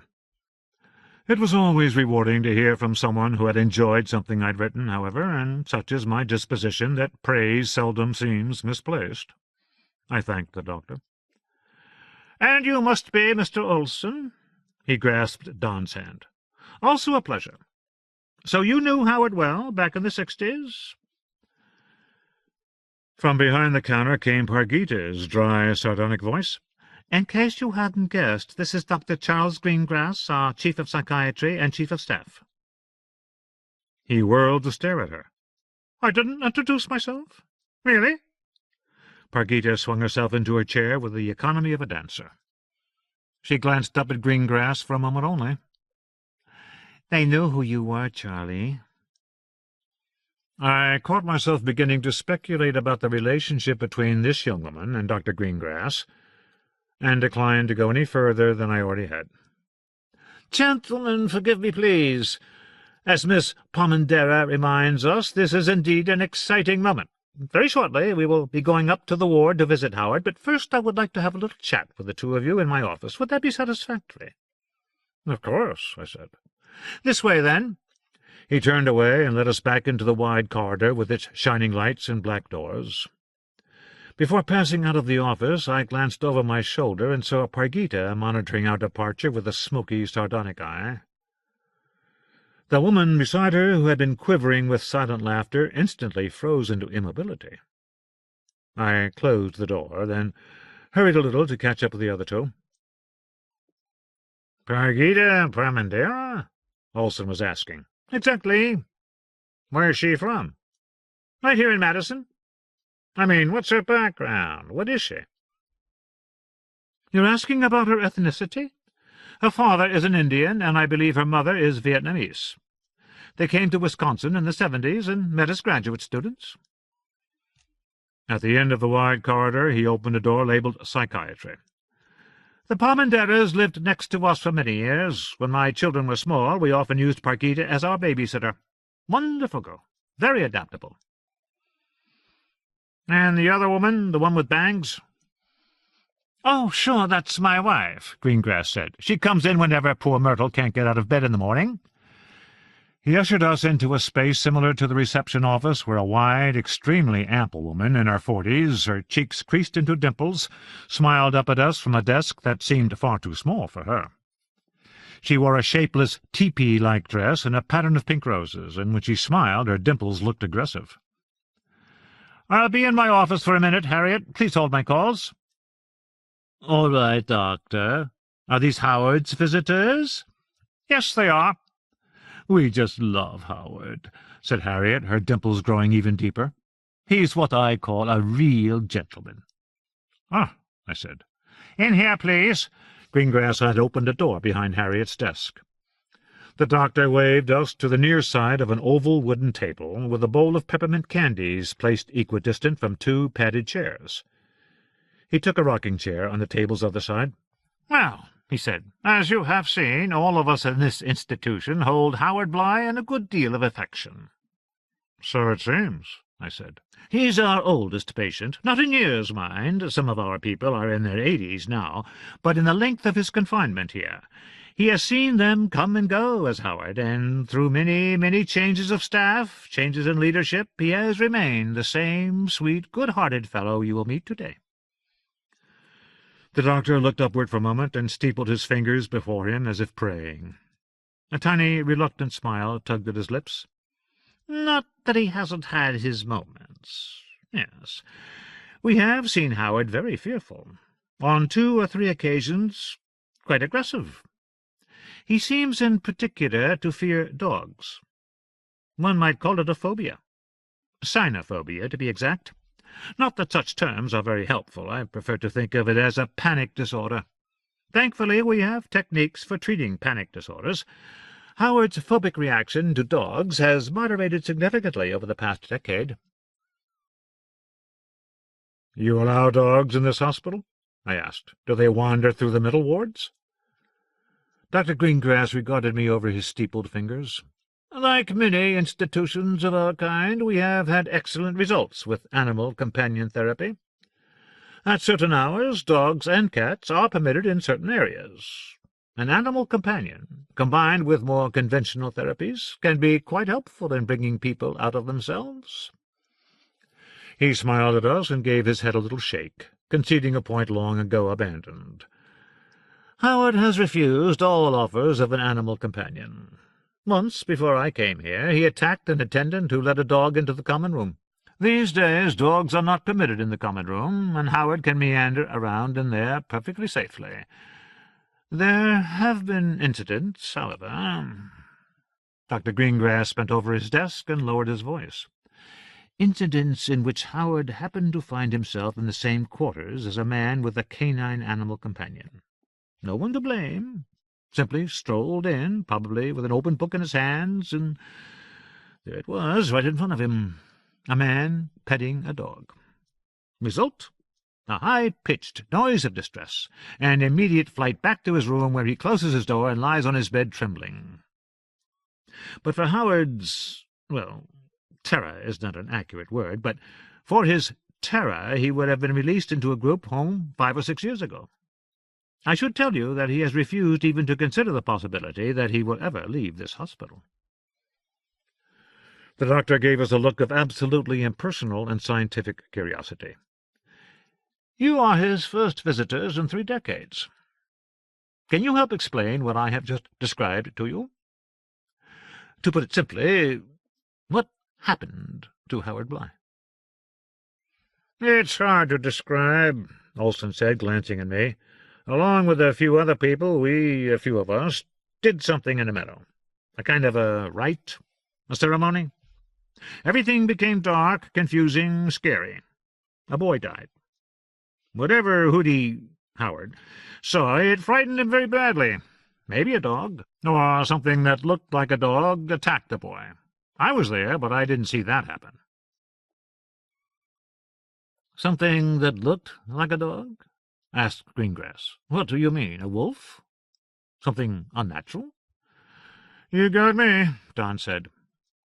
"We have files, we keep records. We are aware of the Spencer Mallon incident. It appears that your group succumbed to a mass hysteria, a shared delusion. Howard Bly has been living with the consequences of that delusion for all of his adult life. He has been showing us real improvement, but I would still like to know more about the origins of this pathology." "We would too," I said. "Good. I was hoping to hear from you, Mr. Harwell. Can you offer me any information concerning the root of this patient's drastic panic response to dogs?" I thought for a second. If there was a root cause, it would have to be that silly painting of poker-playing dogs the eel's father had brought home one night from a Glasshouse Street bar. But, of course, the painting was not the cause. The painting had been no more than a convenience for the terrible circus Mallon had awakened or brought into being. "Nothing concrete, as yet." "So you are working on this matter, this enigma?" "It's more like a personal compulsion. It feels like I just simply have to know what actually happened out there. I think it would be beneficial to all of us." The doctor considered him. "Will you share with me any insights or new information that comes to you in your conversations with my patient?" I nodded. "If I have anything to share?" "Of course." Dr. Greengrass turned to Don Olson. "Maybe you could answer this question for me.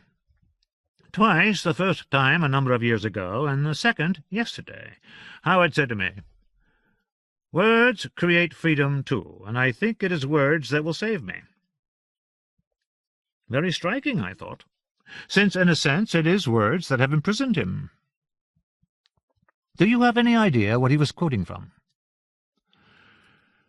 "It's not from a book. Spencer Mallon told him that 3 or 4 days before the big ceremony." Like most oracles, Mr. Mallon apparently spoke in riddles. Dr. Greengrass shook his head. "No offence, but what occurs to me is the phrase, 'the bottom of the barrel.'"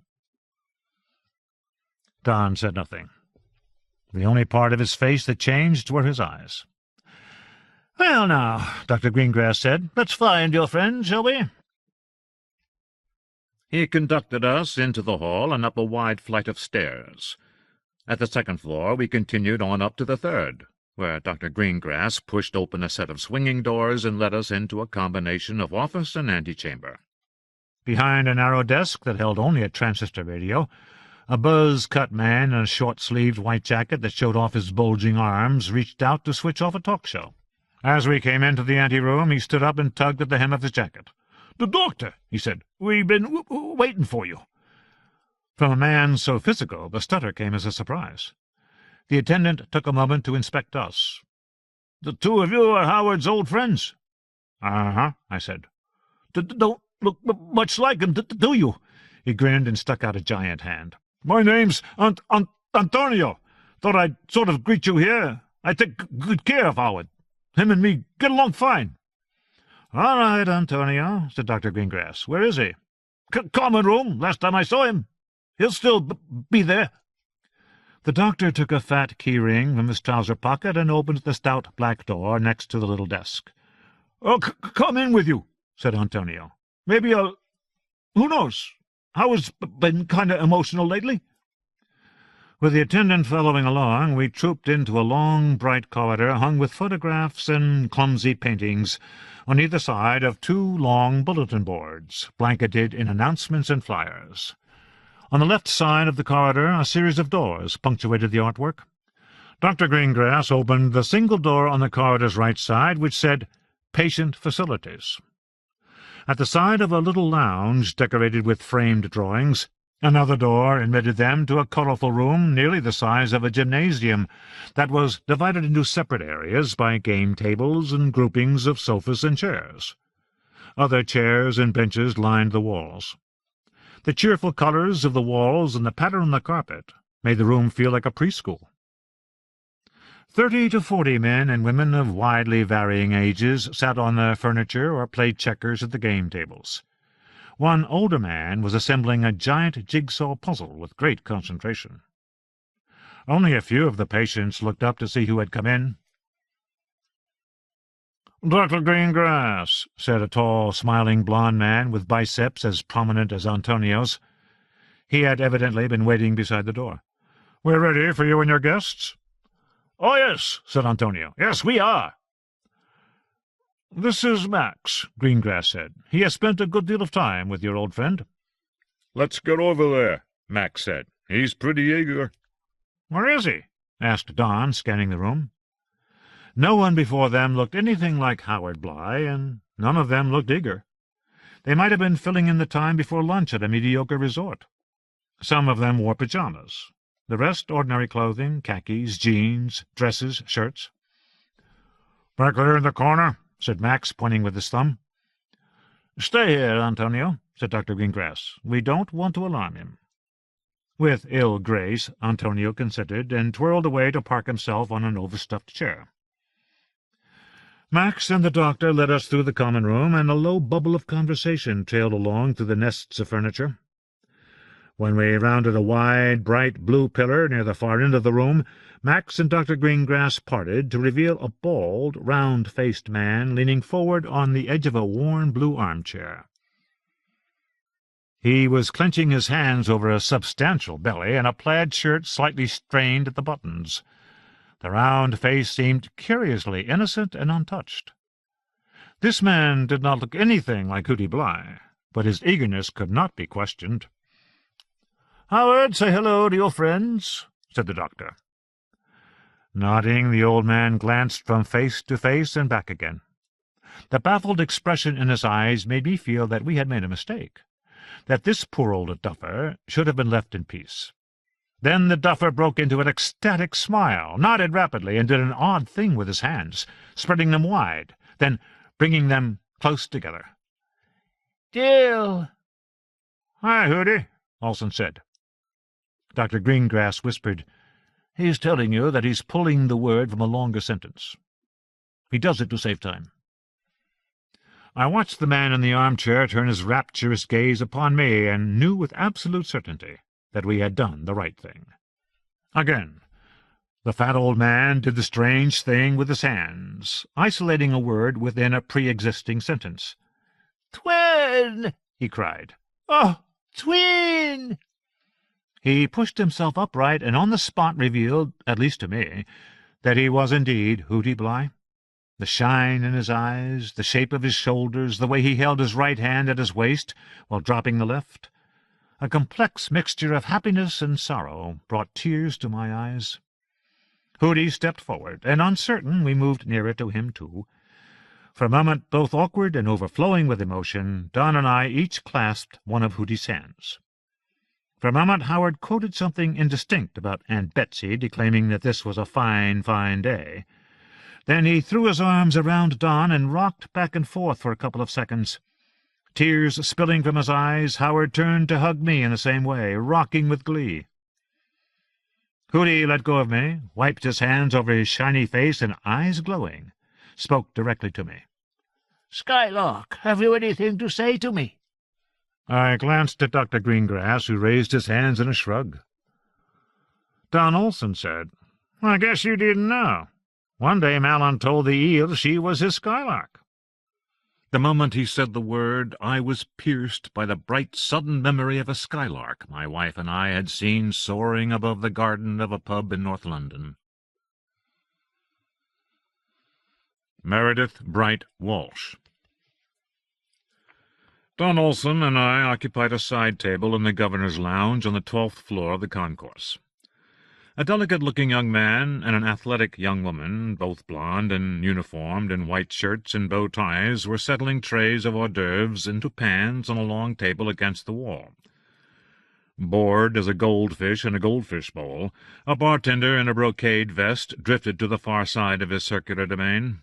A fresh margarita sat on a white square of napkin before Olson, a glass of Sauvignon Blanc before me. At a few minutes before 6 p.m., the hotel's shadow fell across the half-empty streets that lay between it and Lake Monona.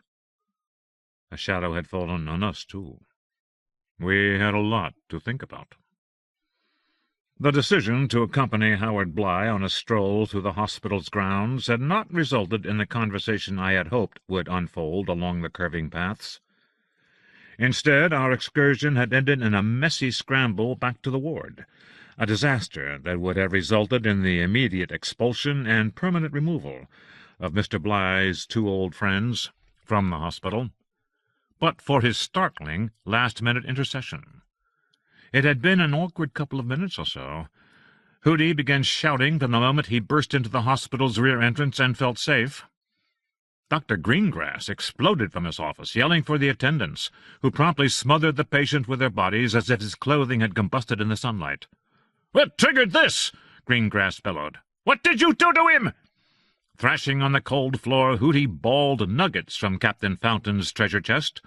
"Recombentibus, recusant, regardution, redition, redhibition." "The 2 of you have undone 20 years of progress!" Greengrass's voice blared over Howard's outcries. "I want you out of here! Visitor privileges are revoked, permanently and irrevocably!" Olson and I stepped back toward the rear entrance, glancing at each other in mutual shock. Greengrass leveled a forefinger the size of a cigar. "You will leave this instant! I mean, off the grounds! Don't even think about coming back, you hear me?" The surprising turnaround began with a sudden, shocking silence from the tiled floor. All attention focused upon the fat little man lying spread-eagled between his keepers. Antonio Argadin and Max Byway relaxed their grip and straightened up, breathing a little hard. Hootie Bly, the focus of everyone's gaze, including that of Pargita Parmandera, who had appeared from some nowhere close at hand, lay perfectly still, hands palm up, the tips of his shoes aimed at the ceiling. His eyes found Greengrass. "Don't do that," he said. "Take it back." "What?" Dr. Greengrass moved toward his patient, and Argadin and Byway, still on their knees, inched away. "What was that, Howard?" "I said, take it back," Howard told him. "He's not quoting," said Pargita. "This is major." Before anyone else thought to move, she darted up to Howard and knelt beside him. His lips moved. She shook her head, not in denial, but to tell him she did not understand. The doctor said, "There's no need to hold you down, is there, Howard?" Howard shook his head. Pargita stood up and backed away, giving Howard an eloquent glance I could not decode. "Did you use your own words, Howard? Wasn't that normal speech?" Howard took his eyes from the doctor's and contemplated the ceiling. "Lost as my own soul is, I would still do what I may for other human souls." Dr. Greengrass hunkered down. The hem of his white jacket drooped against the floor. He reached out to pat Howard's hand. "Very nice, Howard. Was that from the Scarlet Letter?" It sounded as though it was. Howard nodded. "Hester," said the clergyman, "farewell." "We've all learned to appreciate the Scarlet Letter around here. It's quite a novel. You can find almost everything in that book, if you know where to look. Would you like to get up now?" Howard said. "Praised be his name. His will be done. Farewell." "Are you saying goodbye to someone, Howard?" He said again. "Nay, I think not so." "You're not so frightened any more, are you?" "Nay, I think not so," he repeated. "Well, let's start with sitting up. Can you do that?" "How can it be otherwise?" He held his arms out straight before him and waited like a child to be assisted. Irritated, Dr. Greengrass glared at the slow-moving attendants. Antonio and Max jumped forward, and each took an arm and together pulled Bly into an upright sitting position. Greengrass waved them away and leaned in closer. "Howard, can you tell me in your own words, or in Hawthorne's, it doesn't matter, but I'd really prefer you to speak for yourself. Can you tell me what frightened you out there?" Howard glanced over at us. For a moment I thought I saw the hint of a smile move across Hootie's face. Pargita drew in her breath and gripped her elbows. I had a vague impression of conflicting emotions, but could not imagine what might be troubling her, nor could I be certain that she was in fact troubled. It was an emotional shimmer, a faint, unwilling release of feeling. "Can you try to tell me, Howard?" asked the doctor. Howard nodded, slowly. He kept his eyes fixed on us. "It was a face, fiend-like, full of smiling malice, yet bearing the semblance of features that she knew full well." "Fiend-like," Greengrass said. "The arch-fiend," Hootie quoted, "standing there with a smile and a scowl to claim his own." "I see. Let's stand up together now, shall we?" Antonio and Max got on either side of Howard and pulled him up onto his feet. Dr. Greengrass stood up a little more slowly and smiled at him. "Are you all right now?" "Now that I am back in these comforting surroundings, my distress has almost completely left me," said Millicent. "But I do hope to have another outing one day soon." "And now we hear from Mr. Austin's Moon Dreamers," the doctor said. "Another useful text. But before that, we heard from Howard Bly himself, didn't we?" Howard looked over Greengrass's head, and in an instant became expressionless, numb, almost flat enough to reflect the light. "You asked me to rescind my order that these men leave our premises and never return. Don't do that. Take it back. That was Howard Bly talking, wasn't it?"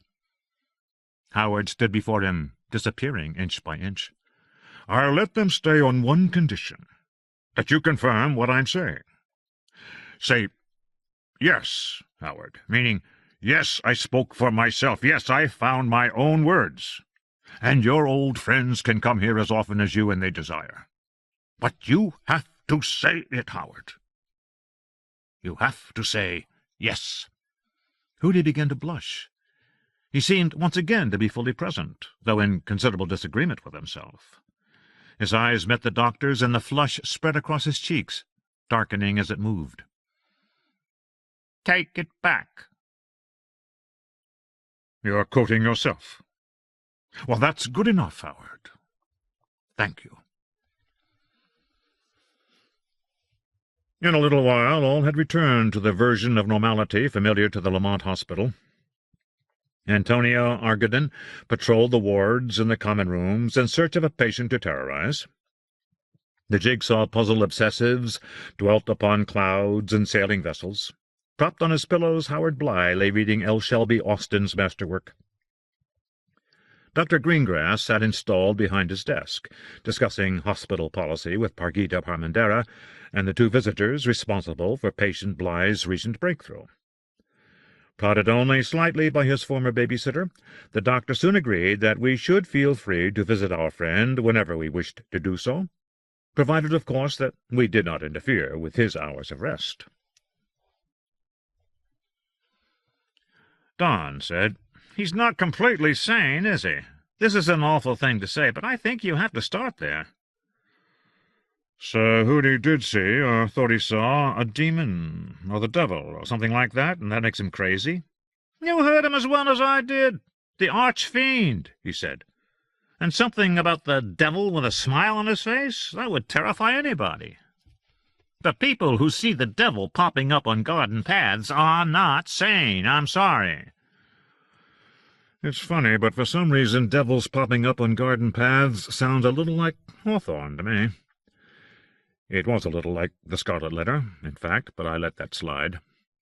So you and Greengrass both think Hootie was scared? "Well, he was. You heard him. He was scared out of his mind. Come on." I'm not so sure about that. He was making a lot of noise, that's right, but he wasn't screaming, remember? It sounded like screaming to me. What do you think he was doing? You thought he was really frightened, so what you heard was screaming. What I heard was shouting. Hootie wasn't screaming, he was yelling. It looked to me as though... I stopped, really unsure of how to put it. "As though what?" Don asked. "As though he wasn't able to handle all the feelings boiling up inside him." I agree, he did see something. But he kept saying, "Farewell," remember? I think he was really moved. I think his own emotions tipped him over. And I don't think Pargita saw him as terrified either. They had some kind of conversation, something passed between them. And there's something else you should consider. "Namely?" He was disturbed, he was angry. You know what I think? You're not going to like this very much, Don. It's possible that he was talking about Spencer Mallon. Because we were there, he may suddenly have realized that Mallon had put him in the mental ward. "It wasn't Mallon. He would never call Mallon the arch-fiend." How can you be sure of that? You haven't seen Hootie since 1966. "Hootie loved that man," Don said. "You would have, too, if you'd had the balls to come with us." If I thought my guru had ruined my life, I don't believe I would still love him. "It's hard to explain," Don said. "Maybe ruin isn't ruin. Maybe it isn't ruinous. And don't call him my guru. We weren't Buddhists or Hindus. He was my teacher, my mentor, my master." The thought of a master gives me the creeps. "Then you have a problem, sorry. But I understand. When I was 17, I thought the same way you do." This is a good argument, I said. We could probably keep it up for hours, but I don't want to keep defending spiritual arrogance. There is another possibility, that it's linked to this lady-killer business I was looking into. Actually, we should talk about this. "Why?" Maybe what stirred Hootie up, what he saw out in that garden, was Keith Hayward. Everything seems so connected to me. Attracted by free food and drink, guests from the concierge floors had been crowding into the lounge, claiming most of the chairs, couches, and tables. A stout couple, wearing crimson UW sweatshirts, now occupied the sofa beside our table. The noise level had gone up, most of it centered on the bar, where few empty stools remained. Bored no longer, the bartender grinned and poured, grinned and poured. Don canted back his chair until his shoulders met the wall. "What's up with this lady-killer business? Why do you care about it anyhow?" I took a good-sized swig of my wine. "Do you really want to know?" "Just guessing here, but does the reason have something to do with the eel?" "No!" Though it did, in a weird way I did not want to think about. This, however, was why I had suggested Hayward. My shout did not cause every head to swivel in our direction. All conversation did not freeze. Some heads turned our way, and the noise level did drop off for a moment. Then everyone swung back into their conversations and their drinks. I took another, smaller swallow of mediocre wine. "Sorry. No, it's not about Lee, although she's involved, like all the rest of you. What it is just before you showed up, I realized I wasn't going anywhere with my novel, and I saw a guy in my local breakfast place that reminded me of Hootie. And I was thinking about this cop named Cooper, and I realized I had to finally figure out what happened to all of you out on that meadow." "You mean you think you should be trying to write another novel? Because I gotta say, that's just what I was—" "No!" Heads, more of them, turned our way once again, and the room fell more nearly silent than previously. The bartender leaned forward to peer through the crowd and give me a look divided between concern and interrogation. I made hush-hush movements with my hands. "That thing out there in the meadow is mysterious. It's violent. It's life-changing. It's about a huge, astonishing breakthrough, isn't it?" "Not according to Malin, because he wanted even more. Malin was a creature of the 60s. He had a kind of spiritual greediness. He actually wanted to change the world, and in a way, Don, can't you see, he actually did? Only no one noticed, and it lasted no more than a couple of seconds. He did it, though. At least it looks like that to me." Olson looked away, and his eyes went out of focus. He grinned. "I like your point of view, though. Malin changed the world, but only for a couple of seconds. That's cute. But don't forget that the only people Malin managed to persuade were 4 high school students, 2 assholes and 1 girl who fell in love with him. Afterwards, all of you were different, and one of the assholes was dead. Brett Millstrap was worse than dead." "How?" "I'll try to explain it to you later. If I can, which I doubt. Anyhow, what's this business about Hayward? And who's Cooper?" "With Hayward, you guys had no idea what you were dealing with. Even my wife and Hootie didn't really know what he was like." "Is this connected in any way with what I was telling you about? That shed? I didn't say this at the time. It seemed too crazy, but when I was standing there, I had this strong feeling that he had strapped some naked kid to a chair. And the kid was why he brought out his knife." "Amazing," I said. I had shocked Don more than he wished to reveal. "You're not saying I was right, are you?" "You were absolutely right," I said. "The boy's name was Tomek Miller. Only he wasn't in the little room on Henry Street, because by then he was dead. His corpse, what was left of it, was discovered in the ruins of a burned building in Milwaukee, December 1961. Miller was probably Keith Hayward's first victim." Olson blinked several times and tilted a portion of the margarita into his mouth. After swallowing, he appeared to track the progress of the alcohol down his throat. His body relaxed into his chair, and one arm dropped straight to his side. When he turned back to me, he seemed almost to be smiling. "No kidding." "I said it was amazing." He shook his head, as if at a particularly satisfying magic trick. "Man, I wanted to make myself invisible and slip right inside that awful place, because it was awful. That's what I wanted to get across to Malin, how twisted Hayward actually was. I heard him singing to his knife." "That knife, I guess from what you told me, was a present from his uncle, Tillman Hayward. Once you know a few things about Tillman, it makes a lot of sense." "So what do you know about Hayward?" "During dinner," I said. "Maybe there's a gene for what we call evil," I said. "Some variation on the normal pattern that pops up a lot less frequently than the marker for cystic fibrosis, say, or Tay-Sachs, and most other diseases. Hitler could have been born with it, and Stalin, and Pol Pot, and every other dictatorial ruler who set about imprisoning and killing his own subjects. But so would plenty of everyday citizens. Every big city would have about 3 of these guys, every small city maybe 1, and every 4th or 5th little town would have 1. People who think other people are lesser beings and like to kill, hurt, injure, at the very least dominate and humiliate them. A bunch of other people would have been twisted into similar shapes by their lousy, abusive childhoods, but we're talking about people who are born that way. They carry that gene, and unluckily for everyone around them, it gets activated. It wakes up. Whatever. That's what you ran into when you met Keith Hayward." "The bad seed," Don said. "Exactly.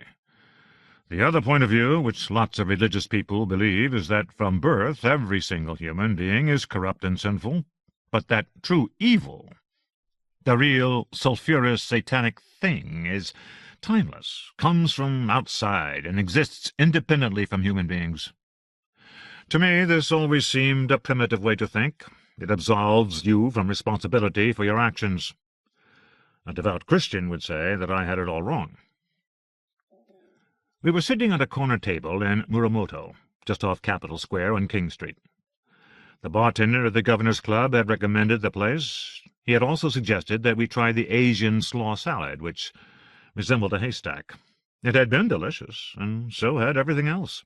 Although by this time we had both drunk a good deal of first-class sake, I had taken in more than had my companion. "Are you a little drunk?" Hootie's freak-out kind of threw me. Anyhow, I wanted these options to be clear. Is evil innate and a human quality? Or is it an external entity and inhuman in nature? "Let me guess. We vote for option 1, don't we? Since we are humanists, and liberal humanists to boot." "Maybe you are," I said. "Lately I have been a bit ambivalent. However, with your friend Hayward, yes, it's option 1 all the way. And not only that, Hayward seems to present a case of evil by genetic transmission. Tremendous psychic disorder gets passed from one generation to the next, along with blue eyes or red hair. Here you are, this is mine, and now you have it too. Welcome to the family. That is, as long as George Cooper got things right, which I think he did. I used my chopsticks to tweeze from the raised black rectangular surface before me, a little delicacy so fresh it almost squirmed. "Now, George Cooper was who exactly? A cop, right?" "Milwaukee homicide detective, 26 years on the job. Cooper had the whole lady-killer thing figured out, only he could never prove anything, and he never had the slightest bit of evidence. Imagine the frustration." Don's eyebrows knitted, creating 3 separate furrows in his forehead. "And you know this how?" "From Cooper himself." "You talked to this guy?" "I wish. He died about 9-10 years ago, but I did the next best thing. Because I thought I might be able to use it in a new project, I read his book. Cooper had to do something with his frustration, so he wrote it all down. Everything he saw, everything he could put together, all the hypotheticals he'd never be able to prove." "A frustrated cop wrote a book claiming that Hayward had some kind of family involvement with a lady killer? Was it through his father?" "His father's brother, Tillman. That was really Cooper's focus. He went to his grave without ever having been able to prove that Tillman Hayward was the lady-killer." "How come I never heard of this book?" "Cooper didn't write well enough to get published. He wrote sentences like, 'Pursuant to my investigation, the Milwaukee Police Department was always getting in my way as a matter of policy.' Outside of his family, no one but me ever heard of his book. I don't think he even tried to get it published. He just wanted to write it. He wanted there to be a record. His daughter found the manuscript while she was cleaning out his apartment after his death." "You talked to his daughter?" No, we did everything by email. Excuse me, but how the hell did you ever find out about this book that was never published and no one ever knew existed? About 5 years ago, I was trolling around on eBay, and there it was. Searching for the Lady Killer. An unpublished typescript by Detective George Cooper, retired of the Milwaukee Police Department. Sharon Cooper, his only child, thought somebody might want to use it for research, so she put it up for sale the only way she knew how. I was the only bidder. $27. A bargain. This was a time I wasn't too sure what I should do next, and my agent said something about trying nonfiction. So the old lady killer business came back to me. All those murders in Milwaukee that no one ever solved. I happened to see this listing on eBay. Perfect, right? It never occurred to me that the lady killer murders could have any connection with Spencer Mallon. After I read it, I got in touch with Sharon, but she couldn't answer most of my questions. Her father not only never talked about what he was writing, he didn't talk about his work at all. Cooper was old school, a hard-nosed, suspicious, tough old bastard. He used his fists a lot, I bet. Whatever the methods, the guy closed a lot of cases, but this one kept getting away from him. Drove him crazy. He thought about it all the time. But he knew that Tillman Hayward was guilty of the murders. As much as you could know without actually seeing him do one. What made him so sure? It was a gut-feeling deal, but Cooper had a great gut. He got onto Hayward by cross-referencing train and airplane arrivals and departures from Milwaukee with the dates of the lady killer's homicides. Tedious work, but he wasn't getting anywhere with the local suspects. Turns out this guy Hayward came in from Columbus, Ohio, by train and plane 2 days before 3 of the murders, and left by the same means a day or 2 after. That still left 3 murders, but Cooper thought that the guy had probably paid cash for the bus, or hitchhiked, or borrowed a car for those visits. It sounds a lot like guesswork, Don said. It did, I knew, and to counter that impression I tried to get across the powerful sense of sheer obduracy communicated by Cooper's manuscript. George Cooper was not a man to be lightly swayed. He did not yield to whims. He had no fancies or daydreams. His version of guesswork rode upon endless slogging and a cop's finely tuned instinct. After he had noticed the correlation between Hayward's arrivals and the series of murders, he called upon a network of informers to hear whenever his suspect bought a ticket of any sort to Milwaukee. The call came. He opened a newspaper on a bench in the downtown train station, and when 40 people got off the train from Columbus, one of them, a slim fellow in a hat and a pinstriped suit, sent out an electrical current that seared over the top of the journal and sizzled directly into Cooper's waiting brain pan. A pure, mocking lawlessness spoke from the man's very being. This, the detective was certain, was Mr. Hayward. He was the kind of man who liked to look cops in the eye and give them a silvery little gleam. Such men made Cooper's hands clench. Of medium height, in his mid to late 30s, handsome but for the salient nose looming beneath the brim of his fedora, Hayward left the train in joking conversation with a square-faced, bespectacled young woman who, Cooper could see, barely knew him. Her limp brown hair hung past her ears like overgrown bangs. Hayward's new acquaintance, so easily amused, had no reason to fear him. The lady killer would never threaten this girl. The truth was, he would probably avoid touching her, unless touching her would help him get what he wanted. The lady killer took an attitude toward his victims.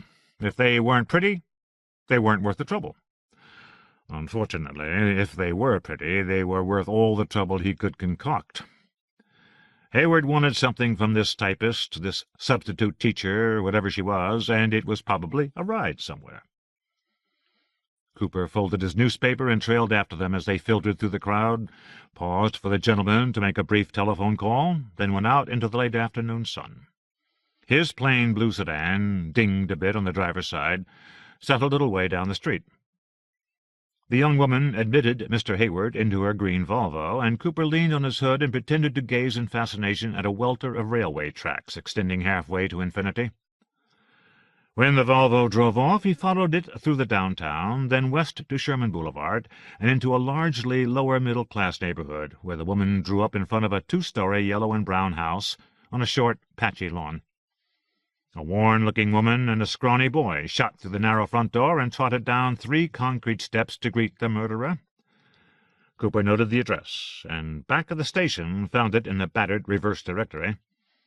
20 more minutes of research told him that William Hayward, the resident of the brown and yellow house, worked at Continental Can and had 2 siblings, Margaret Frances and Tillman Brady. Margaret Frances, later known as Margot, had no criminal record whatsoever. This could not be said of her youngest brother. For a time, Tillman Hayward had managed to skirt classification as a youthful offender despite the complaints of half a dozen neighbors that he had been engaged in suspicious activity. That boy was up to no good, went the general opinion, though the charges were never more specific. In Tillman Hayward's 16th year, his luck changed. A week after his birthday, young Till was caught shoplifting at a 5 and dime on Sherman Boulevard. Oddly, for a person his age, he had been trying to steal glue, nails, a box cutter, and a box of thumbtacks. When the officer dispatched to the scene inquired as to the purpose of these items, the boy alluded to a homework project, and the officer released him with a warning. 3 months later, an absentee landlord spotted a wandering light in a basement window of an empty duplex on our street. The landlord let himself in and managed to snag Tillman by his collar in his flight from the basement steps. This time the boy was taken to the station, largely to impress him with the seriousness of trespass. Again, no charge was filed. Further proof that Tillman Hayward knew how to disarm officers of the law came when an outraged homeowner on West 41st Street reported that her beloved marmalade cat, Louis, had just been stolen from her backyard by a teenaged boy she knew to be local. A few minutes later, 2 policemen got out of a patrol car and stopped the boy trotting down Sherman Boulevard with a squirming bag in his hands. "Oh," the boy said, "this cat lived in that house?" He had been sure it had gone missing from a woman just off Sherman on West 44th, and he was in the process of returning it when the officers interrupted him. He knew about the missing cat from the posters taped to the lampposts. Hadn't the officers noticed? It was like a plague, all these missing pets. It would have ended there, had not one of the officers involved, clearly a man of a hard and suspicious nature, inserted a note of warning. "Keep an eye on this kid." Before Tillman Hayward disappeared for good from the police records, he had been accused of 2 more crimes, attempted rape and the receipt of stolen goods. Alma Vestre, the young woman who had accused Hayward of trying to rape her, dropped the charge a day before the case went to trial. The 2 officers who charged the 22-year-old Hayward with receiving a rack of hijacked mink coats destroyed their own case by proceeding improperly, and an angry judge dismissed the charges. Hayward must have known he had been lucky, for after that point he took care to avoid the attention of the authorities. Detective Cooper may have been a little crazy. Certainly he was obsessed, and had been since Tillman Hayward stepped off the train from Columbus. He had discovered nothing that would sway a judge, but Cooper began spending nearly half his working day and much of his off-duty life searching for anything that might incriminate his only suspect. Early in the case, Cooper plucked Hayward off the street and brought him in for questioning, but the man glided through every verbal trap the detective set for him. He smiled, he was gracious and patient, he wished to be helpful. The farcical interrogation lasted 2 hours, and produced no results, apart from informing Tillman that at least one Milwaukee detective greatly desired to slam him into a cell. Thereafter Cooper contented himself with observation. Both his chief of detectives and the police chief may have thought their star detective had slipped a gear, but they trusted his instincts and for a long time allowed him to focus his energies as narrowly as he wished. When Cooper's fed-up partner requested reassignment, they paired him with another detective and let Cooper work alone. The lady killer was homicide's top priority, and if Cooper's methods had a chance of bringing it to closure, his division and his department were willing to stand by and watch. Detective Cooper developed an instinct for when Tillman Hayward was going to turn up at his brother's house. Sometimes this intuition compelled him toward the brown and yellow house to spot, at ease in pleated suit trousers and a wife-beater T-shirt, a furtive, behatted form moving past a window or drifting through the backyard. To Cooper's profound regret, glimpses were nearly all the observation he was permitted. Hayward had excellent instincts of his own. He knew when to hide out in an inner room his brother let him use. He knew when to stay at home. After commandeering an attic room across the alley, Cooper passed 12-hour, 15-hour days, peering down at the barren backyard and rear windows in which his target declined to appear. The old cop felt certain that Hayward used the back door and the narrow alley. From time to time, the detective managed to glimpse a swiftly moving form gliding through the kitchen door and melting into the darkness blanketing the yard. But where was he going? And what were his haunts? George Cooper had visited every bar, tavern, saloon, and cocktail lounge within a mile's radius, had shown Hayward's photo to 150 bartenders. Some of them had said, "That guy, sure, see him now and then, comes in like 3 times a week, then stays away for months." Or, "This guy, he likes the ladies, and they like him back." On a busy night at a Brady Street gin mill called the Open Hand, a bartender glanced deep into the crowd and spotted a familiar nose jutting from beneath a familiar hat. He remembered the detective's request, dug his card out of a drawer, and called to report that the man Cooper was looking for was now in his bar. As this took place in the era before mobile phones, the bartender dialed the number on the card, that of the homicide division at the central station. When he was informed of the call, Cooper happened to be in his dented blue sedan, traveling from his apartment to the attic room, even grumpier than usual. He swore at the steering wheel, the windshield, and the stunned dispatcher. Still ripping out curses, he wrenched his car into a U-turn and hurtled through 4 lanes of protesting vehicles. 15 minutes before he jerked to a stop in front of the Open Hand, his suspect had escorted an intoxicated young lady to an unknown destination. Fortunately, the bartender knew the young woman's name, Lisa Gruen. Miss Gruen could, of course, not be found at the nearby apartment she shared with another graduate student at UW Milwaukee, nor did her roommate have any idea where she might be.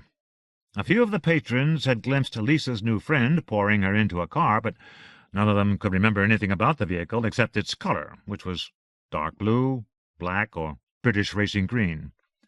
Flummoxed, fearful that in a day or 2 Lisa Gruen's corpse would be found dumped on the steps of the Central Library, Detective Cooper spent hours grilling the Open Hand's increasingly irritated patrons. Some of them remembered meeting Tilly, cute name for a guy a little older and more sophisticated than the bar's usual patrons, but a little rough around the edges. Late the next morning, Lisa Gruen called the station. What was the big deal? All her friends were pissed off. She had ruined their evening. When Detective Cooper turned up at her apartment, he shook her up. Cooper knew that his size, also his distance from any system of value she understood, made her feel uncomfortable. This was fine with him. Cooper enjoyed the creation of discomfort. No, maybe she had never met Tilly before, but he was obviously a nice guy anyhow. After the gin had unstrung her, he volunteered to drive her home. Okay, he didn't bring her straight home, but so what? He didn't do anything creepy, she was sure of that.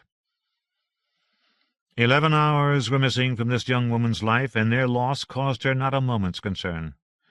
What had he done with her? Where had he taken her? It was a mystery. Of course she could not describe his car. It had a steering wheel and a back seat. Around 3 or 4 in the morning, whenever, the pain in her head, the dryness in her mouth, and the burning in her guts had awakened her. She sat up and looked out the window. Everything spun and swayed. Then came the really embarrassing part.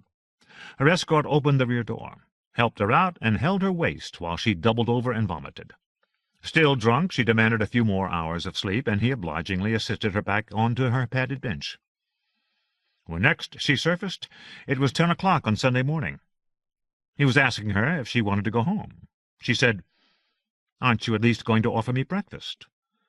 What a gentleman! He drove to a diner that was way out there somewhere, way west, maybe in Butler. Whoever thought Butler had diners? And bought scrambled eggs, whole wheat toast, bacon, and strong coffee. 2 days later, one possible answer to the missing hours was suggested by a grim discovery in the parking lot of a Prospect Avenue insurance company. 2 foraging homeless men investigated a dusty, rolled-up carpet alongside a dumpster and found within it the nude body of the lady killer's 5th victim.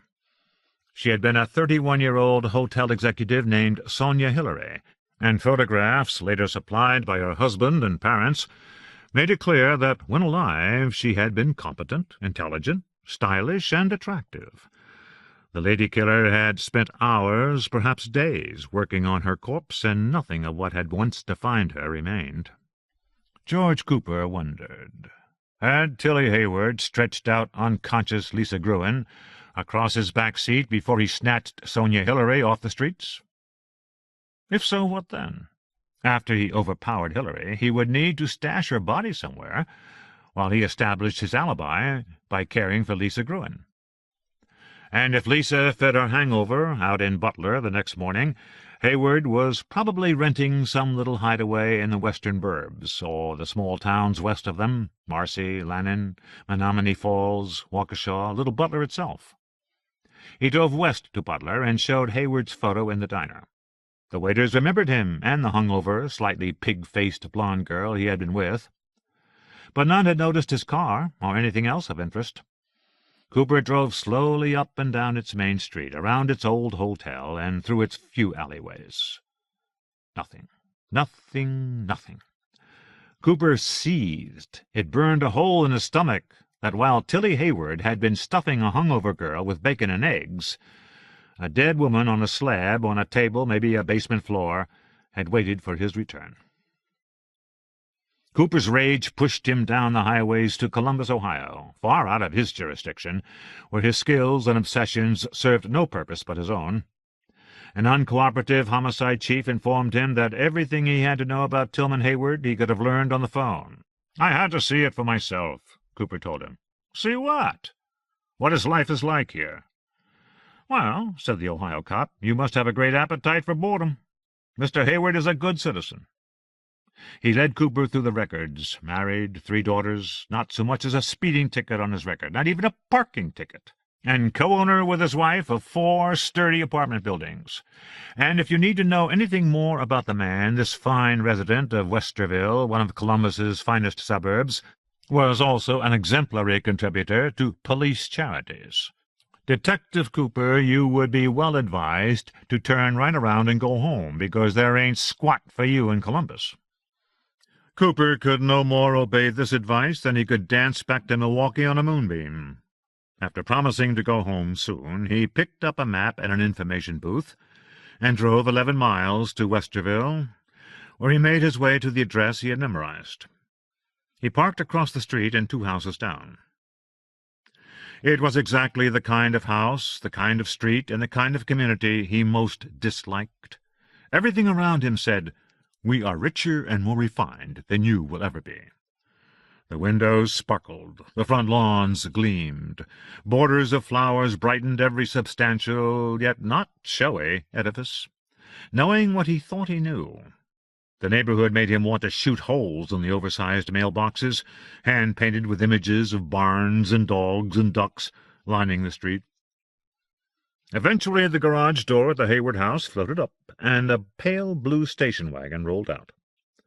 In the back seat, 3 small girls babbled away with gestures all at the same time. The driver, presumably Mrs. Tillman Hayward, was a Hitchcock blonde with smooth golden hair and a neat, symmetrical face. As she drove past Cooper, her icy blue eyes flicked disgust and suspicion at him. Christ, he thought, no wonder homicide was such a booming trade. Soon after his return to Milwaukee, in the barren room where he gazed through binoculars at the Haywards' glum backyard, Cooper observed an apparently insignificant event that in a short while seemed as significant as the discovery of a new disease. A stringy boy of 11 or 12, with dark, muddy eyes and a narrow forehead, Bill Hayward's son, Keith, was sitting in a disconsolate manner, as only a boy of 11 or 12 can be disconsolate, on the battered old dining-room chair they moved out onto the patchy grass in the summer. To Detective Cooper, Keith had suggested a kind of displacement, a sense that he was making do within an odd emotional poverty. Cooper had taken in only glimpses, but the glimpses insinuated a life of constant performance, as if Keith were always acting the role of a boy, instead of actually being one. Cooper did not know why he felt this way, nor did he entirely trust this feeling. It simmered away on a mental back burner, always present, but generally ignored. Here it was again, though, the feeling within the old detective that, although this child was genuinely annoyed about something, he was also engaged in a performance. The performance, it came to George Cooper, had all to do with hurt feelings and injured innocence. He displayed his sense of having been misunderstood, as if on a stage. For whom could he have been performing, if not his mother? Keith sighed, flung himself backward on the chair so that his spine bent, his head lolled, and his arms hung like pale sticks. Then he threw himself theatrically forward until he sat folded over his knees with his arms dangling nearly to the ground. In a fine display of resentment, he straightened up and squirmed around until he cupped his cheek in one hand and his elbow in the other. The back door opened, and everything changed. The act fell away, and the boy became both warier and more open, beneath the thin top layer of his performance, visibly curious about what was about to happen. The person who had emerged from the kitchen of the brown and yellow house was not Margaret Hayward, but her brother-in-law, an object of George Cooper's closest attentions, Tilly. Cooper's initial response to what he was watching was a tightness in his throat and a constriction of his chest. A true cop, he knew instantly that this scene was wrong. Then he had it. In front of his uncle, Keith allowed his true self to come to the surface. In his T-shirt and hat, his pants held up by ropey leather suspenders, Till crouched down next to his nephew and squatted on his heels. Smiling, he knitted his hands together, the picture of a devoted uncle. And that, too, troubled the detective. Hayward still carried with him the gleaming mockery that had spoken so clearly in the train station, but at this moment he seemed more genuine than Cooper had ever seen him. These two people were communicating. The way they moved their bodies, the look of their eyes, the subtlety of their gestures toward each other, told him that the boy had done something that, although fine with him, had put him in bad odor with his family. Till was giving the boy advice, and his advice contained an element of subterfuge, of camouflage or fakery. The shine in his eyes, his latent smile, made this clear. Also clear was the boy's response. He was practically in transports. All of this was dreadful, even to Detective Cooper, or perhaps especially to Detective Cooper. He understood that what he was seeing was not the corruption drama, for which it could easily be mistaken, but something worse. A moment of recognition that proceeded naturally and on its own terms to a kind of mentorship. The worst of the worst was an actual moment of mentoring, of advice given and received, involving a great ball of keys that Tillman drew from his pocket and offered to his nephew as, the detective thought, some kind of solution. A key opened an enclosure, and within a large ball of keys could be hidden those that opened the most secret and hidden of enclosures, like flags that said, "Here, here," the bits of colored string, bright as flames in the lenses of Cooper's binoculars. Tillman Hayward was telling his nephew about the satisfactions of what could be called a private room. "Sound familiar?" I said. Keith obviously took his uncle's advice to heart, and long before he set up his table and his knives behind the locked door of that shed you saw in Madison, he almost certainly took possession of the basement of an abandoned building on Sherman Avenue in Milwaukee, about 5 blocks from his house.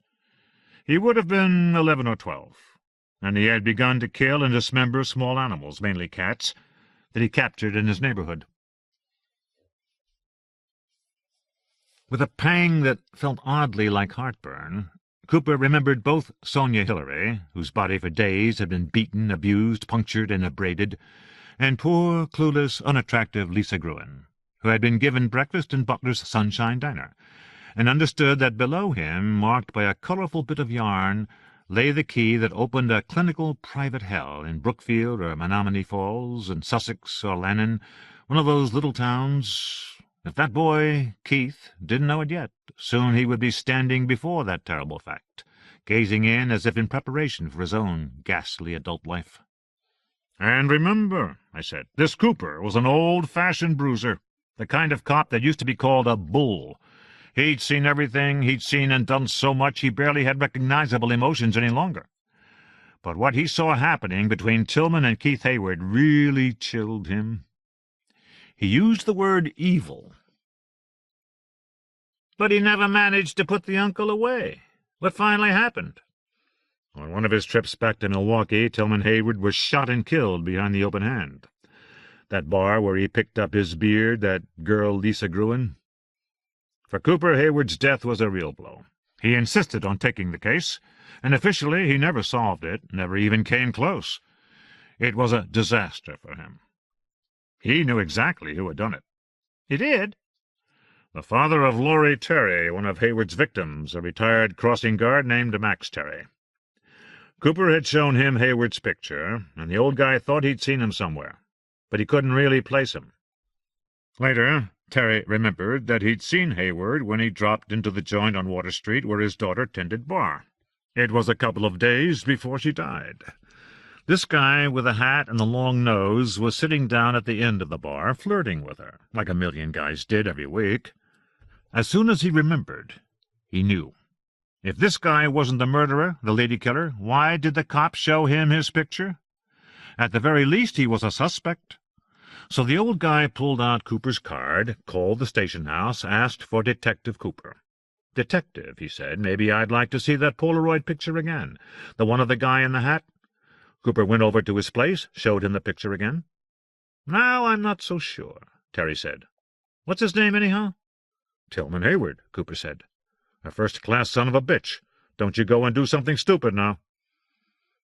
It turned out Max Terry didn't give a damn what kind of advice he got from homicide cops who hadn't solved his daughter's murder. He began going around to one joint after another, waiting to run into Hayward, and he carried a gun in his coat pocket. Through spectacularly good luck, or spectacularly bad, Terry walked into the open hand just about a week later and spotted Hayward hanging out of the bar talking to a couple of girls. Terry didn't think twice. He went right up to his target and said, "Hey, this guy I know lost a bet, and now he owes you money." "You got the wrong guy, buddy." "Ain't you Tillman Hayward?" "Okay, come on back with me. We'll get everything settled." In his manuscript, Cooper speculated that Hayward might have been amused by this situation, a little old man trying to run some transparent con on him.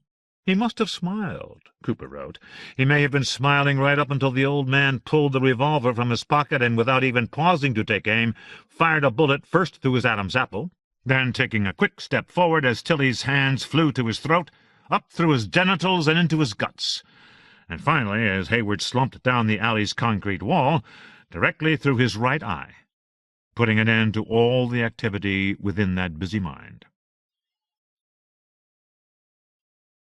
"Terry confessed it all to George Cooper," I said. "He told him everything he did, just like I told it to you, step by step. And all Cooper did was write it down. He certainly wasn't going to arrest the old man. He took his gun away and ordered him to go home and keep his mouth shut. Then he drove to the Cherry Street Bridge and threw the gun in the Milwaukee River, figuring it might not be the only one down there. What, is that a high-crime area or something?" "Well, something," Olson said. "Cooper must have been at least as racist as most cops his age at that time." "Apart from that one comment, you wouldn't know it from his book. The subject of race never comes up. What does come up, on the other hand, is your old friend Keith." "Our friend?" Don said. "Hardly." "Just as well, since his actual friends don't seem to end up all that happily. Brett Millstrap vanishes into some limbo I can't figure out. Not surprisingly. Anyhow, the first and best friend Keith Hayward ever had in his life. Probably the only real one. This kid named Tomek Miller wound up tortured and killed in that basement on Sherman Boulevard. That's how we know about the basement. Cooper had nothing but suspicions, but he had plenty of those. Keith's friend Miller probably went through hell before he was killed, and his body was badly burned in a fire. However, the autopsy revealed a lot of recent damage, fresh damage, to the remaining tissue and to his bones.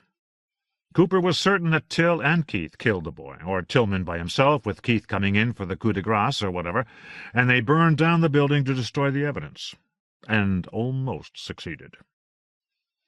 Cooper had spotted the boy in that area a couple of times, but he never witnessed anything that could tie him to the building, which wasn't for the lack of trying. Until the building burned down, Cooper had no idea where Keith had set up his secret place. It could have been in any of 20 to 30 buildings, on or near Sherman Boulevard. What really got him was he had followed Keith and Miller over to that area lots and lots of times, only they always managed to slip away from him before they went to ground. He was pretty sure that Miller was something like Keith's slave. This Miller was a funny-looking kid, small, very pale, with big eyes, a big nose, and hands too large for his body. Cooper said he looked like Pinocchio, a natural target, a kid who would expect to be bullied and mistreated.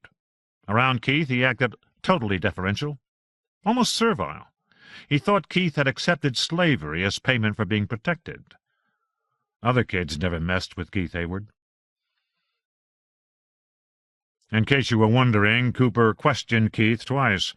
Got nowhere. The kid claimed that he and his uncle bonded over baseball. They both loved the third baseman for the Braves, Eddie Matthews, a great guy, according to the kid. All this drove Cooper up the wall. He looked at Keith, and he saw a junior version of Till. It made him sick. "No wonder," Olson said. The kid said he had no idea what Miller was doing in that basement. Sure, they were friends, kind of, but Miller was basically a nonentity, and nobody missed him much. And the parents, no help at all. They were Polish immigrants who had their name changed for them, basically afraid of everything. Cooper scared the shit out of them. Their son knew Keith Hayward. They'd heard his name, but that was about it. Here are these two shrunken, terrified people. He works in a Polish bakery. She cleans houses. No money. Suffering the inexplicable loss of their only child. Sitting on the edge of a cheap sofa. Scared out of their minds. Paralyzed. They want him to explain what happened, because they sure can't. Nothing makes sense to them. America doesn't make sense to them. It took their kid and turned him into a spare rib. I raised my shoulders and made a what-can-you-do gesture, then returned to my meal. After a couple of bites, I realized that I wanted to ask Olson a certain question. "Don, do you think Keith Hayward deserved to die?" "Probably. Hootie and your wife thought he did." I nodded. I asked Lee about it once, and she said that Hayward wasn't all bad. "The eel said that?" She also said that she didn't think anyone, if you looked inside them, was ever really all bad. But she added that she still thought Keith Hayward deserved to die. I think so, too. Look, if Cooper was right about that kid, Hayward's death probably saved the lives of a lot of young women. Olson nodded. "I've thought about that." "So this force comes out of nowhere, out of another dimension, or out of the ground, I don't know, and rips this guy to pieces. Can that force be evil?" I'd say it was neutral. Neutral. Maybe one of the women Hayward would have killed, had he lived, would have done a great thing someday. Maybe she or her daughter or her son would have made some great medical or scientific breakthrough, or been a great poet. Maybe it's more remote than that. What if one of the women Hayward would have murdered, or one of her descendants, however far in the future, was going to do something apparently insignificant that would eventually have a huge ripple effect? Killing Hayward would be the means to protect whatever that effect might be. "So these creatures are protecting us?" I considered that for a second. Maybe they're protecting our ignorance. Or maybe we're both completely wrong, and something else altogether killed Hayward, some demonic creature Malin managed to call up. "I didn't see any demonic creature," Olson grumped, "and I don't think there was one." "What happened to your detective, this Cooper? Seems to me like he dug himself a big hole and jumped in." I laughed.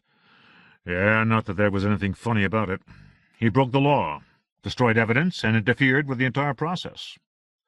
All that was left for him to do was keep an eye on Keith Hayward, which he did, and he let the kid know he was watching him, but he knew he had wrecked his own life.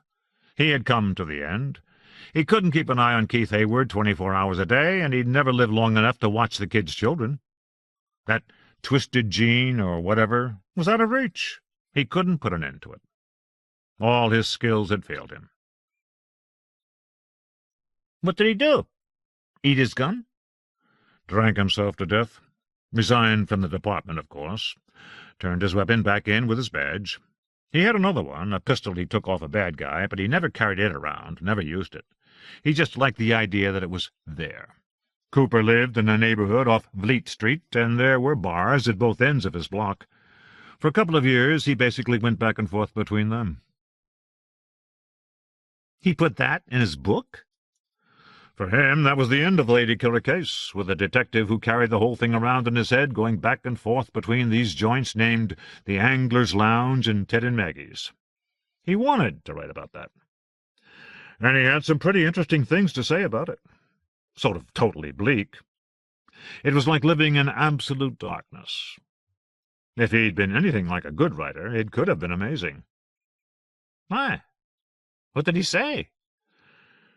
The only way to approach some of that stuff is to realize that he was drunk when he wrote it. Can you remember some of it? I'm no Hootie, but some of it stuck, yeah. Lay it on me. Okay. He wrote, "It has taken me nearly 60 years to learn that in this life, if it ain't shit, it ain't nothing at all." I managed to summon up another of the old detective's darkness arrows. In another place he wrote, "What isn't pain is just a wire hanger. I prefer the pain." I smiled to the ceiling, remembering something, then turned the smile toward Olson. Toward the end he said, "Who was I working for all those years? Was my real boss a wire hanger? The way I live wears reality down." What was he talking about? Wire hangers? All I can think of, there isn't much to a wire hanger. It's more like an outline than a real thing. Our check had come. I surrendered a credit card and signed the slip, and at long last it was time to walk back around the square and return to the hotel. We stood up, waved thanks to the waiter, nodded at the grinning sushi chefs, and began to move toward the door. We went out into the night's warm darkness, pierced above by millions of stars, and on sloping King Street by the lights in the windows of bars and the illuminated prow of a theater marquee. Chips of mica glittered in the sidewalk. I waited for Don to come up beside me, then almost sighed. "I think the lounge is still open," Olson said. "We'll see." I glanced at my companion. "After all that, I hope I never have to hear another word about Keith Hayward or his god-awful uncle. I'm glad they're dead." "I'll drink to that." By this time, Don had lost most of his prison swagger. The crude assertiveness that must have protected him in Menard, but made him an annoyance on Cedar Street, had faded so thoroughly that I felt I had spent the previous 90 minutes doing nothing more complicated than gabbing with a friend. Olson was even walking almost normally now, with only a trace of the old menacing swerve and dip. How, I wondered, had he managed to shake $5,000 out of people he barely knew anymore? 11 p.m. to 3:30 a.m. A door chosen, a door unchosen and untouched, a question unanswered. These matters, along with others like them, floated through my mind as I undressed and hung up my clothes and brushed my teeth and washed my hands and face and slid into my comfortable hotel-room bed. I stopped my hand on its way to switch off the tall bedside lamp, then lowered it to the creamy folded sheet, and let my head find the waiting pillow. The eel had walked into that meadow without me, and now I could never undo the choice I had made, never untie that knot. Just now the light could stay on. "It's a simple business, really," I had said to Don Olson in the governor's lounge late that night. We sat at a table next to the big windows, and lights burned in windows near and distant. Alone in his goldfish bowl, the friendly bartender, who had requested and been gratified by our evaluations of the restaurant he had recommended, seemed to have lapsed into a deeply meditative state. On the long sofa at the front of the room, a young couple facing the fireplace leaned, whispering to each other, shoulder to shoulder, like spies in love. "I doubt that," Olson said. "Look at you." Don't you ever get obsessed with a weird story? Play it in your head over and over? "You're tap dancing. Start with the easy stuff. When did this, whatever it was, happen?" In 1995, I had said, surprised to have recovered the date so clearly and so swiftly. Autumn. October, I think. Lee was called away to Rehoboth Beach, Delaware, on an odd mission, almost as a detective. In the end, she was a detective, and she caught the bad guy. Lying in my bed, hands folded on my chest, the light spilling into half of the room, I went over the conversation with Olson, word by word by word. Called away. Who called her? The ACB, the American Confederation of the Blind. Your old buddy, the eel, is very close to the Delaware chapter in Rehoboth Beach. It sometimes seemed to me that beautiful Lee Truax had been one of the founders of the ACB's Delaware chapter, but of course she was not. She just knew everybody there. How had that happened? She had helped organize that chapter. That's how. She had worked with the first generation of members to establish their structure. Someone had invited her, an old friend from New York, Missy Landrieu. A name I, of course, remembered only 50% of the time. Sometimes I barely noticed her friends, it seemed. So, although neither she nor they had ever lived in Rehoboth Beach, Delaware, and in fact, being self-absorbed and work-obsessed, I had never so much as visited the place, the former eel had deep roots in that pleasant beachside community where the chapter often met. There she was loved and respected, perhaps even more greatly than she was loved and respected everywhere else in ACB land. And, of course, it meant everything to this little local chapter in a small, little-regarded state, the Rhode Island of the Eastern Shores, to have a good friend who was on the board of the national organization. Or a trustee, one of the two, unless they were the same thing, which I thought they were not. The friend from New York, Missy, another trustee or board member, though sighted, not blind, and as fantastically wealthy as a heroine in Henry James, had reached out to the former eel for assistance in a sticky matter that concerned her particular pet chapter, apart, of course, from Chicago, her own. This sticky matter had to do with funds that had been disappearing at the rate of a couple of $100 a month from the chapter's account. The officers had noticed only when the missing dollars added up to just over 10,000. It was then an oddity of the Delaware chapter of the ACB that nearly all its officers were women. They decided not to call in the police, but first to turn to the national office for advice. By way of answer, the national office had sent Lee Truax, loved, respected, and wise, out from Chicago to solve this problem before it became public. They knew the names of everyone who had access to that account. 9 women, scattered all over the region, but most of them in the Baltimore area. What the eel did, I told Donald Olson in words recalled as I lay in my 12th-floor bed, was to invite the 9 women to the Golden Atlantic Sands Hotel and Conference Center, located on the boardwalk at Rehoboth Beach. By virtue of often hosting ACB conferences, both local and national, the Golden Atlantic Sands was familiar to all. Which is important to the blind, I remembered saying. "What do you mean?" Olson said. "Everyone appreciates familiarity, though it's me who says it." "Ah," I had replied, "but if you couldn't see, or could only see a little bit, you'd know how much more comfortable you felt in a place you knew well. You could relax better, because on day one you already had a pretty good idea where everything was, from the drawers in your room and the taps in your bathroom to the elevators, the restaurant, and the meeting rooms." And that was supremely true of the eel. In a place as well known to her as the Golden Atlantic Sands Hotel and Conference Center, my wife glided, floated, strode unerringly down the corridors, across the immensity of the lobby, through the multiplicity of rooms identified by plaques, and through larger rooms, where rows of folding chairs faced podiums with clamped-on microphones.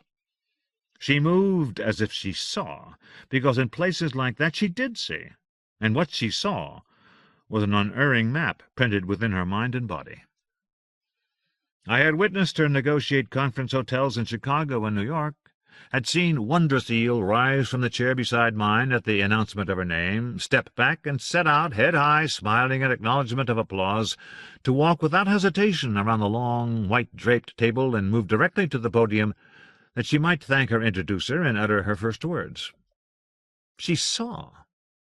That's what her unsleeping husband understood. She saw with a sight of her own. Olson gave me a look of absolute patience and relaxed back into his chair. "She got those 9 women together, you said. I bet the eel was a good detective." "She got the job done," I said. "First thing she did was meet them all in a little coffee shop on the boardwalk, a place they'd all been a million times before, and say that the national organization had sent her out to ask these prominent members of the Delaware chapter about how to handle a problem that the New York office saw brewing. She wanted to talk to them individually, and the ACB had arranged for her to use the most formal of all the public rooms, called the Director's Chamber, which happened to be the only conference room or facility the ACB had never used. But, the eel had told me, the Director's Chamber almost had a presence all its own within it, some unacknowledged being, summoned by the luxury even a sightless person could register. When you walked in and stood quietly for a moment, absorbing the atmosphere, you could feel that the walls had been panelled in rich, dark wood, that fine old paintings and tapestries hung beneath small soft lights, and that what met the touch of your foot was a glowing Persian carpet. "Do you understand?" the eel had asked. You could feel the presence of the paintings. You could feel the lamps above them. It all set off vibrations, changes in texture, subtle variations in air pressure. An old and precious thing affects the atmosphere in a different way from something new and more cheaply made. How could it help it? Everything causes movement. But in that wonderful room, so much was going on, you really felt as though an unseen, unannounced presence had been there all along, waiting for you, waiting to take your measure. Naturally, for sighted people, this wouldn't even come close to working. Sometimes it seems like sighted people can hardly see anything. And what she did, I said to my old friend and house guest, what Lee Truax did, was she sat in there and waited as they came up one by one at their scheduled half-hour intervals, knocked on the door, tentatively, uncertainly, their uncertainty increased by what they could feel of the weight and density, the sheer seriousness of the wood that made up the door, heard her invite them in, felt for the big handle, and walked inside through a forest of unexpected impressions, almost groping their way along through the crowded silence, until Lee Truax spoke again and invited them to take a chair across the table. When they sat, another figure seemed to join them, a figure perhaps from a portrait, someone known not to be present, but present nonetheless, an authoritative ghost. And they had to deal not only with her, but with this illusion their minds and senses had created for them. It would be hard to say which of the two was more powerful. I regarded the soft yellow lamplight flattening out upon the folded white sheet and melting into the pale blanket, and saw the thin, shadowy face hovering beside my wife in a richly appointed room. That what I pictured could have no connection to the face imagined by the eel's disquieted visitors placed leaping flames beneath my gathering unease. They, he and she, had been together in the State Street diner, in the basement of the Italian restaurant, again on Gorham Street, yet again on Glasshouse Road and in the meadow, twice. Twice. Loathsome, loathsome Hayward had been close enough to hold her hand. and when she made space for him, he had come back to her. I knew what had happened in that room, and it was obscene. "One at a time they knocked and came in," I had said to Olson. "One by one they sat down across the table. A few of the 9 women who passed through the director's chamber that day could distinguish light and dark. I think 2 of them had a vague, blurry, partial vision in one eye. The rest saw nothing but a complete darkness. But no matter what their eyes did or did not report, they could not but feel that another figure, a figure conjured from the materials of the room itself, had been waiting in there for them all along.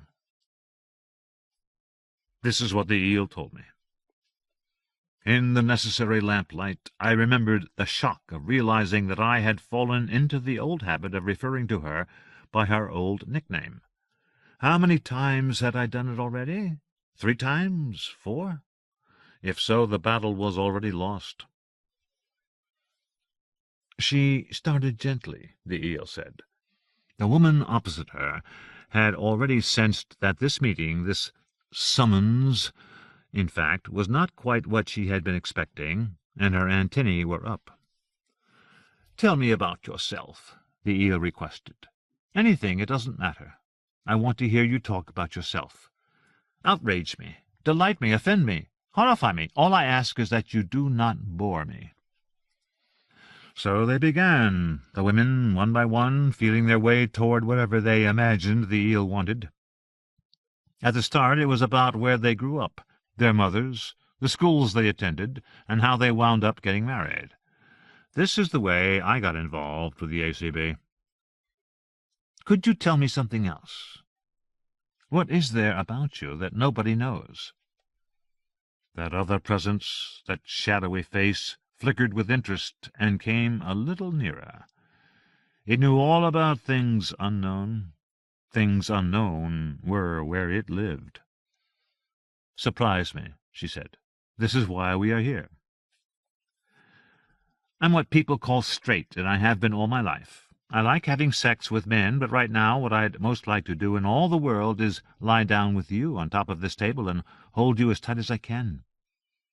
Is that outrage enough for you, Lee Truax?" "I've been blind since the age of 2, and I grew up in a house with 3 sighted older brothers. The oldest one was killed by a drunken driver. The second one committed suicide with his girlfriend in the front seat of our family car when they were in high school. The one closest to me, Merle, who should have died like the other 2 but didn't, used to take me into the field behind our house and make me play with his ugly thing. And worse. My parents, they never thought he could do anything wrong. They thought Merle was the same as Jesus. When I was 18, I got married so he wouldn't be able to rape me any more. Now I have 3 boys of my own, and the only way I can stop myself from detesting them is by getting out of the house. That's probably why I work for the ACB. The shadowy third shivered with delight. Slowly it snaked a cold arm over the eel's shoulders. "You want to be horrified, Miss Truax? I can probably horrify you, if that's what you really want. What you're here about, the reason you asked us to meet you at this hotel, has nothing to do with some vague problem the New York office saw brewing. It's a lot more specific than that, isn't it? The powers that be want you to investigate the sexual harassment going on in this chapter, a pattern of sexual harassment. Or, to be more accurate, Miss Truax, they want you to ask around, discreetly, without ever doing anything that might actually uncover anything sordid, and after a couple of days go back and report that the rumors are unfounded. But they are not unfounded. One of us makes life very uncomfortable for some of the younger women working under her supervision. I've been waiting for someone to come around here looking into this matter, and you're it, and I'm saying yes, this horrible behavior is going on. But I'm not going to tell you who it is. That's your job, Miss Truax." "You want me to tell you something about me that nobody knows?" "All right, Lee, why not? I don't imagine you're going to tell the police or anything, are you? This is like a trust exercise." "It is, right? I know how this works, and I don't think you'll blame me either."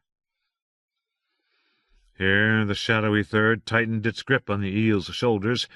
Here, lying between smooth white sheets, and too fearful to turn off the bedside light, I closed my eyes. The reason you won't blame me is because you're going to understand what I did, even if you won't precisely see it my way. I lost my vision at about the same age as you, when I was in my early 30s. Well, I didn't exactly lose it. I was attacked and blinded by a man I had just broken up with. Robert didn't want me to be able to look at another man, so he made sure I'd never see anything again. I turned him in to the cops, and I testified at his trial, and he went bye-bye. His sentence was 15 to 25, only he got out in 7. You know what he did? He called my mother and told her he wanted to apologize to me. So could he please have my phone number? He paid his debt to society. He's a changed man. He wants to know he has my forgiveness. Like a dope, she gave him my number. The guy calls me up, asks, can he come over? No, I say. You make my skin crawl. Of course you can't come over. He begs me to meet him any place. Please, I just want to say a few words to you. Then you never have to see me again. All right, I say. Meet me at this cafe, the Rosebud, and I told him where it was. I didn't say the Rosebud was half a block from my apartment. Probably had half my meals there. Everybody knew me. Everybody knew my story. One of the staff, Pete, the son of the owner, used to take good care of me, make sure everything went all right. Look, I was 39, still reasonably good-looking, I was told, and Pete was 28. He probably had some older woman crush on me. Anyhow, when he led me to my table, he said I looked kind of tense. Was anything wrong? Not really, but, well, I explained the whole situation, and he said he'd keep an eye on my table. In spite of my tension, the meeting went okay. Robert's voice sounded different than I remembered it, a little lower, a little softer. Nicer. That threw me off, a little. I tried to remember his face, but it was just a pink blur. He said he knew he'd done a terrible thing. He understood that no apology could ever be adequate, but it would mean a lot to him if I could at least say that I no longer hated him. It's not as simple as that, I said.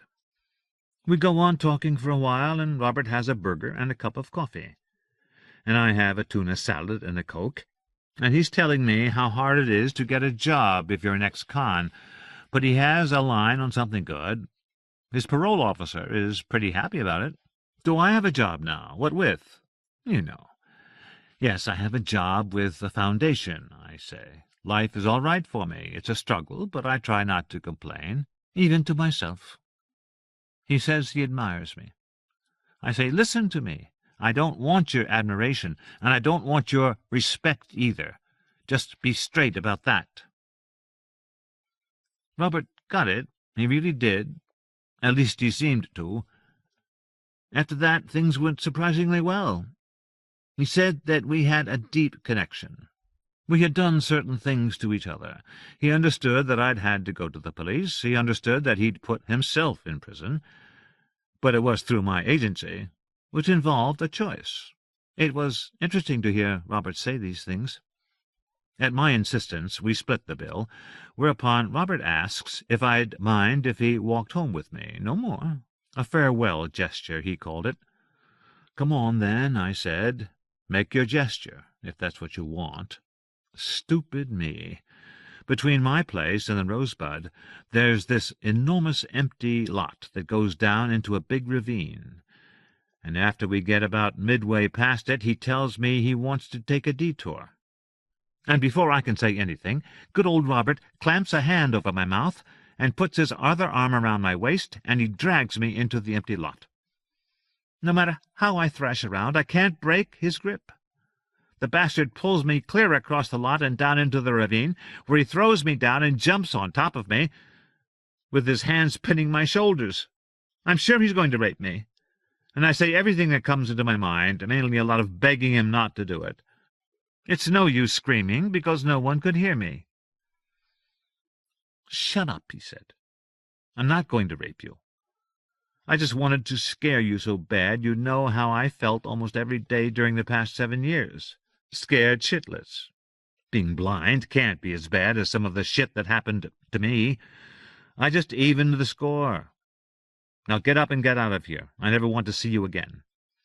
I sat up and put my hand on a rock I didn't know was there. That rock moved right into my hand. The figure crowded in beside the eel snickered in delight. I was seeing a ghoul with his arm around my wife. "You never want to see me again?" Right then, I could feel someone next to me, the eel said. It wasn't just them, those women from Delaware, who sensed the presence of someone else in that room. It was me, too. And the figure that joined me was nothing like the judge I had been counting on, not at all. It was sick. It was disgusting. It was what we call evil, because we don't have any better words for it. I was furious. My body acted before my mind could tell it what to do. I swung my arm around toward his voice, and Robert must have turned his head away, because he didn't stop my arm, or duck, or anything, and before I realized that I was trying to hit him in the head with that rock, I felt the rock smash against something hard. I yelled in shock, but my body kept moving. I slid forward and swung that rock down again, and this time I felt something crack up like an eggshell, and my hands were all wet. I started making some kind of noise, not yelling, not crying, something messier and less articulate than those. I was down in that ravine, for God's sake, and I just killed a man who had once been violently in love with me. And you know what? I was glad, violently glad, that he was dead. The disgusting figure clutching the eel shivered in ecstasy, then disappeared, having obtained what it wanted. Someone pounded down into the ravine, and I screamed and struggled to stand up. It had to be a cop, and I'd go to jail for a lot longer than that asshole ever had. A man was saying, my God," over and over, and I realized he wasn't a cop. It was Pete from the diner. He had come out to make sure nothing funny happened to me, and when he couldn't see me on the street, he ran into that enormous lot. Pretty soon he heard me making that noise, and here he was, my savior. Pete got me home unseen, and he got me into my apartment and let me clean up and change into fresh clothes. He put all the bloody stuff in a garbage bag and told me he was going to burn it all after he dragged the body deep into the ravine and covered it up or put it in a cave or hid it somehow, so nobody would find it for a long time. And I guess he did a good job, because Robert's body is still down there. No policeman ever came around asking tough questions. I got away with murder. Is that secret enough for you, Miss Truax? The next lady said, "This is funny. It makes me smile when I think about it. The strange stuff that happens in your life. So, anyhow, when I was a little girl, my mother used to take me into her favorite stores so I could shoplift things for her." Eel had her thief. "She got her to confess?" Don asked, next to the dark windows in the lounge. "That she did," I remembered saying, all the while feeling far too near the beating of enormous wings. "It took her 20 minutes. The woman broke down. She said she only stole a little at a time, and she hadn't really noticed how the amount grew. By now it scared her, but she didn't know how to stop." "You've already stopped," Lee told her. "It's over." They worked out a repayment schedule, never brought in the police, solved the whole problem in one afternoon. The lady went away shaken but reformed. You know, she had kept on shoplifting through her whole life. Like boats. "Yeah, like boats," Olson said. "But this lady got caught." He smiled, then looked upward, distracted by a thought. "What year was this again?" 1995, October, I think. "That's interesting. I have the feeling that in October of 1995, Spencer and I were visiting this patron of his, an old lady named Grace Fallow. She was rich, and she'd liked Spencer to come to her and give consultations. This was way at the end of the time I was working with him." "Yes, and?" "Yes, and.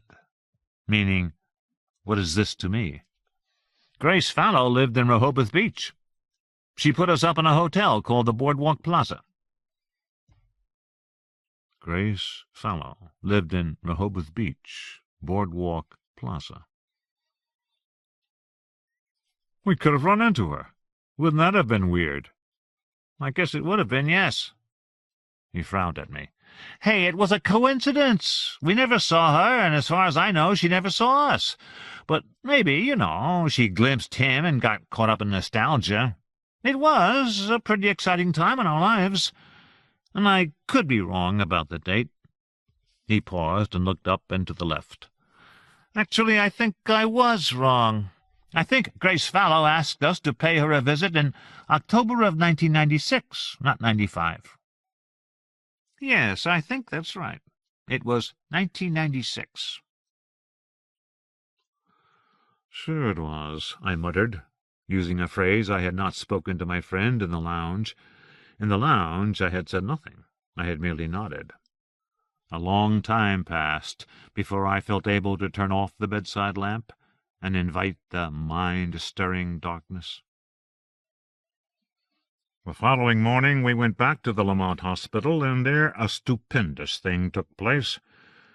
But before I explain what it was, we are going to skip over the next 4 days, each of them packed with events that may have been a shade less stupefying, but were pretty astonishing anyhow, at least to all who were present. But on the 5th day, the one to which we are skipping, another amazement, in fact several of them, occurred, all of which began with Don Olson's announcement over toasted bagels and Danish pastry at our usual table in the lounge that Howard Bly, the source of the stupendousnesses and stupefactions noted above, had been told not to expect his friends this day. In response to my question, Olson told me that he had a surprise for me. The surprise involved a quick trip to Milwaukee. What's your surprise? You'll find out when we get there. We have kind of a small window here. It takes an hour and a half to drive to Milwaukee, but on an airplane you get there in half an hour. Now, even though I really hate to fly, I booked us cheap tickets on this new no-frills airline, Easy Flight Air. All you have to do is get us to the airport in the next 40 minutes or so and pay the money. In Milwaukee we can rent a car. I figure you'd gain at least half an hour, and unless I'm all wrong, you're going to want it. What's all the rush? The person we're going to meet can't spare a lot of time. And you won't tell me who this mystery person is? You're wasting precious minutes, Olson said, wiping his lips with a napkin as he stood. In 5 minutes we were driving to Dane County Regional Airport, and in 25 I was standing 8th in line at the Easy Flight Air desk in the bright, wide lobby. I alone had no luggage. All I planned to bring with me, a notebook and a fountain pen, had been slipped into my jacket pockets. Don Olson, who admitted to being one of those people who exist in a state of near paralytic fear from the moment a plane's wheels leave the ground to the moment they meet it again, had disappeared into the depths of the terminal to hunt down candy bars and magazines, or whatever else might dull his anxieties. Since it was still fairly early in the morning, I hoped that Olson would not feel compelled to gulp down a couple of whiskies, or at least that he might hold it to 2 and no more.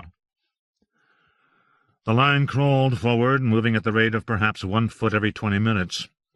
The ticket clerks on the far side of the distant desk spent a great deal of time staring, befuddled, at a monitor visible only to them. They tapped keys and shook their heads and whispered. Eventually the key-tapping, the whispering, and the head-shaking ceased, and another group of passengers were handed their boarding passes and directed toward security and the gates. I settled in to wait my turn. To kill time, I field-stripped my pen to reassure myself that it was almost full. What do you know, it was. While I reassembled the pen, a fraught couple with 3 enormous bags was released from the desk, and I could move another 1.5 feet. I pushed my hands into my pockets and leaned forward to see if my shoes required shining. They did not, yet. I straightened up, inhaled deeply, and sighed. Both of the boys at the desk had flattened their hands over their crew cuts in a posture of amazement and confusion. This was not a good sign. One of the boys tapped a lot of keys and bent toward the invisible monitor. What he saw there caused him to shake his head. I turned around and looked at the people on the other side of the wide, empty space behind me. College students and other civilians crossed my line of vision, going in and out of the doors, gabbing into cell phones, leaning against pillars and waste bins, standing or sitting on their luggage. Nearly everyone wore or carried a backpack, and almost everyone was under the age of 40. I hoped to see Olson, but the candy bars and magazines must have been on the other side of the terminal.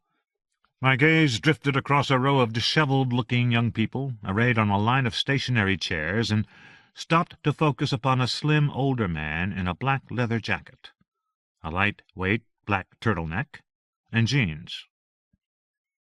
This was no ordinary geezer. He looked a bit like an actor. The man's hair, ample, silvery white, and just short enough to escape being a coiffure, swept back from his sun-tanned, slightly vulpine face to fall past the collar of the jacket. He had prominent, dead-level cheekbones and deeply set blue eyes, and could have been any age between 70 and 85. This imposing, undoubtedly self-invented character was looking directly at me. Evidently he had been staring at me for some time. That the object of his concentration had caught him at it did not at all embarrass him. He simply went on looking at me, calmly, as if I were an animal in a zoo. I had no idea why this should be true, but the man's gaze irritated and upset me. Being looked at in this way felt impudent, condescending, like a diminishment. It was uncomfortable to be singled out and watched. I wished the man would focus on some other victim. He looked completely self-sufficient. The man's intensely blue eyes were shamelessly trying to lock with mine. When I spun around to break contact, it felt as if I had dropped an electrified wire. The young men at the counter were now handing baggage tickets and boarding passes to two girls. The line diminished by one, a tall, long-haired man with an ill-concealed bald spot and a 6-foot duffel bag that rolled behind him on its convenient wheels like a dog. I advanced another foot. A messy family of 2 heavy-set parents and 4 even more heavy-set kids, dragging a great many heaped-up bags, trudged across the empty space, gathered behind me, and immediately began to argue. "If you say that one more time, I'm going to—" "I was only trying to—" "Why don't you ever listen to—" "Molly, if you don't stop flapping your mouth—" "I don't have to if I don't want." "I don't care if the kids are. Those brats are the whole reason for—" I tried to use the family as cover while checking to see if the silver-haired man was still staring at me. To my relief and surprise, the man was no longer standing in front of the big windows. Then a movement caught my eye, and, heart already jumping in my chest, I turned my head and saw, about 4 feet off to my left, the silver-haired man approaching me. He stopped moving and held up his hands. "Do you want something from me?" I asked. "What is it? Who are you, Rasputin?" The family at my back sensed drama and fell silent. The man smiled. His smile was beautiful. "Aren't you Lee Harwell, the writer?" Astonished, I nodded. "I am, yes." "I've read all your books. Please let me apologize. I must have seemed very rude." "It's perfectly all right. Thank you for explaining." While this was going on, the young men dispensed another boarding pass and baggage ticket, and I moved into the gap left by the couple ahead of me. The silver-haired man sidled closer. The awful family shoved their bags forward, eyeing the man as if they expected him to perform some feat of magic. He leaned sideways and rolled his expressive eyes at me. His lips pursed, and wrinkles divided his forehead into furrows. I thought, "There's more I should have known." I looked through the terminal, but Olson was probably guzzling tequila in some distant corner. "I must speak to you," the man said softly. Could you please move away with me? This has to be private. I'm not moving out of this line. It concerns your safety. Before I could object, my admirer placed one hand on my elbow, another in the small of my back, and shifted me 1.5 feet to the side, as easily as if I were on wheels. "Now, hold on there, mister," I said, pulling away. I am holding on, the man said, smiling once again, and with the same effortless authority used the slightest pressure in the small of my back to stop me from moving away. He leaned in and whispered, his eyes pinning mine. I was staring because I had a very strong premonition about you. You must not take this flight. "You're crazy," I said. Once more it seemed that my hand had fastened onto an electric fence, and pure energy pulsed through me. I tried to break contact, but the pressure on my back, which felt like the pressure of a doll's hand, held me fast. Please, if you go up to the counter and buy a ticket from those two fools and get on Easy Flight Air 202, the consequences will be drastic. Catastrophic. And how do you know that? I know. If you fly to Milwaukee, you will lose everything. He paused to be certain that this had hit its mark. Don't you have a car? Drive there, and all will be well. All will be well? The man's hands dropped away. The sense of release from some profound but invisible energy was as palpable as the sudden cessation of an uproar. Think about it, Lee. What's your name? The beautiful smile transformed the severity of his face. Rasputin. The man stepped back. In seconds he had disappeared. Two couples and a man who looked like a retired soldier stood between me and the ticket counter. I looked at the clerks, paralyzed as ever by their cluelessness, and wondered, what if the whole airline is like these guys? How many successful flights had Easy Flight Air managed to pull off anyhow? And where was Don Olson? As soon as the question had formed, Olson appeared at the edge of the crowded distance into which Rasputin had disappeared. Perhaps he had seen that odd and impressive character. After Don came up to me, bearing copies of Vanity Fair and The New Republic, on his breath a faint perfume of bourbon, I asked if he had noticed a striking man in a black jacket, silvery hair to his shoulders, and the face of an Apache chief, if Apaches were wasps. Don blinked and said, "What?" I repeated to myself, "Maybe I missed him." "You couldn't miss a guy like that. No one could. It'd be like missing a burning building." Don blinked again. "No, then, I didn't see him. Why? What did he do?" "He told me not to take this flight." We were permitted to move another 18 inches toward the head of the line, where we now stood third. Olson asked why the man had advised against the flight, and listened to the answer with what looked like equanimity. "What do you want to do?" He seemed at a level deep within, almost amused. "I was waiting for you to come back so I could ask you." "I'll go along with whatever you say. As long as you say the right thing." I gave him a look of exasperation. "I hate to say it, but I want to take the car." "You said the right thing. Let's get going."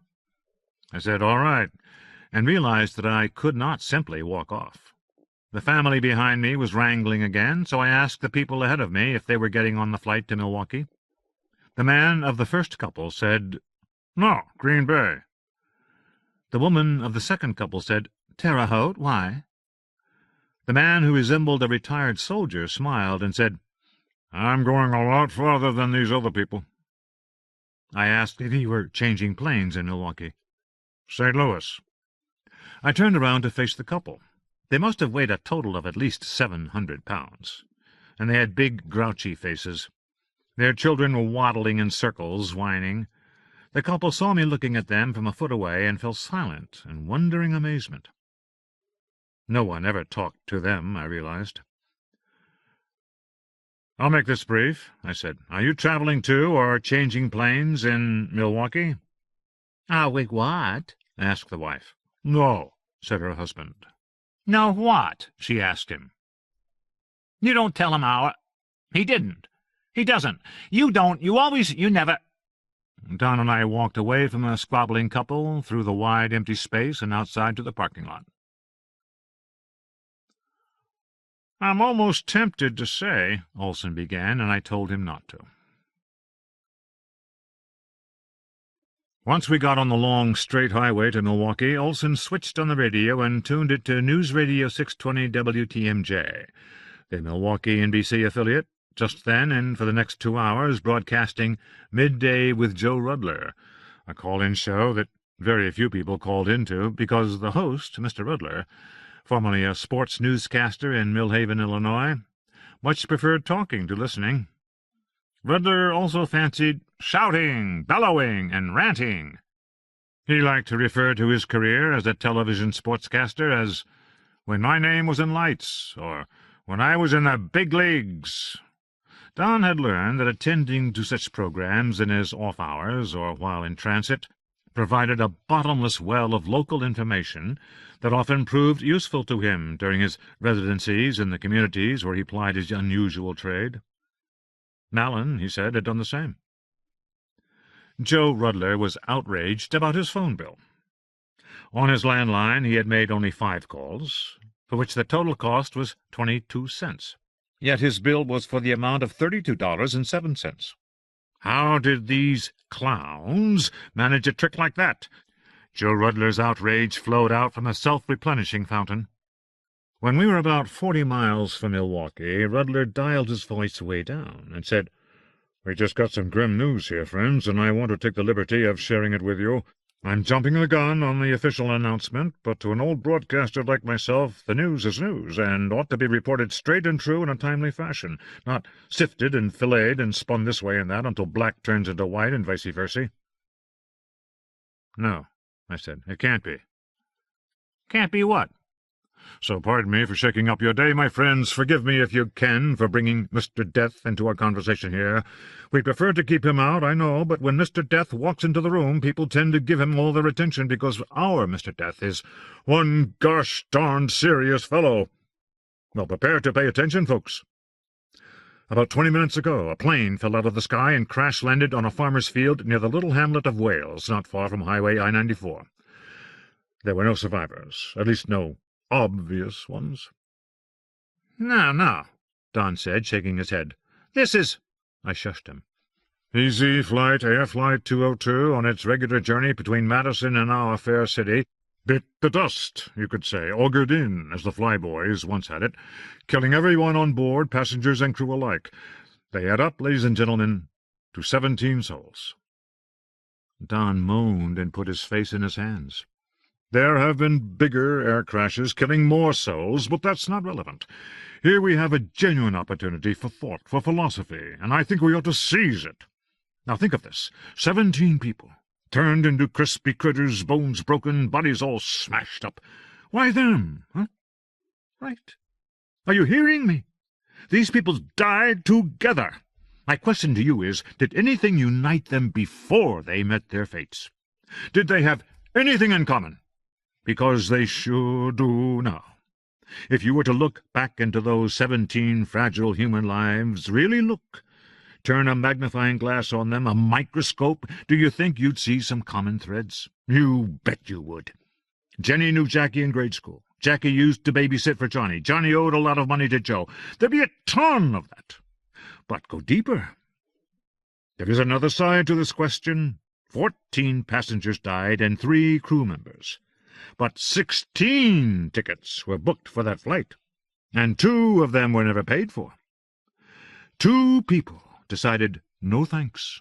I'm not going to get on good old Flight 202 from Dane County Regional Airport to Mitchell Field, thanks anyhow, but no. They were going to take that flight, but they changed their minds, both of them. Why? I want to know, I really do. Why, huh? Right? I gave Olson an uneasy, unhappy look and found the same thing coming back at me. The question is, what does this mean? We're allowed to think about meaning, aren't we? I'm pulling over, I said. I can't take this any more. My hands are shaking, and it feels like my guts are, too. I drove the car into the breakdown lane, turned it off, and slumped down in my seat. Joe Rudler roared on. "Because let me tell you this, the truth as I see it is the truth, period. Full stop. Take my word for it. Heck, you can take that to the bank. Joe Rudler does not lie to you. Folks, he can't. Joe Rudler happens to be too darn simple-minded to do anything but speak the truth, and he's been that cotton-picking way his whole darn life. That's what he does. He tells the cotton-picking truth. Yowza! And this is what I'm here to tell you, my friends. Those two folks that backed away from Easy Flight Air 202 have a destiny. Yes, they do. They were saved for a purpose. In all likelihood, they just suppose they got lucky.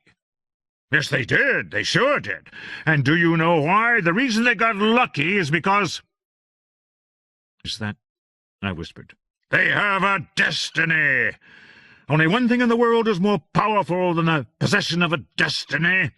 That one thing is meaning. There is meaning in their lives. They are wrapped in a meaning.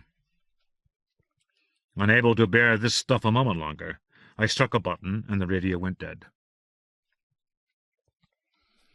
Am I in possession of a destiny? Olson twitched on his seat as if he had been prodded or poked. Oh, Christ, look at that. He jabbed his index finger at the right-hand edge of the windshield, and when I shifted my gaze to look out, I saw for the first time what should have been apparent for at least a couple of minutes, and would have been had we not been so claimed by loud-mouthed Joe Rudler.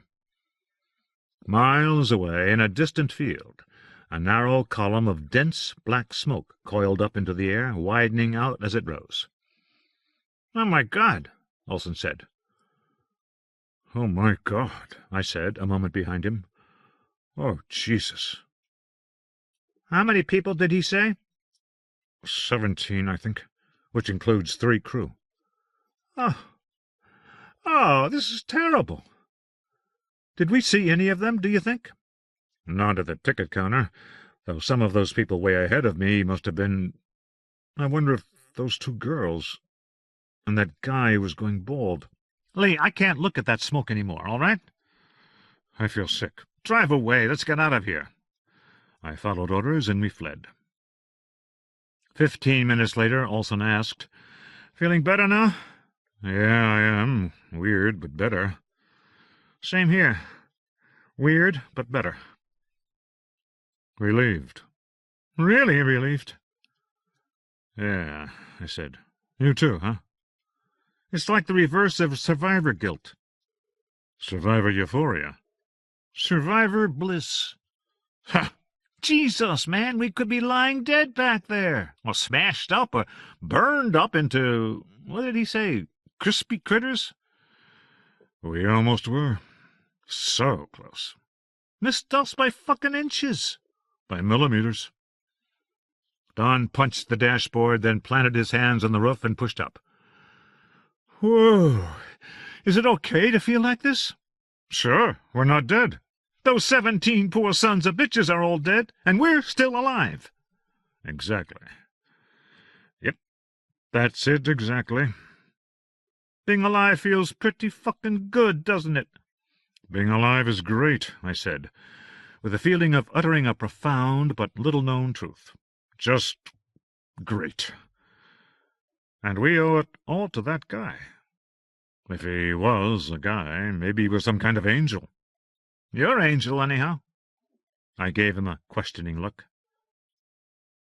What do we know about him? 2 things. He knew who you were, and he didn't want you to die in an airplane crash. So he was my guardian angel? One way or another, yeah, for sure. Hey, remember what you were saying about a woman Hayward never got to kill because he was killed? Or her child, or her grandchild, a ripple effect? I nodded. That talk show guy, Joe Rudler, was yelling about destiny. It's the same thing, isn't it? Oh, come on, I said. Did that guy ask if you were on Flight 202? I think so. Sure he did. Hold on. No, he just came up and told me he had a precognition that if I took Flight 202, the consequences would be terrible. So he already knew what flight you were on. I slumped a bit. Perhaps, after all, I would be required to be in possession of a destiny. One way or another, it's about you, Harwell. Face it. I wished Olson had not mentioned my speculations. Most of my joyousness at still being alive had evaporated, though I had a vivid memory of its taste. I'm going to read my copy of Vanity Fair right now, Olson said. He leaned over the back of the seat, fished around in his bag until he had dug out the magazine he had purchased in the airport, and thumped himself down again while he riffled through its pages. Beautiful ads in this thing, he said, and spoke no more until we reached the exit for downtown Milwaukee, where he told me to get off the highway and drive to the Pfister. I should have known, I said. You guys think there's only one hotel in Milwaukee. My surprise isn't the guy, Olson said. When you get to the hotel, go into the lot. After Don had made a call from one of the phones behind the concierge desk, we took adjacent armchairs in the Pfister's lobby and watched clusters of people come down the hallway from the elevators to the newer tower part of the hotel complex, descend the lobby steps, and gather before the long front desk. They were usually in families. Sometimes small groups of men bunched up as they registered, punching their friends' shoulders and laughing open-mouthed at jokes. They're all doing something together, Don said, and they came here to do it. Are they in some association, some club? Or do they all work for the same company? There sure are a lot of them, I said.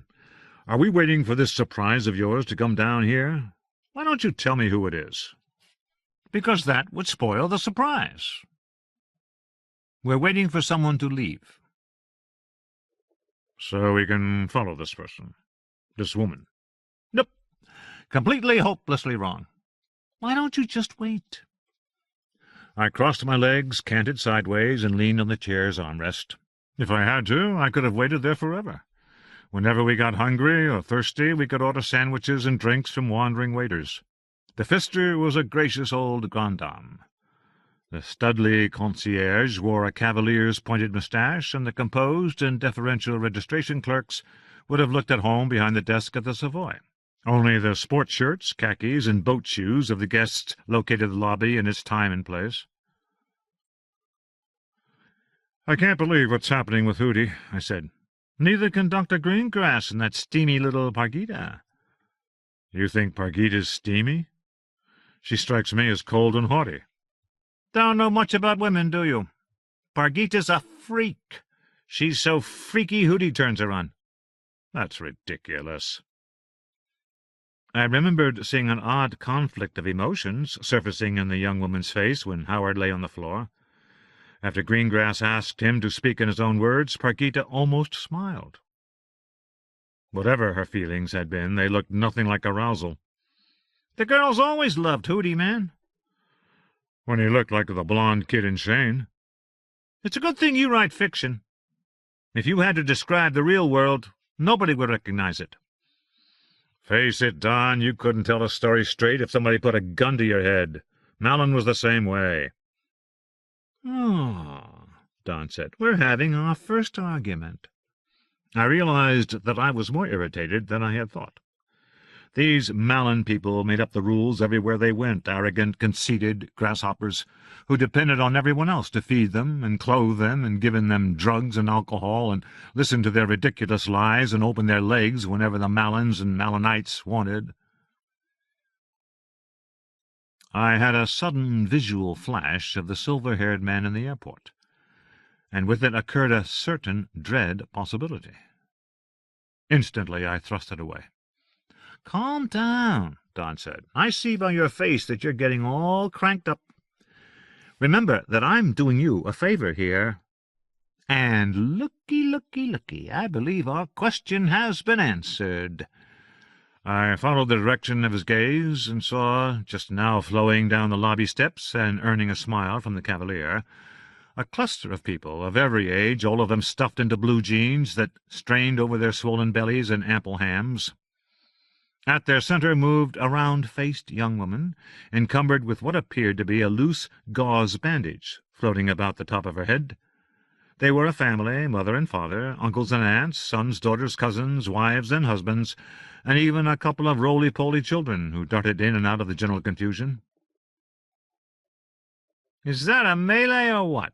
asked Olson. "God, look at her! She's the queen bee, all right." The lively, familial scuffle bustled toward the front desk, where it broke apart into singles and couples, allowing Don's queen bee to throw out her arms and move at a slow, stately trot toward the desk. Two beefy males of approximately her age moved into position to receive extravagant hugs. The gauze on the young woman's sturdy head was a wedding veil, swept back over an elaborate and lacquered hairdo. Apart from the veil, she wore a gray eau claire sweatshirt, the same kind of jeans as the rest of her family, and a wonderful touch, I thought, well-worn, nearly knee-high cowboy boots, with stacked heels and much ridging and stitching. She had come down with her family to greet the arrival of the groom and the best man, his brother. "Going to be noisy in here tonight," I said. For a moment I switched my gaze to a group of 4 men in crisp dark suits and gleaming shirt-fronts, who emerged from the nearer non-tower elevators and strode past the wedding party, moving toward the Jefferson Street exit at the back of the lobby. These men moved with the quick, gliding pace of dogs intent on their goal, entirely indifferent to the spectacle around them.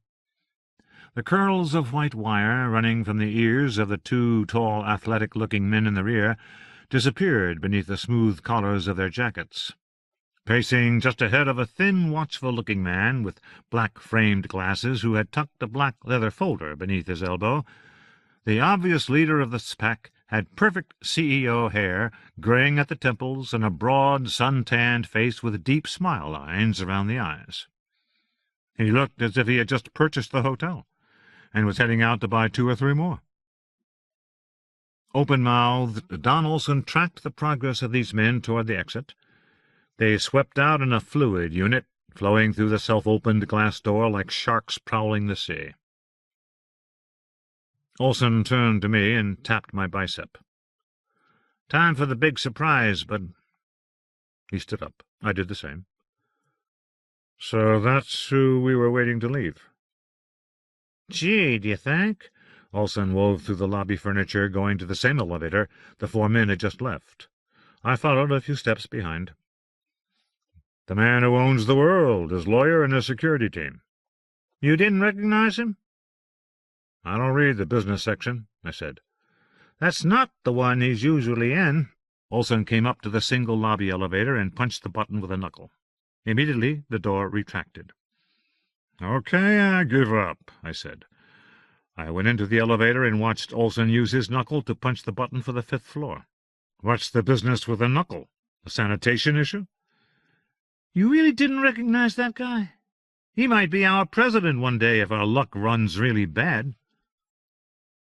I snapped my fingers. "You don't want to leave fingerprints. It's a trick you learned from boats." "Why leave your prints all over everywhere? Use your elbow, not your hand. Use your knuckle, not your finger. Wear gloves. A world like this, privacy disappearing in 100 little ways, you might as well do what you can to cover yourself. Just ask the senator what he thinks about individual privacy. Fine for him, is what he thinks. That guy, him and those like him, need so much privacy they want to take most of what we got." "He's a senator?" "First term, but give him time. They've got big plans. Huge plans." "They? Him and that skinny lawyer guy next to him?" "Him and his wife." The elevator stopped on the 5th floor. I followed Olson out as I had followed him in, and when we turned to go down the corridor, something awakened in my memory. "Is this senator's name Walsh?" "Senator Reinhart Walker Walsh of Walker Farms, Walker Ridge, Tennessee." "Currently the husband of—" "The former Meredith Bright. The one remaining survivor of Spencer Mallon's ceremony/experiment/breakthrough in the agronomy meadow that you still haven't met." "Apart from Hayward's roommate, Brett Millstrap." "Well, good luck with that. And you forgot Mallon." "You mean he isn't dead?" This information shocked me. It was like hearing that the Minotaur still lived at the heart of his labyrinth. A sudden foul taste and a scalding sensation rose from the back of my throat into my mouth. "Of course he's not dead. He lives on the Upper West Side of New York, and he makes his living as a psychic. He's a great psychic. Want to meet him? I'll give you his address." I tried to picture myself ringing Mallon's doorbell, and a shiver of revulsion ran through me. All this time that bastard has been alive. I still could only barely believe it. Jesus. You know, back in the airport, this terrible idea came to me, and Don said, "Pull yourself together, Lee. This isn't exactly going to be a day at the beach either." At the end of the hallway, he knocked on a door marked the Marquette Suite. The door swung open. A tall, cadaverous, black-clad man in his mid-30s stood before us, already backing away. He had a pronounced stoop, dark hair that dripped over his pale forehead, dark, shiny eyes, and a long, slippery mouth. "Yes," he said, making a sketchy bow of his slouch. "Donald, of course, here you are, yes." Briefly he offered Don his limp hand, which Don took briefly and dropped without shaking. The man turned his entire upper body to me, and swung his hand with it. His eyes glittered. It was like meeting an undertaker from an old black-and-white movie. "And this must be Mr. Harwell, our famous author? What a pleasure this is." I met the man's dangling fingers with his own. They felt cold and lifeless. After a moment of contact, I pulled back my hand. "I am Vardes Fleck, Mr. Harwell, Mrs. Walsh's assistant. Please come with me into the drawing-room." We were in an entry or anteroom where a large oval mirror in a gilt frame faced a high table with a huge flower arrangement that widened out in a fan of stalks and twigs. Behind Fleck, 2 doors slanted toward each other in a triangular corner. He glided to the door on the right and swung it open. "Please," he said again, smiling with his mouth only. "I hope you're still cooking on all burners, Vardes," said Don, "and that there is peace in the kingdom." "Never a boring moment when you're around, Donald." He followed us into a wide, functional space with groupings of couches and upholstered chairs around dark wooden tables. A bare fireplace stood in the wall to our right. On the wall to the left, a tall black console displayed a large blank television and an array of drawers around the minibar. Cut glass vases on 2 tables held huge, thrusting flower arrangements, doubled by mirrors, identical to the one in the foyer. "But I can assure you that I am cooking on every one of the burners that I possess," Fleck added. "Such is the nature of my employment. I wish to add that you are my dear lady's most truly unconventional acquaintance. She knows no others who request a monetary contribution upon release from prison." With a languid flap of a hand that resembled a broken bird's wing, he waved us to the furniture in front of the fireplace. A contribution she was as happy to offer as I was grateful to receive. "Mr. Fleck," I asked, parking myself on the sofa's rigid and unyielding cushion, "might I ask where you are from? Your accent is very musical, but I'm afraid I can't place it." "You might," said Fleck. He was bowing slightly and backing toward a baronial door with a cornice and a grand entablature on the left side of the room. An identical door stood in the wall to our right. Behind these would be many others leading to interlocking rooms. All of the rooms would be as anonymous and impersonal as this one. "It is an unusual story, if I may permit myself.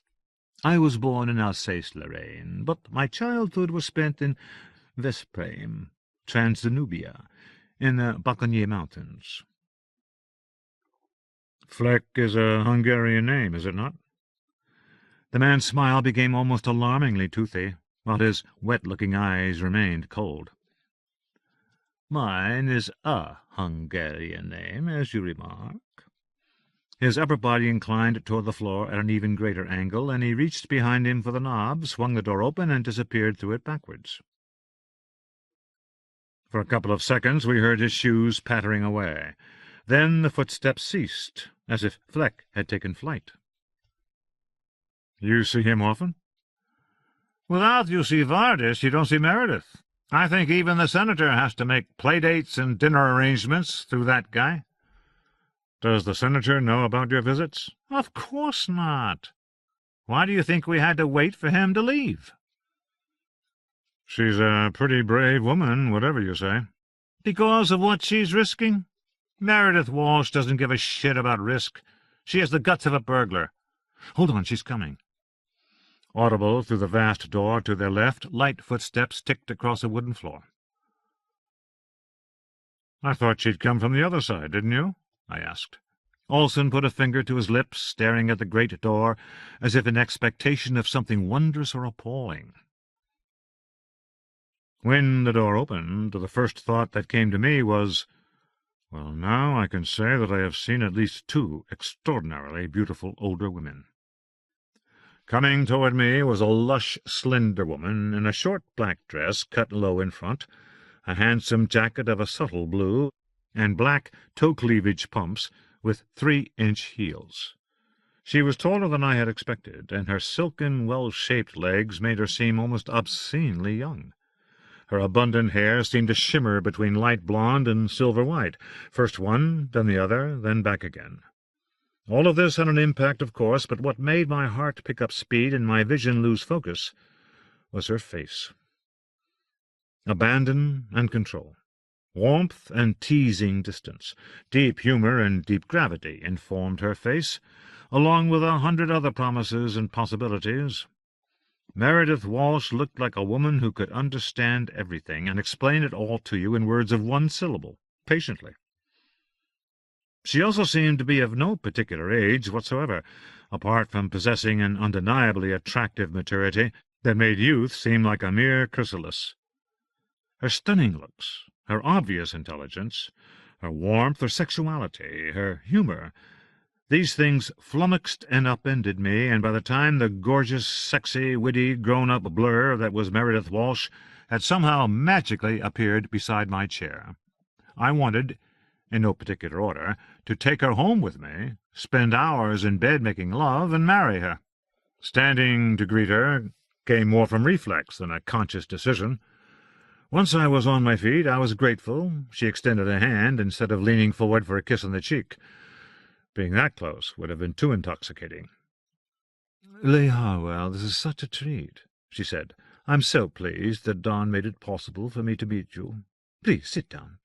We have only about an hour, actually less, but we should be as comfortable as possible during our time together, don't you think?" She sat where no chair had been, but instantly one appeared beneath her. "Yes, of course," I heard myself say. "I certainly want you to be comfortable." I found myself taking in the top of her head before it came to me that I was supposed to sit too. How could Donald Olson ever have come to such absurd conclusions about this woman? When I sat, her gaze surrounded me. "What a gentleman you are! No wonder you charmed Vardis so completely. Of course, Vardis is one of your most ardent admirers. I wish I could say that I have read your books too, but a politician's wife leads an absurdly busy life. However, I will get to one of your books as soon as is possible. I will make time for it." I made the usual self-deprecating noises. "And, Don, you are in good health, now that you no longer have to eat institutional food? You've been staying with Mr. Harwell?" "He's been amazingly good to me." "How very nice for you, Donald. Would the 2 of you care for a drink of some kind? Scotch, vodka, martini, gin and tonic? Coffee or tea, perhaps? Vardis will be happy to prepare anything you might want. I'm going to ask him to bring me some water." She looked brightly from face to face. We both said water would be fine for us, too. Meredith Walsh turned sideways to punch a button on an elaborate telephone that had come into existence at the moment she extended her hand. Without picking up the receiver, she said, "Vardis?" In seconds her creature slid in through the door by which he had exited. Head bent low, hands steepled before him, he listened to the orders and pronounced the words, "3 waters, yes." Again he opened the door without looking at it and backed out. By this time I had recovered a portion of my sanity and could look at the woman before me with sufficient clarity to see that she had undoubtedly had facial surgery, probably several times. The skin over her cheekbones seemed too taut by an infinitesimal degree, and there were no lines on her forehead or at the sides of her eyes. She was maybe twice the age she seemed to be, I thought, and 3 or 4 years older than me. Everything about her belied these facts. "You knew each other in high school," she said, and gave us the benefit of her extraordinary eyes. "In fact, as I understand it, Mr. Harwell, Lee, if I might, you were part of that lovely group I met one day in a little coffee shop on State Street. And you're interested in that disastrous evening Spencer Mallon orchestrated out in a meadow?" "That's exactly right," I said. "I avoided the subject for years and years, and after all this time it became something I finally had to work out. Then all of this information about Keith Hayward dropped into my lap, and I began to learn more and more about Mallon and the meadow." I waited for Meredith Walsh to respond, but she merely looked back at me with the suggestion of a smile. "I guess my interest in all this is more personal than professional." She smiled more broadly. "So I gathered. Obviously, I invited you here to help you as far as I can, satisfy your personal interest in all of us back then. I promised Donald, who has always been extremely discreet about our contacts, to give you an hour when my husband was scheduled to be elsewhere. Right now he is, or shortly will be, speaking at a rally for a local member of his party, and after that he will meet and greet at a cocktail reception." A hint of sadness and regret deepened her beautiful smile. "Here it comes," I thought, preparing myself to be dismissed. "My husband is an important and ambitious man whom I am going to assist in his quest for the presidency. He knows nothing at all about that curious incident in 1966, or my brief relationship with Spencer Mallon. He never can know anything about that. And the same is true of the press. We went into the meadow, and before we could get out, a young man was murdered there.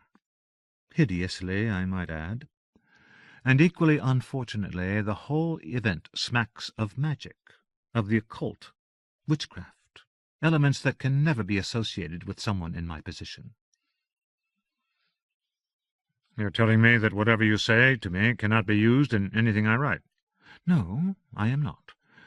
I don't want to hinder you in the writing of this book of yours. You are a well-known author. If this book adds to your fame, you might be able to give a public endorsement of my husband's candidacy. All I ask is that you conceal my identity and keep it secret for as long as anyone is interested in your story." "I could probably do that." I was a little taken aback by this cold-blooded swap. "You could have another name. You could be a brunette, a freshman instead of a sophomore, or whatever you were." "A junior," she said. "But I wasn't a junior there for long. That evening scared me right out of school. Without even bothering to pack more than a very small bag, I dropped out of school and went back home to Fayetteville." Her luminous eyes called to me, then summoned me in. Apparently she could do that whenever she liked. "The Arkansas Fayetteville?" "Oh," I said, as if I knew all about the Arkansas Fayetteville. "Yes." "I made enough money from local modeling jobs to move to New York, and in 2 weeks I was working with the Ford agency. Never did go back to college, which I regret. There are a lot of great books I'll probably never read. There are probably a lot of great books I've never even heard of." "I'll send you lists," I said. "We can have our own book club." She smiled at me. "Lee, I'm a little puzzled by something. Can I ask you about it?" "Of course." "When I talked to Donald this morning—" The door on the right side of the room opened, admitting Vardis Fleck, hunched over a silver tray that contained a silver ice bucket, 3 small bottles of Evian, and 3 sparkling glasses. "And you took a long time, too, Vardis. Meredith Bright said, putting a sharp edge on her voice. "Everybody's operating on some sort of delay this morning." "I had to attend to some duties," said Fleck. "Duties? Surely—" She caught herself. "We'll discuss your duties later." Yes. Fleck used silver tongs to drop ice cubes into each glass, then unscrewed the plastic caps and poured a careful half of each bottle into the glasses. He set the glasses down on red paper napkins he must have pulled from the sleeve and made a quick exit. "Please let me apologize for my tone," she said, speaking only to me. "Vardis should have remembered that our first obligation is always to our guests." "Believe me, we hardly feel overlooked," I said. "But if you take the poor guy's head off," Olson chimed in, "make sure you sew it back on at that same angle." "Please, Donald.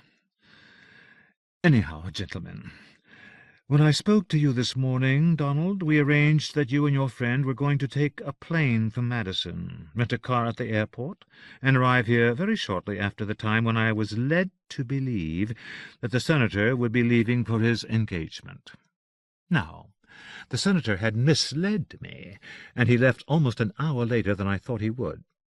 So it all worked out in the end, but still I'm wondering, why didn't you get here when you said you would?"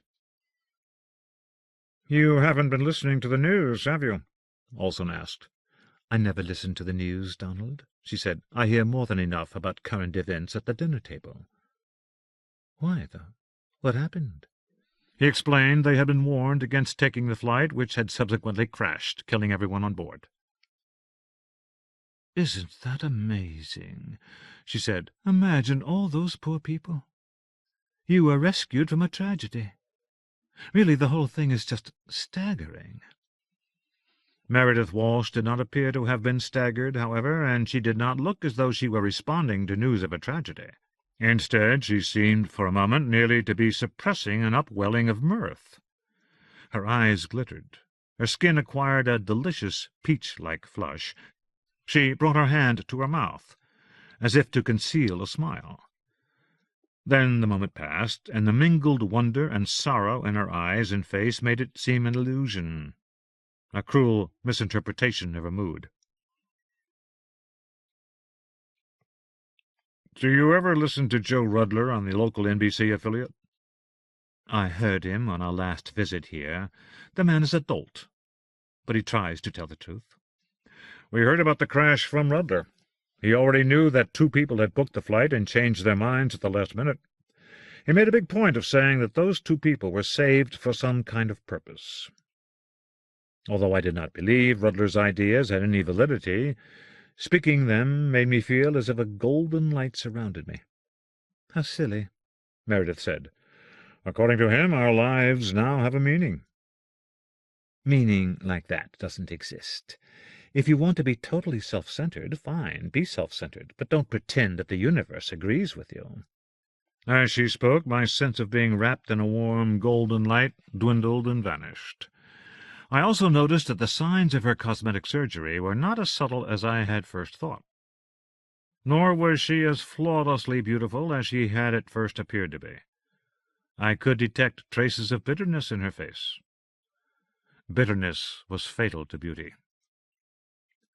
"What is interesting about your story," she went on, "is that you were warned off taking the flight. Who warned you?" "I never even saw the guy," Don said. "He came up to Lee when I was on the other side of the terminal." Meredith Walsh's powers had not deserted her. Again the wondrous, deep, warm, playful eyes took me up and swallowed me whole. "Tell me about it, Lee." She had created a private game with only 2 players. He was a distinguished-looking guy, dressed all in black, lots of long, white hair, chiseled face. I thought he could either be an orchestra conductor or a fabulous con man. He marched up and said he liked my books. He apologized for being rude.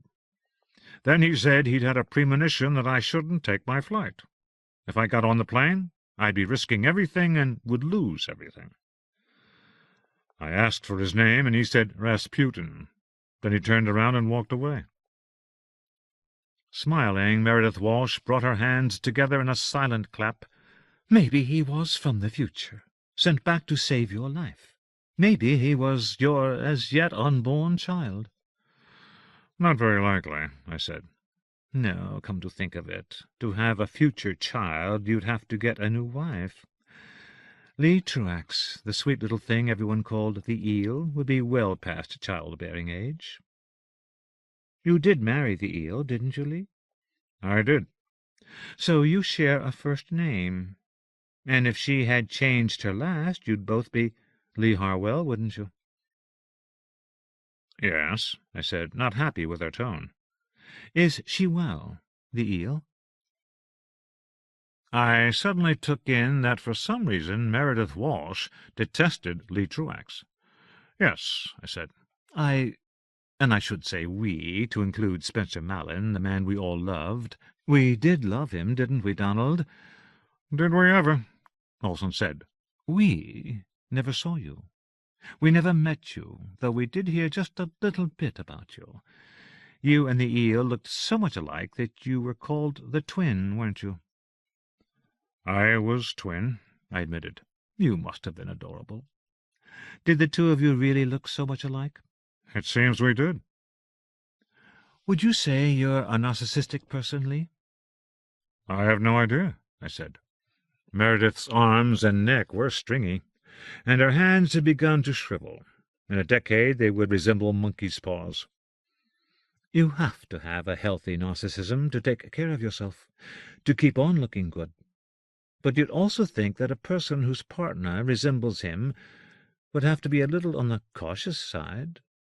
How long has your wife been blind?" Donald didn't really know the answer to that. I glanced at Don, who shrugged and looked down at the buttery lace-ups I had given him on our first day together. "Completely blind? Since about 1995, somewhere around there. It's been a long time now. She began gradually losing her sight in her 30s, so she says she had plenty of time to practice. Lee gets out and about. She travels by herself all the time." "Don't you worry about her?" "A little," I said. "You give her a lot of freedom. If I were you, I might be uncomfortable with that." "I'm uncomfortable about everything," I smiled. "It's my magic secret." "Maybe you're not uncomfortable enough," she said. Her eyes were bright but not luminous. Her forehead was unlined but not youthful. Her smile lovely but not at all genuine. Under Meredith Walsh's regard, detached and cruel and curious, I saw that during the first seconds after she came into the room I had briefly but thoroughly lost my mind. "What an odd thing to say, Mrs. Walsh." "Such a beautiful little girl, with that funny tomboy appeal." Having flashed her claws, she indulged her curiosity again.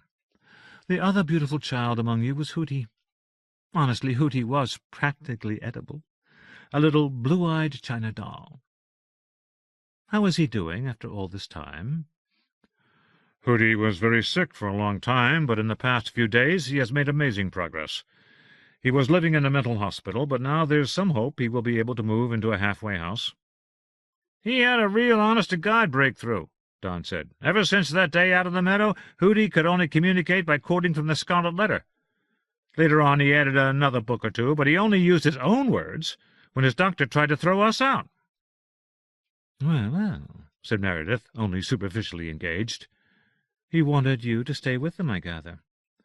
"It's actually a wonderful compromise," I said. "Hootie realized that he remembered every word of every book he'd ever read, which meant that everything he could ever want to say was covered. He could pull it all up, too. In seconds he could identify where everything came from." "A lovely story," Meredith said. "Lee, don't you ever wish you had joined in, come along?" "Not really," I said. "I wouldn't want my version of what happened to get between everyone else and theirs." "If you had been there, you could have kept an eye on your girlfriend." "Meaning what?"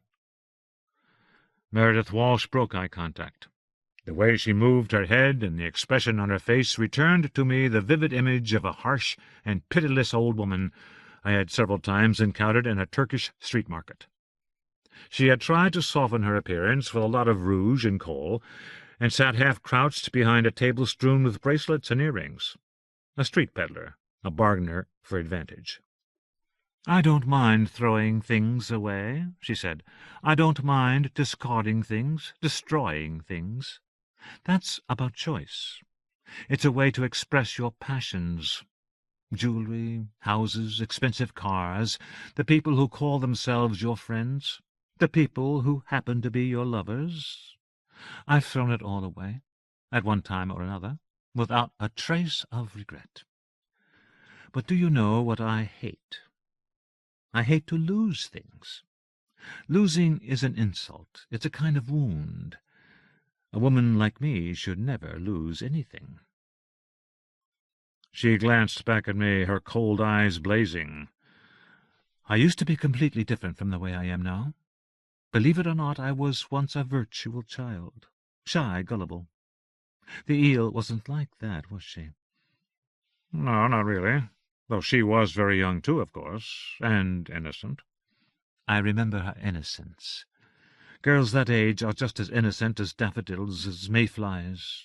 Me, too, even though I thought I was completely sophisticated, what with going to bed with Spencer and jabbering away about mind games. Mind games. Spencer should have met our campaign strategist. There's someone who really knows how to play mind games." She smiled, though not at us, and not with any warmth. "Funny, everything we do now is mind games, the point of which is nothing more than knowing how to keep score. There really isn't anything else once you have things figured out." She tasted what she had said and found it sour enough to be accurate. "When did you figure things out? When you married your first husband? When you divorced him? When you became involved in politics?" Briefly, astonishingly, she gathered about her most of her old psychic and erotic force, and with a movement of her shoulders and a dip of her head, sent it toward me in a rush of heat and expectation. I wondered how this capacity would play itself out over a long campaign. "How do you think I married Luther Trilby? Standing in front of his limousine and batting my eyes? How do you think I stayed married to that disgusting psycho-pig for 12 years? "I see. It was heartbreaking. None of the subsequent horror needed to have happened to her." "Do you?" she asked, voracious to the last. "Out there, in the meadow." I had surprised her, and she did not enjoy surprises. Her face narrowed down around the smallest smile I had ever seen. "Maybe you're not a total idiot. Donald would never have known the answer to that, would you, Donald?" She had to retaliate against someone, and Vardis Fleck was cowering in some secluded chamber. "I only know what I have to know," Don said. He was unperturbed. Meredith, Bright, Trilby, Walsh no longer had any power to injure him. They had worked through all of that decades earlier. "Why don't I give you what you came for?" Meredith's voice was flat and steely and not at all feminine. "After all, that's one of the things I'm supposed to be best at." "Please," I said, wondering at what she thought she excelled. Meredith's version. You couldn't begin with a ceremony in the meadow. You had to pick it up much earlier. Pig-headed and arrogant, Malin had his little heart set on impressing his followers with a razzle-dazzle firework display he was hoping to whip up. Guys like Malin devour adoration. They gulp down all the love in the room and then whine that there isn't more. It's always all about them, no matter what they say. And the more talented these guys tend to be, the more damage they cause. So before you even got to what happened on University Avenue and thereabouts, you had to hear about the early afternoon. That Sunday was a little rocky from the start. What with it being his big day and everything, Malin was spooked. That he had a sort of premonition that this time all his work and study and mumbo-jumbo was going to pay off in some brand-new way made him even more anxious. The college students could be counted on to get to their rendezvous on time, But what about those goofy high school kids? They bounced around like rubber balls. Their terrible parents had no idea how to instill even a tiny bit of discipline in their children. The only reason they made it to most of their classes was that they moved from room to room in lockstep, apart, of course, from days when they all ducked through the exits and fell out of windows and boogied on out of there. To guarantee their participation in his ritual, Mallon ordered the kids to meet him on the south side of the state capitol at noon. And wonder of wonders, such was their devotion, they showed up. He marched them off to the old movie theater on the square, bought them tickets to "The Russians Are Coming, the Russians Are Coming," escorted them up to the counter and let them order all the candy, popcorn, and soft drinks they wanted, led them to an empty row, and ordered them to sit down and pig out on their candy. Twizzlers and good and plenty for lunch, aren't they lucky? They were to sit through the movie twice, then come out. He would be waiting on the sidewalk, and they'd all walk together to meet the others on University Avenue. Mallon sat through the hilarious and amazing performance of the theater organist on the great Wurlitzer that floated up from the orchestra pit. The kids cracked up at the way the little bald man flapped his rubbery arms and bowed and swayed, while the huge organ mooed and brayed so loudly the walls and the floor vibrated. And when the still flailing little bald man sank again beneath the level of the stage, and the lights dimmed, and the curtain rose, all of which the guru himself described to Meredith once they finally got back on track, the great man told the eager kiddies that he had details to take care of, but he'd see them outside in less than 4 hours. Enjoy the movie. At which point he rushed out of the theater, and with his cock undoubtedly pounding in his moleskin trousers, ran right away over to Meredith Bright's apartment on Johnson Street, where he attempted to tranquilize his ever-building anxieties by shedding his clothes and pulling her into her bed. Not that she put up much of a fight. Mallon was then, still, and for a little while more, her adored, her mentor, her master. An excess of tension made him ejaculate too quickly, and Meredith was still such a baby that she blamed herself. As a result, she roused him into a second, far more successful romp, after which he dropped into sleep so profound he drooled on her pillow. Ah, maestro. He slept, she stroked his beautiful hair, and read more of Love's Body. Twice fucked, Meredith learned that documents create an inherent contradiction between fetishism and magic that leads naturally to thoughts of prefiguration and the recognition that nothing ever, ever happens for the first time. As everything keeps on recurring in an eternal revolution, renewals, like Spencer's, take place again and again throughout time. When her lover stretched and smacked his lips, she did her best to effect a second renewal, but Spencer, who was at his most leonine, his cock its most silken and pendulous, his chest its broadest and most manly, his hands their most shapely, thrust aside her willingness and announced that he had to get something to eat before meeting the kids at the end of the second screening of The Russians Are Coming, the Russians Are Coming. Sorry, the master was having one of those I-have-to-be-alone moments, those my soul is mine alone and must remain so spells, always enchanting when used against other people. Left alone, she thought her apartment looked asprawl and unkempt.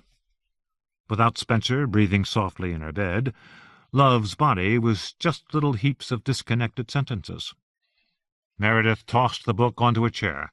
A thrill of distaste prompted her to lean over and flick it to the floor.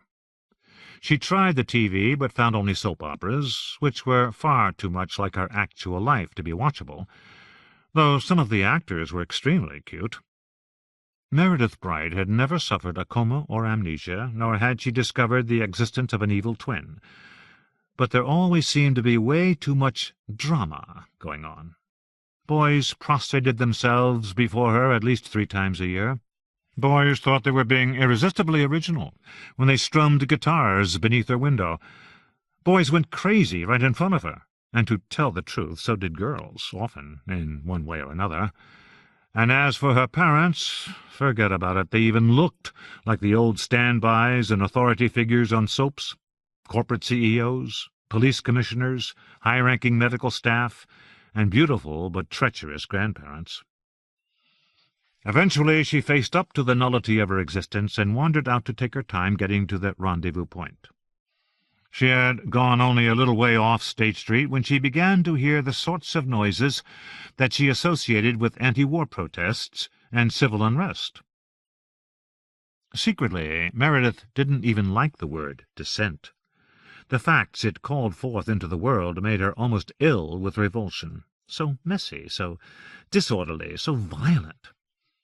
Only when she was irritated with Spencer Mallon could she admit to herself how profoundly uninterested she was in Vietnam, in the whole depressing topic of Negro rights. In Arkansas, almost nobody she knew became rabid on these subjects. Why were people so unreasonable in Madison? Why couldn't they just let things sort themselves out, the way things always did? Voices distorted through bullhorns, voices raised in chants, police sirens, mob sounds, the sounds of booted feet striking the pavement, all of this signaled the nearby presence of chaos she could almost smell without being able to see.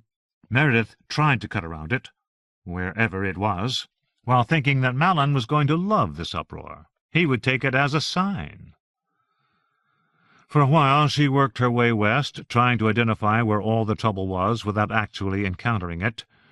The protest, the demonstration, had obviously begun elsewhere than the Library Plaza between State and Langdon, the usual site of political unrest, though, to be honest, protests and demonstrations, pickets, petition signings, teach-ins, and strikes took place all over the campus and its surroundings.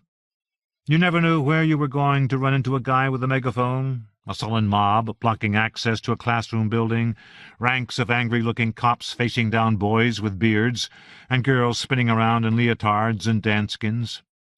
Or cops on horseback, like overseers, staring down at a line made up of white Wisconsin hippies in denim jackets and young black men in leather and sunglasses, all of them linking arms and swaying in what she took to be an artificial ecstasy. After another block, she finally began to notice, then to put together, the evidence of what had taken place. Crumpled and torn posters and leaflets littered both the pavement and the street she could see when she looked 1 block north. Splintered wood, too, from a table or a sawhorse. Items of clothing lay here and there amongst the scattered papers, T-shirts, sweatshirts, sneakers. Meredith picked up speed, knowing that she was jogging toward confusion and violence. The shouts and uproar grew louder as she moved toward the next intersection, which happened to be 1 block east of their rendezvous point, the corner of University Avenue and North Charter Street. Then a little crowd of young people, perhaps half a dozen, came bursting into the intersection before her, running hard. Some of them wept as they ran. One of the boys had wound a shirt around his head, and a circular blood-stain blossomed on the shirt. She shouted a question at the running students, but they ignored her in their flight. The police had attempted to shut down an off-campus demonstration, a take-it-to-the-people effort she could faintly remember having heard about. Instead of yielding or disbanding, the crowd of demonstrators had moved their protest down the street, causing the police to charge, in turn causing the students to run westward down University with the cops coming after them, waving nightsticks. The din coming from the precise place where her group was scheduled to meet filled Meredith with fear and disgust, revulsion and panic. None of her many instincts encouraged her to move toward the corner of University and North Charter, but when she came at last to North Charter, and the appalling din assailed her, she took her courage in both hands, turned north, and made her way through students racing the other way. It was a stunning chaos. An extraordinary litter covered the street, bags of garbage, long streamers torn from banners, bottles, beer cans, torn books, broken bits of wood. All of it was in motion. Some of what appeared to be garbage was, when looked at closely, human bodies, around which students with flowing hair and bell-bottom jeans stood their ground and bellowed at enraged policemen in science-fiction protective helmets with face guards, who bellowed back, their nightsticks raised. The young people lying in the street had fallen, toppled by either a blow from a policeman or a push from someone in a tearing hurry, and were struggling to creep away unnoticed. Cops with faces exposed strode amidst the carnage, plucking kids off the street and propelling them into black vans with ruthless mechanical efficiency. For a second Meredith caught sight of Hayward and Millstrap on the other side of University Avenue, staring with huge eyes at the pandemonium before them. A huge cop on a monumental black horse rode across the scene with his nightstick raised like a sword, scattering kids like wind-blown confetti. At the far end of the intersection, he wheeled around and came sweeping back again, putting a definitive end to most of the remaining resistance. In his wake, Meredith looked again across the avenue and saw that Hayward and his roommate were staring at her and making hand signals to stay where she was. They would work their way toward her. "There was a huge student protest that turned into a riot on that same day," I burst out. "How come this is the first I ever heard of it?" "Hell, man," Olson put in. "There were protests and demonstrations and riots all over the place in those days. It just slowed us down a little. No big deal. Even the Capital Times didn't say much about it. Like 2 paragraphs. Because the Cap Times wanted to downplay everything anti-war, don't you get it? You guys were in such a bubble you didn't notice that things were falling apart all around us? And you didn't care that we wound up being way, way off schedule?" "What schedule?" Olson looked genuinely puzzled. "Why do I put up with you?" Meredith yelled. A door opened, and Vardas Fleck's gleaming head poked through the gap. His mistress waved him away. I remembered a detail from my wife's grudging accounts of the days spent under Malin's spell before the rite in the meadow. "Yes, the schedule," I said. Meredith Walsh swung her tight, furious face toward me and drilled me with an unspoken question. "You're talking about the time frame you developed by doing a horoscope of the group. You were supposed to begin by, I don't remember, 7:20? "Exactly," she said. "Donald, do you remember? He did, and he wasn't even there. Do you know how much work it is to work up a star chart and do a horoscope? I did that for free. I did it out of love, and none of you little jackasses took it seriously." "Hey, things happened," Olson said. "You gotta go with the flow." "No, you don't. We were held up by a good 90 minutes, maybe more. By then things had changed. We weren't in the optimum position for success anymore. We should have bagged it. We should have called a rain date. We should have gone home to our hovels and waited until I could work out the next time we'd have a chance of success." "A lousy hour and a half," Don said. "Even an hour makes a difference, Don." "Spencer had some doubts about that, you know." "To his sorrow," she said. When the group finally reunited, Malin refused to listen to her. Well, he didn't actually refuse. He just dismissed her worries and ignored her advice. He blew her off, was what he did. The actual situation, the one he should have known enough to care about, was that by the time they assembled in the wreckage and puddles left behind by the cops and the demonstrators, it was past 8:30, and the light was going fast. All of her calculations had been thrown off, and from what she remembered of the astrological signs, from here on out things looked pretty grim. If you missed the window that had just slammed shut, it was best to wait a couple of days. That was how she interpreted the chart, anyhow. But as they stood and talked about it on a water-darkened sidewalk covered with soaked, pulpy leaflets, Meredith understood that her warnings meant nothing to Spencer. He was in forward gear, and he was going to stay that way. If you're looking for someone to blame, pick him. The students had fled, and the cops and firemen had finally wandered back to their stations to file statements and process arrests. Malin and the high school kids had emerged from behind the cement walls of the parking garage where they had sheltered during the uproar. Meredith could see that, with one exception, their group as a whole was rattled by what had just happened. Keith Hayward, the exception, seemed exhilarated by the free-for-all they had just witnessed. Violence perked the guy right up, Meredith observed. It lightened his step, it brightened his eyes. When he was in this fresh, lively mood, she also observed, Hayward wasn't so horrible-looking any more. You could almost think he was kind of attractive in some really eccentric way. This transformation spooked her a little bit, but more than that, it interested her. It spoke of some vital, previously unsuspected force within Hayward, a force that would almost certainly be connected to the private room, obviously some sort of sex pad he had mentioned to her in private a couple of times. He was playing it as cool as he could, and the way he met her eyes when she gave up on Malin and turned away toward the devastated street, Keith Hayward actually meeting her eyes, suggested that the sex pad was in his mind again. So why not? Maybe she'd have a look.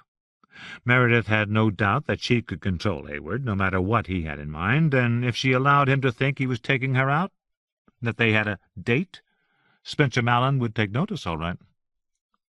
She sent Keith Hayward a little smile to cherish and fold up into his pocket, and saw it zing straight to the center of the target.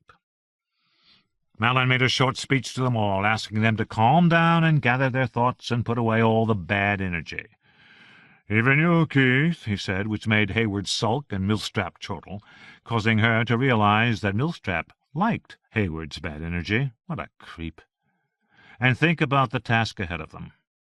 Out there in the meadow, they had to be straight. Could they do that? Could they put this unfortunate delay behind them? Total bullshit, of course. He'd already made up his mind. He looked at Donald and asked, "What about it, Dilly-O? Can we get ourselves together?" A shock in a way, because he was showing that he thought Donald, not that Boat's boy, was the leader of the little group. And Donald said, "Do you remember, Donald?"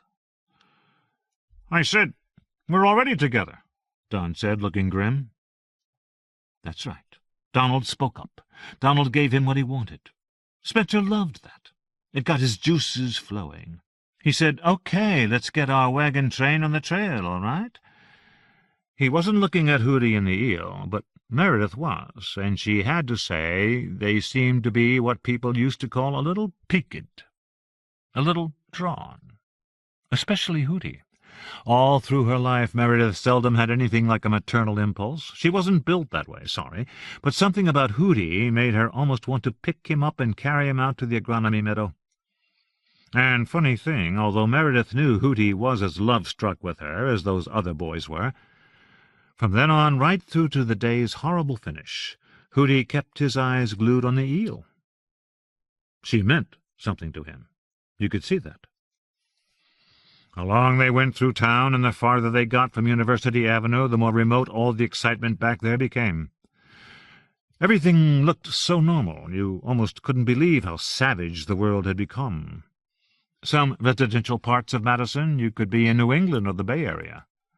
Great-looking houses on tree-lined streets, places where you think you have a handle on life. Through these kindly, professorial streets they walked, moving deliberately, thanks to their knot-headed leader, toward death and ruin. Then the professor-style streets dropped away, and the houses got smaller and farther apart.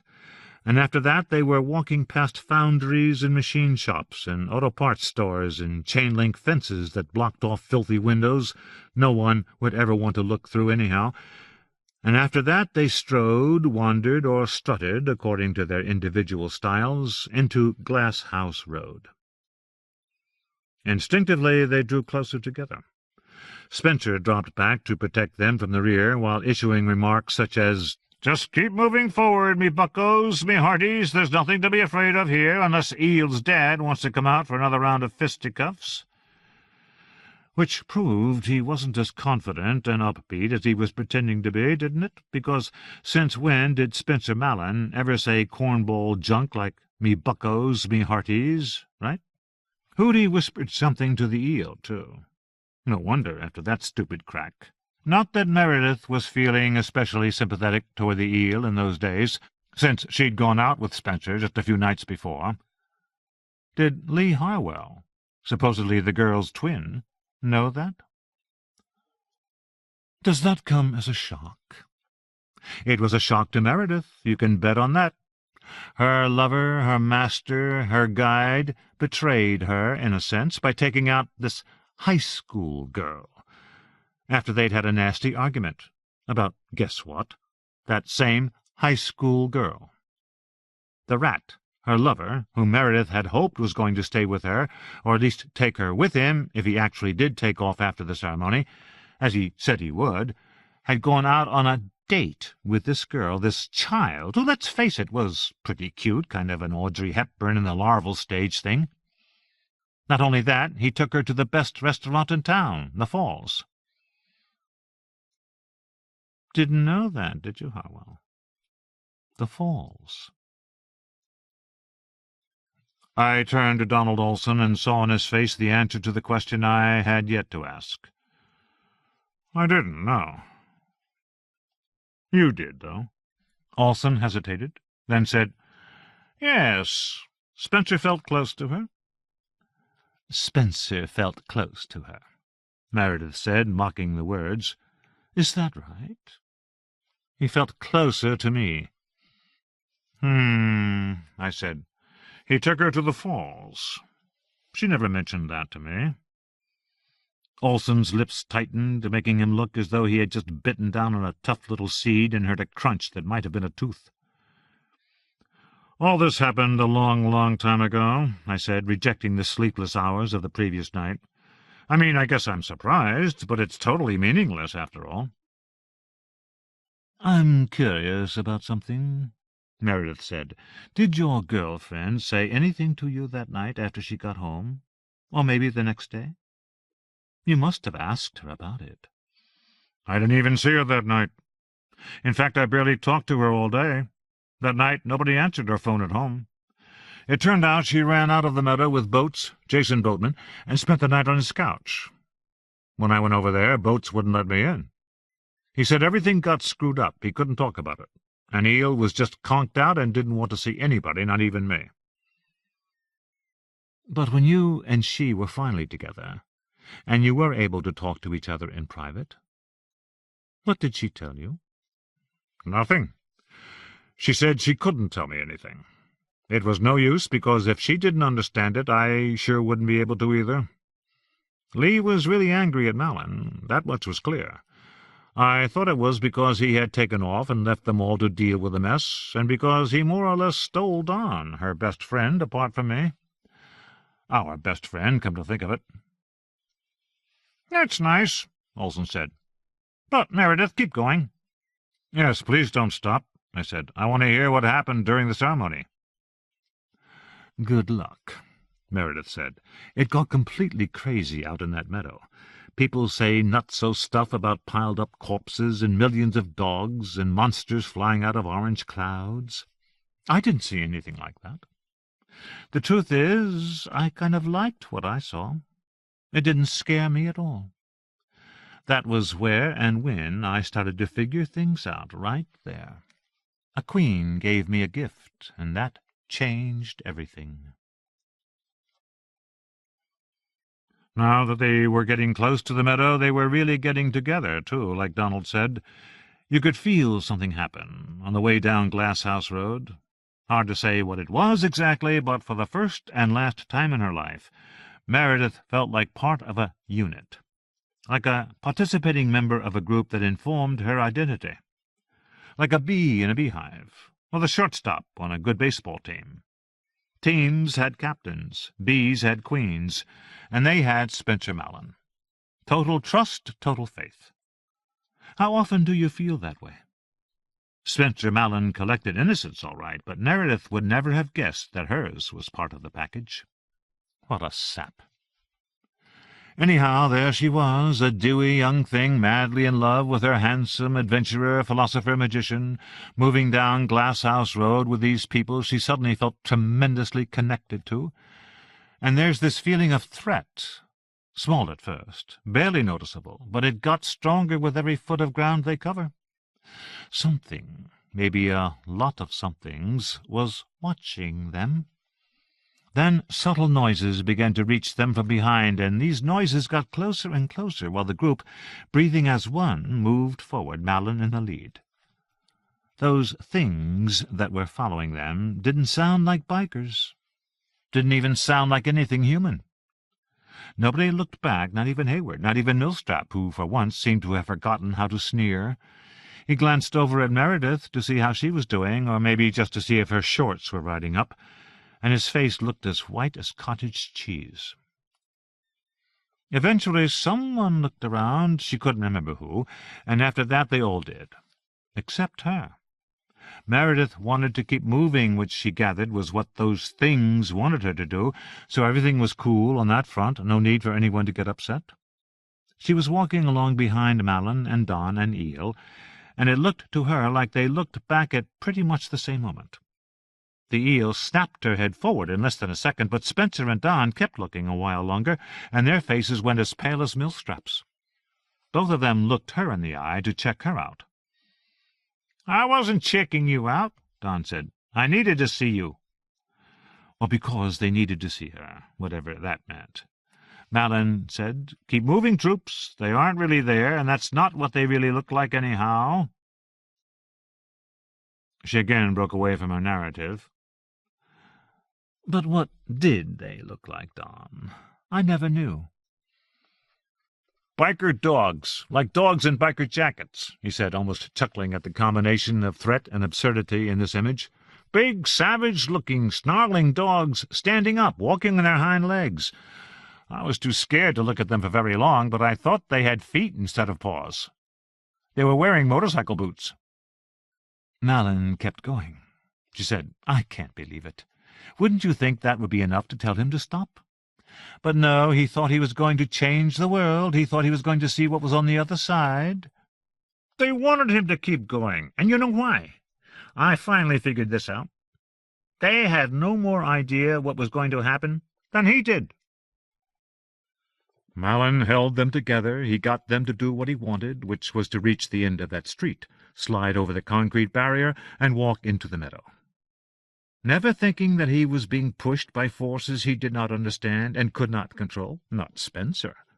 He thought he was one of the lords of creation, and everything he did was going to turn out well, especially that night. Because it was almost night now. It was dark and getting darker. Meredith wouldn't have been able to find the spot they had picked out, but Donald seemed to have a good memory of where it was, and Malin went right alongside him. He looked back just once, and his face relaxed, so Meredith could look back too. One lonely drunk wandered out of the house of correction and went staggering down the middle of now empty Glasshouse Road.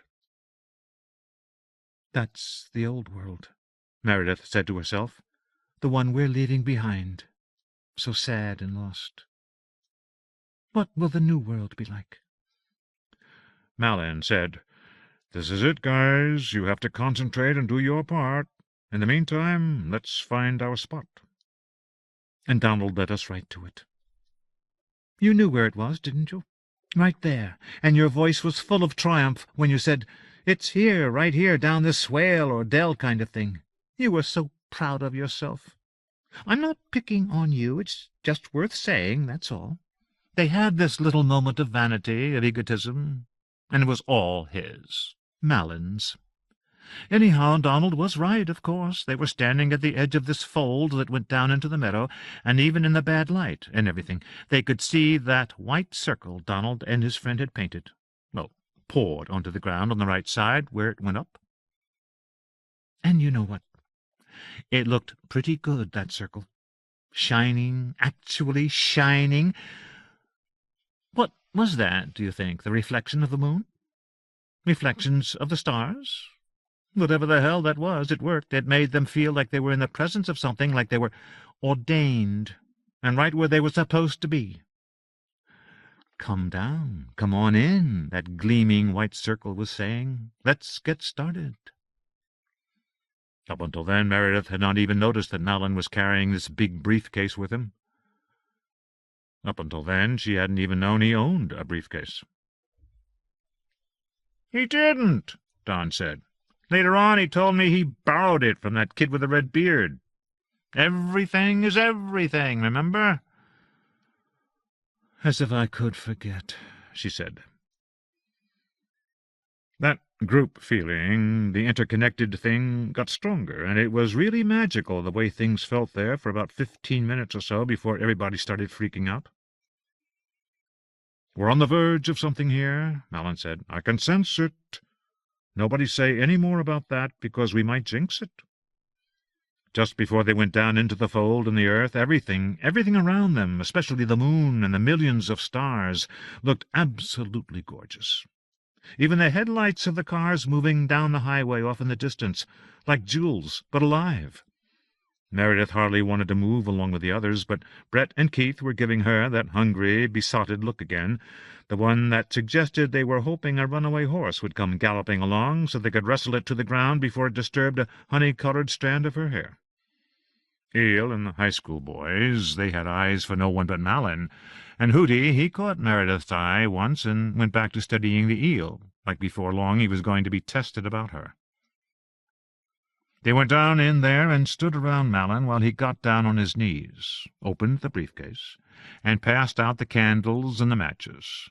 Then they did the thing with the ropes, looping them in front of the circle in case something happened along and they weren't able to just jump onto its neck. You know how you can suddenly feel that things just got kicked up a notch? That's how it was after the ropes went down. Like the air got tighter, and the moon and stars got brighter. Like the spaces between all of them standing there shrank. Meredith's breathing got tighter, too, as if her lungs were being squeezed. One after another, they lit the candles and held them up. You know how they were standing, don't you? Malin at the center, facing the white circle. Boats and Donald stood on each side, maybe 6 feet from him, closer than before. To the left of Boats, Hootie, Eel, and Meredith stood together, with Hootie in the middle. Eel and Meredith didn't want to stand side by side. When you get right down to it, they didn't like or trust each other at all. They wound up in the same group because they didn't want to get close to Hayward. He and his roommate were off to Donald's right. The two of them looked more relaxed than the others.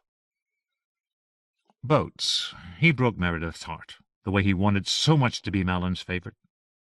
The one to be with him when the tide rose. He would have stolen the dome from the state capitol if he thought Malin would have applauded.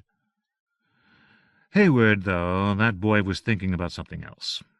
He kept sneaking glances at Meredith. When Malin called for silence, even Hayward settled down. "Raise your candles in your right hands," Malin said. "Concentrate on your breathing. Keep your mind empty. We will spend a lot of time emptying our minds and watching our white circle. Then I will begin to speak the words that will come into my mind. They will be in Latin, and I pray, they will be the right words. Those words and what we bring, all of us bring to the meadow this moment, will determine what happens here." Off to his side, Hootie mumbled, "They're here again. I don't like 'em. I don't want 'em here." Malin said, "Nothing is with us yet, Hootie. Please hold your silence." That crazy little Hootie, he said, "Must I sink down there and die at once?" If memory serves. "Silence," Malin said. "Little Hawthorne," said Hayward. "Shut up," Malin said. "Please." "You may close your eyes," Malin said. Meredith did as he said. The silence went on a long, long time. Funny thing, after a minute or two, inside her head, Meredith could see them all with total clarity. But the way she saw them, they were all close together, and she could hear their breathing, and there was this rank, terrible smell that was Keith Hayward's skunky breath.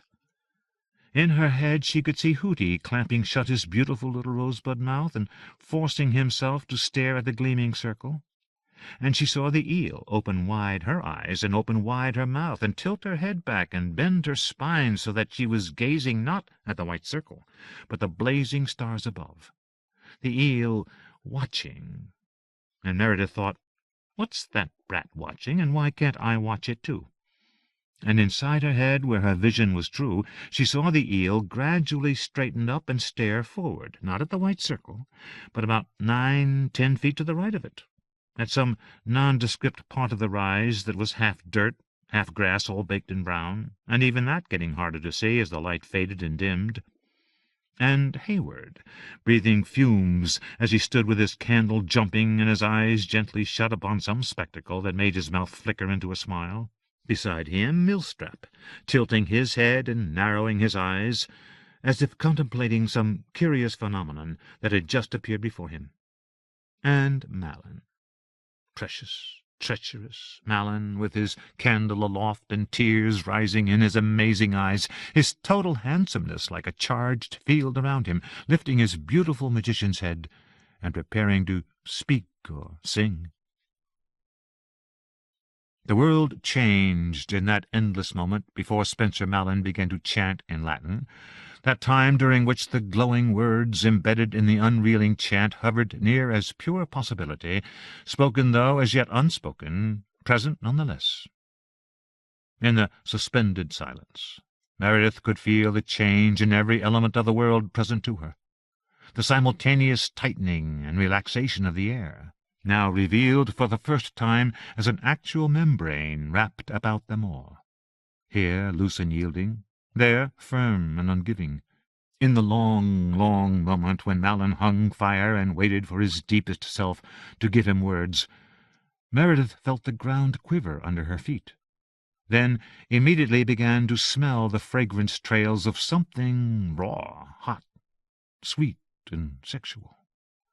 Crushed mandarin oranges, cane sugar, sliced habanero peppers sizzling in a pan, the flesh inside the juicy lower lip of Bobby Flynn, her first serious boyfriend, new blood spurting from a wound, sweat, thick white lilies, semen, a freshly sliced fig, all these odors and fragrances and stinks coiled around each other, rubbed flanks and floated toward them from the expansive, greedy world Meredith sensed behind the membrane of the air itself, a world she wished both to flee and to embrace.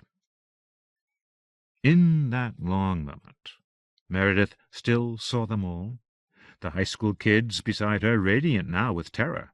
No, that was just Hootie, whose fear she could smell, separate from the sexy hot pepper lily Bobby Flynn's lower lip odor building up behind the bulging membrane that wrapped them round. Hootie charged with terror, and little Eel, for some reason, radiant with, well, radiance, a phenomenon Meredith Bright found striking. More than that, more than striking, yes, amazing. With her eyes wide open, her soul visible to any who cared to look, a tomboy on fire, which, more than striking as it was, Meredith chose to behold no longer just at the moment it began to change and darken. Poor Boats, staring at the circle as though his life would pour through it, also as though he suspected he would one day have to steal that too. Then Malin, with the words beginning to spill into his throat from his mysterious inner source, eyes clamped shut, candle aloft like the Statue of Liberty's torch. Malin higher than a kite, higher than a cloud, so excited the guy had a hard-on, every vessel and nerve in his body quivering with anticipation, alive with the sense that everything was about to change now, the moment before the moment, the most beautiful, the last drop and essence of what had been, of everything that was to be lost. Then you, Donald.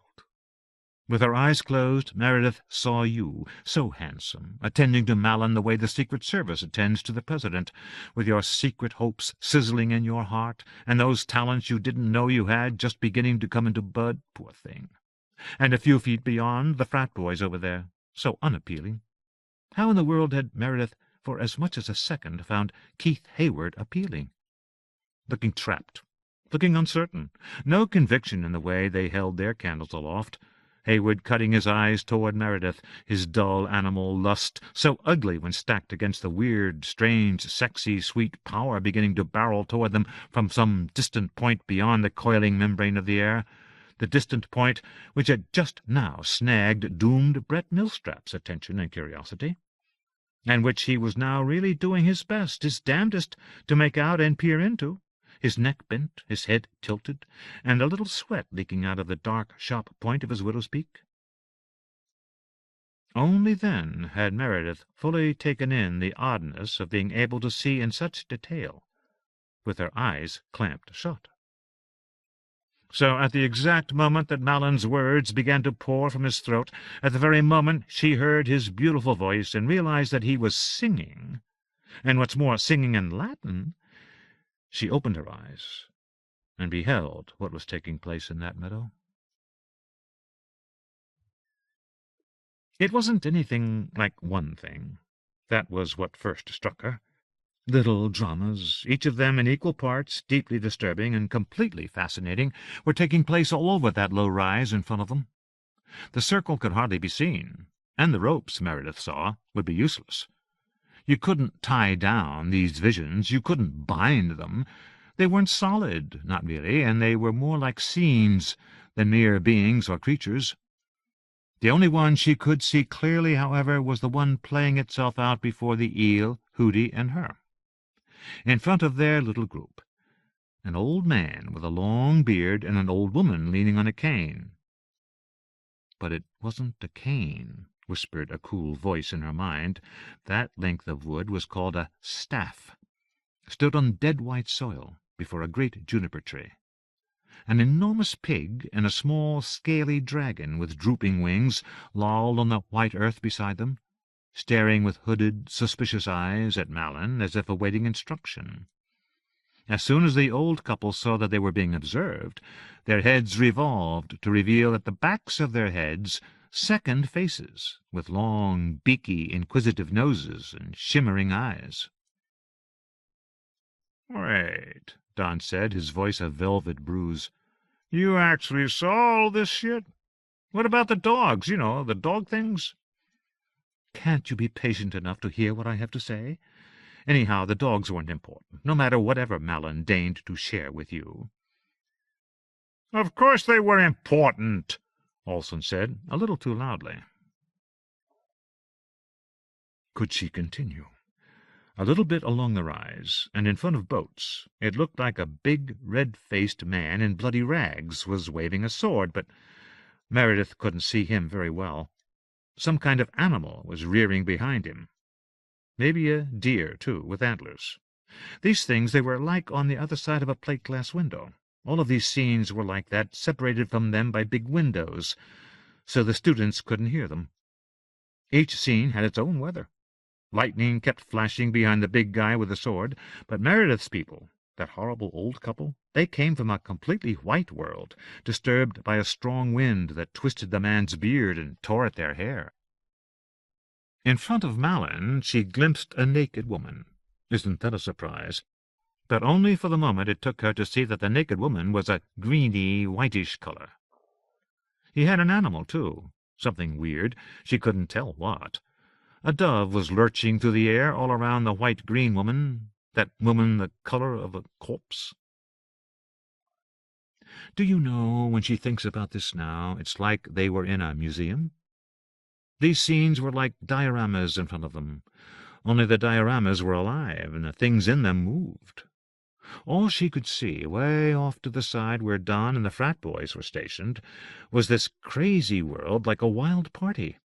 A king was riding on a bear, waving his arms and thrashing every which way, and a queen, an angry queen, was shouting and pointing here and there with a long stick. The Bear King and the Roaring Queen, Meredith called them. They had a big dog, like a hound of some kind, and all of them were made of shiny silver, or something like that, and none of them had faces, just these smooth, shiny, liquid surfaces. In back of them, all sorts of other figures were cavorting away, and you knew it was really noisy in that world. Donald was running around in circles, and Malin was staring straight ahead as if he was about to go into shock, and Keith Hayward, he wasn't paying any attention at all to this amazing stuff going on right in front of their faces, and neither was Millstrap. Keith was staring right at Meredith, and Hayward's terrible face, because it was terrible, anything she might have once thought to the contrary was dead wrong, looked like a cement mask hung in front of a blazing fire. Meredith said to herself, "That guy better stay where he is, because he's completely off his rocker." The world of the Bear King and the Crazy Queen spilled from its diorama and rolled through all the others, filling their spaces and the spaces between. All the silvery people reeled around, declaiming to themselves with drunken, oversized gestures. Meredith thought this scene had a wild, spooky charm. It delighted her, especially when the Mad Queen swung in her direction and leveled the staff at her head. Some kind of light, grainy beam flew from the end of the staff and struck Meredith's forehead with an impact like that of a flying moth, then passed through the wall of her skull and entered her brain, where it became a short, cool wand. The wand pulsed once, then evaporated into her brain tissue. The great blessing had been bestowed and received. The Bear King waved a beer stein and slapped his mount on the head, and the roaring queen swung her arm a couple of inches and aimed her distaff, it seemed to Meredith, at the eel. Then Meredith paid no more attention to anyone or anything else, be it visionary royal personage, visionary animal creature, or ordinary everyday human commoner, because all of her attention was focused on the three great principles that had begun to take root in the center of her brain, and just then were clearing their throats and getting ready to sound off. When they spoke, however, it was not in the Southern politician, ham-bone tones she had expected from this wind-up, but in a slender, cool female voice. And that, gentlemen, was when Meredith Bright finally began to figure things out. The great blessing was, you could say, a vision of a new heaven and a new earth. Only the new heaven and earth were not at all what people imagined they would be. No, no, no. Meredith giggled at the disparity between the world as it truly was and what almost everyone, including her former addle-pated self, imagined it to be. What came from the point of that distaff was wisdom. The wisdom of those three great principles. Yes, Meredith knew. Meredith understood the men before her wanted to hear more about this wisdom that had been passed on so efficiently from a realm beyond all understanding. But they'd have to wait, because they still had more to learn about the events of that all-important evening. A whole lot seemed to happen all at once. The crazy scene in front of them began to move forward, as if to surround them, which would have meant they'd be lost forever in some eternal horror show. But it had moved only the tiniest part of a centimeter, say the tiniest distance possible, which no one but Meredith and maybe the eel even noticed, and the dog things were just beginning to perk up when two things happened at the far end of their row. The first was that Keith Hayward, of course not noticing the peril he was about to be in, that idiot, jumped out of position and started to sprint toward Meredith. He wanted to pick her up and snatch her away. Hayward wanted to kidnap her. She understood that. She was really clear about his mission. It was in his terrible, terrible eyes, that intention, or desire, or whatever you call it. He'd starved long enough, and he was going to make his move. At the same time, Brett Millstrap finally got his hands on that weird point in space he had been looking at and puzzling over so long. He was concentrating so hard he never even noticed that his partner had taken off and left him by himself. While Hayward was barreling toward Meredith, Millstrap bent over and tugged at something like a seam on the edge of the eternal diorama. When he got his fingers through the crack he had spotted, he closed his fists and pulled hard. Muscles Meredith hadn't known the kid possessed popped out on his forearms, and he leaned into his work. A 4-foot section of the diorama peeled up like a flexible screen, and both the Bear King and the insane queen turned to gaze at what he was doing. The king banged his heels into the bear's sides, the appalled queen roared and flailed her long stick. They wanted him to stop. But then Meredith could see no more, as some big, dark form slipped in front of her and blocked her vision. At first she thought it was one of the dog creatures, for all of those things were beginning to move forward in order, Meredith realized, to shield their group from the happy campers in eternity, or whatever it was. But it was not a dog creature. It was too big, and besides it had a really weird smell, so awful it was almost beautiful. Honestly, if you made that odor into a perfume, some women would wear it all the time, and a lot of women would wear it maybe once a year, when a little serious business had to be done. That smell, that weird fragrance, made Meredith dizzy, which meant her vision lost a little reliability, since it's hard to know if you're seeing things accurately when the ground is wobbling and your knees don't work and a funny floating sensation has taken over what used to be your head.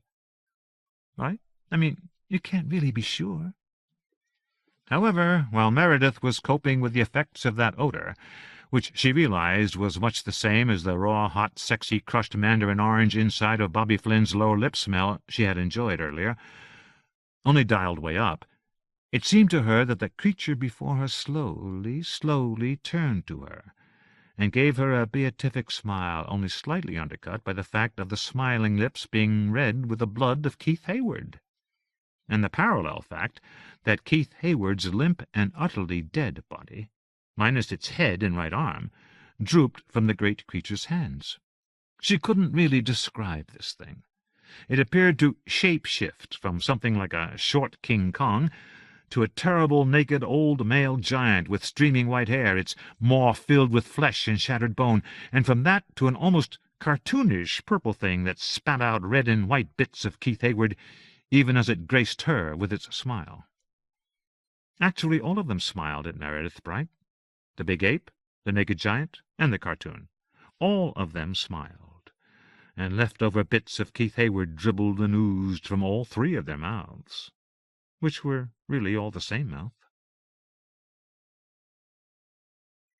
At this point I had the odd sensation that while Meredith was telling me the truth about all this smiling, she was, although she may not have even been aware of it, also lying, and about something I could define only as obscene. Meredith Walsh, I advised myself, inhabited a dizzying moral realm. I asked her a question. No, the smiling didn't surprise Meredith. Why should it?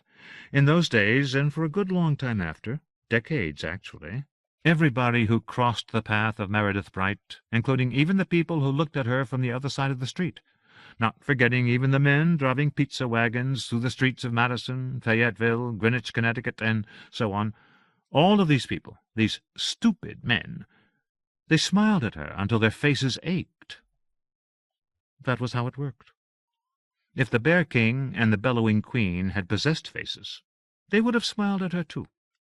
In fact, although they did not have actual faces, visible ones, they smiled at her anyhow.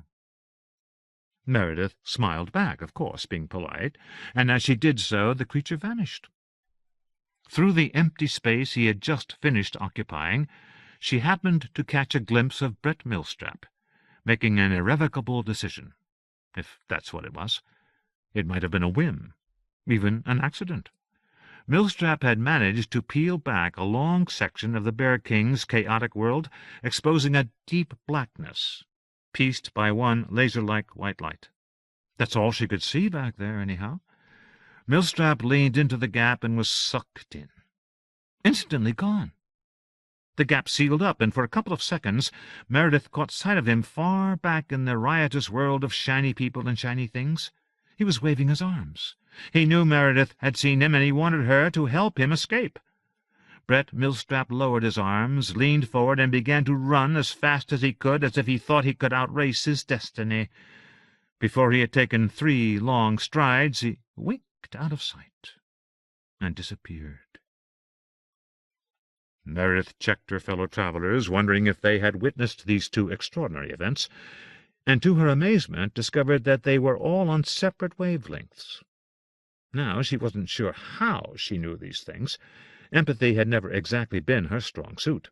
But looking at Boats, she knew instantly that he found himself in a field of corpses, rising to his feet near a great tower made entirely of the bodies of dead children. Both Donald and Malin saw billows of downpouring rose-orange light and upright dogs in human clothing, except Malin saw more dogs, and nastier ones. Malin's dogs wanted to kill him for his audacity and his incompetence, and he had to take off and get out of there in a hurry. The hurry was crucial for another reason, that Malin had also seen Keith Hayward ripped to pieces by some huge and ferocious creature he could not identify, but which he knew he had summoned to the meadow. When Meredith turned her gaze to Hootie, what she saw, a mighty blazing sun, crowded, stuffed, crammed, jammed with words and sentences, nearly flattened her. She thought it may have been the face of God, burning through all those humming, writhing, coiling sentences and paragraphs, all of them making their claim and all of them sacred. Hootie was too much for her. She knew that if she looked a moment longer into God's massive, sentence-packed face, she would crack and fall asunder, a broken vessel. So she did what she had to do, and took off running.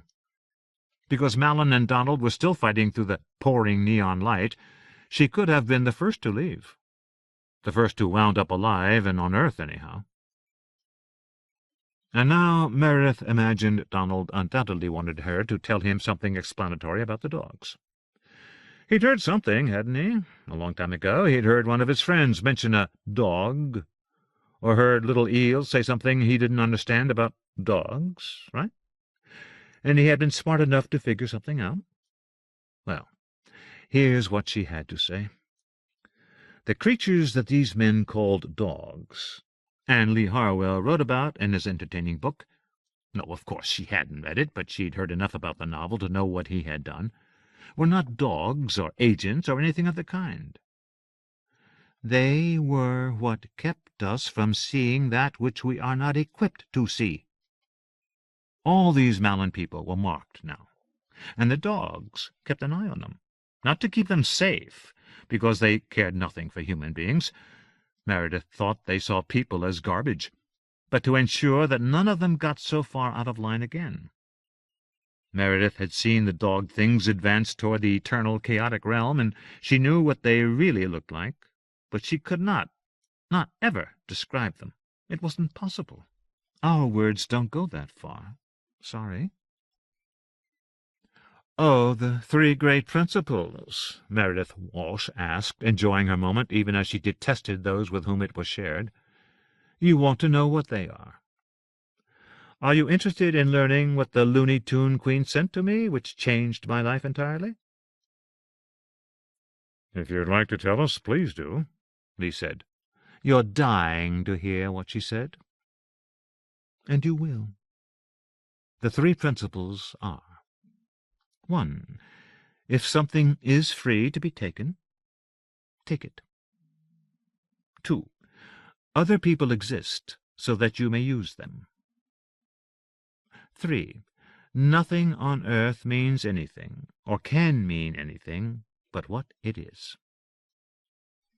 Meredith Walsh checked to ensure that these men had taken in her wisdom. Evidently, what she saw before her was satisfactory.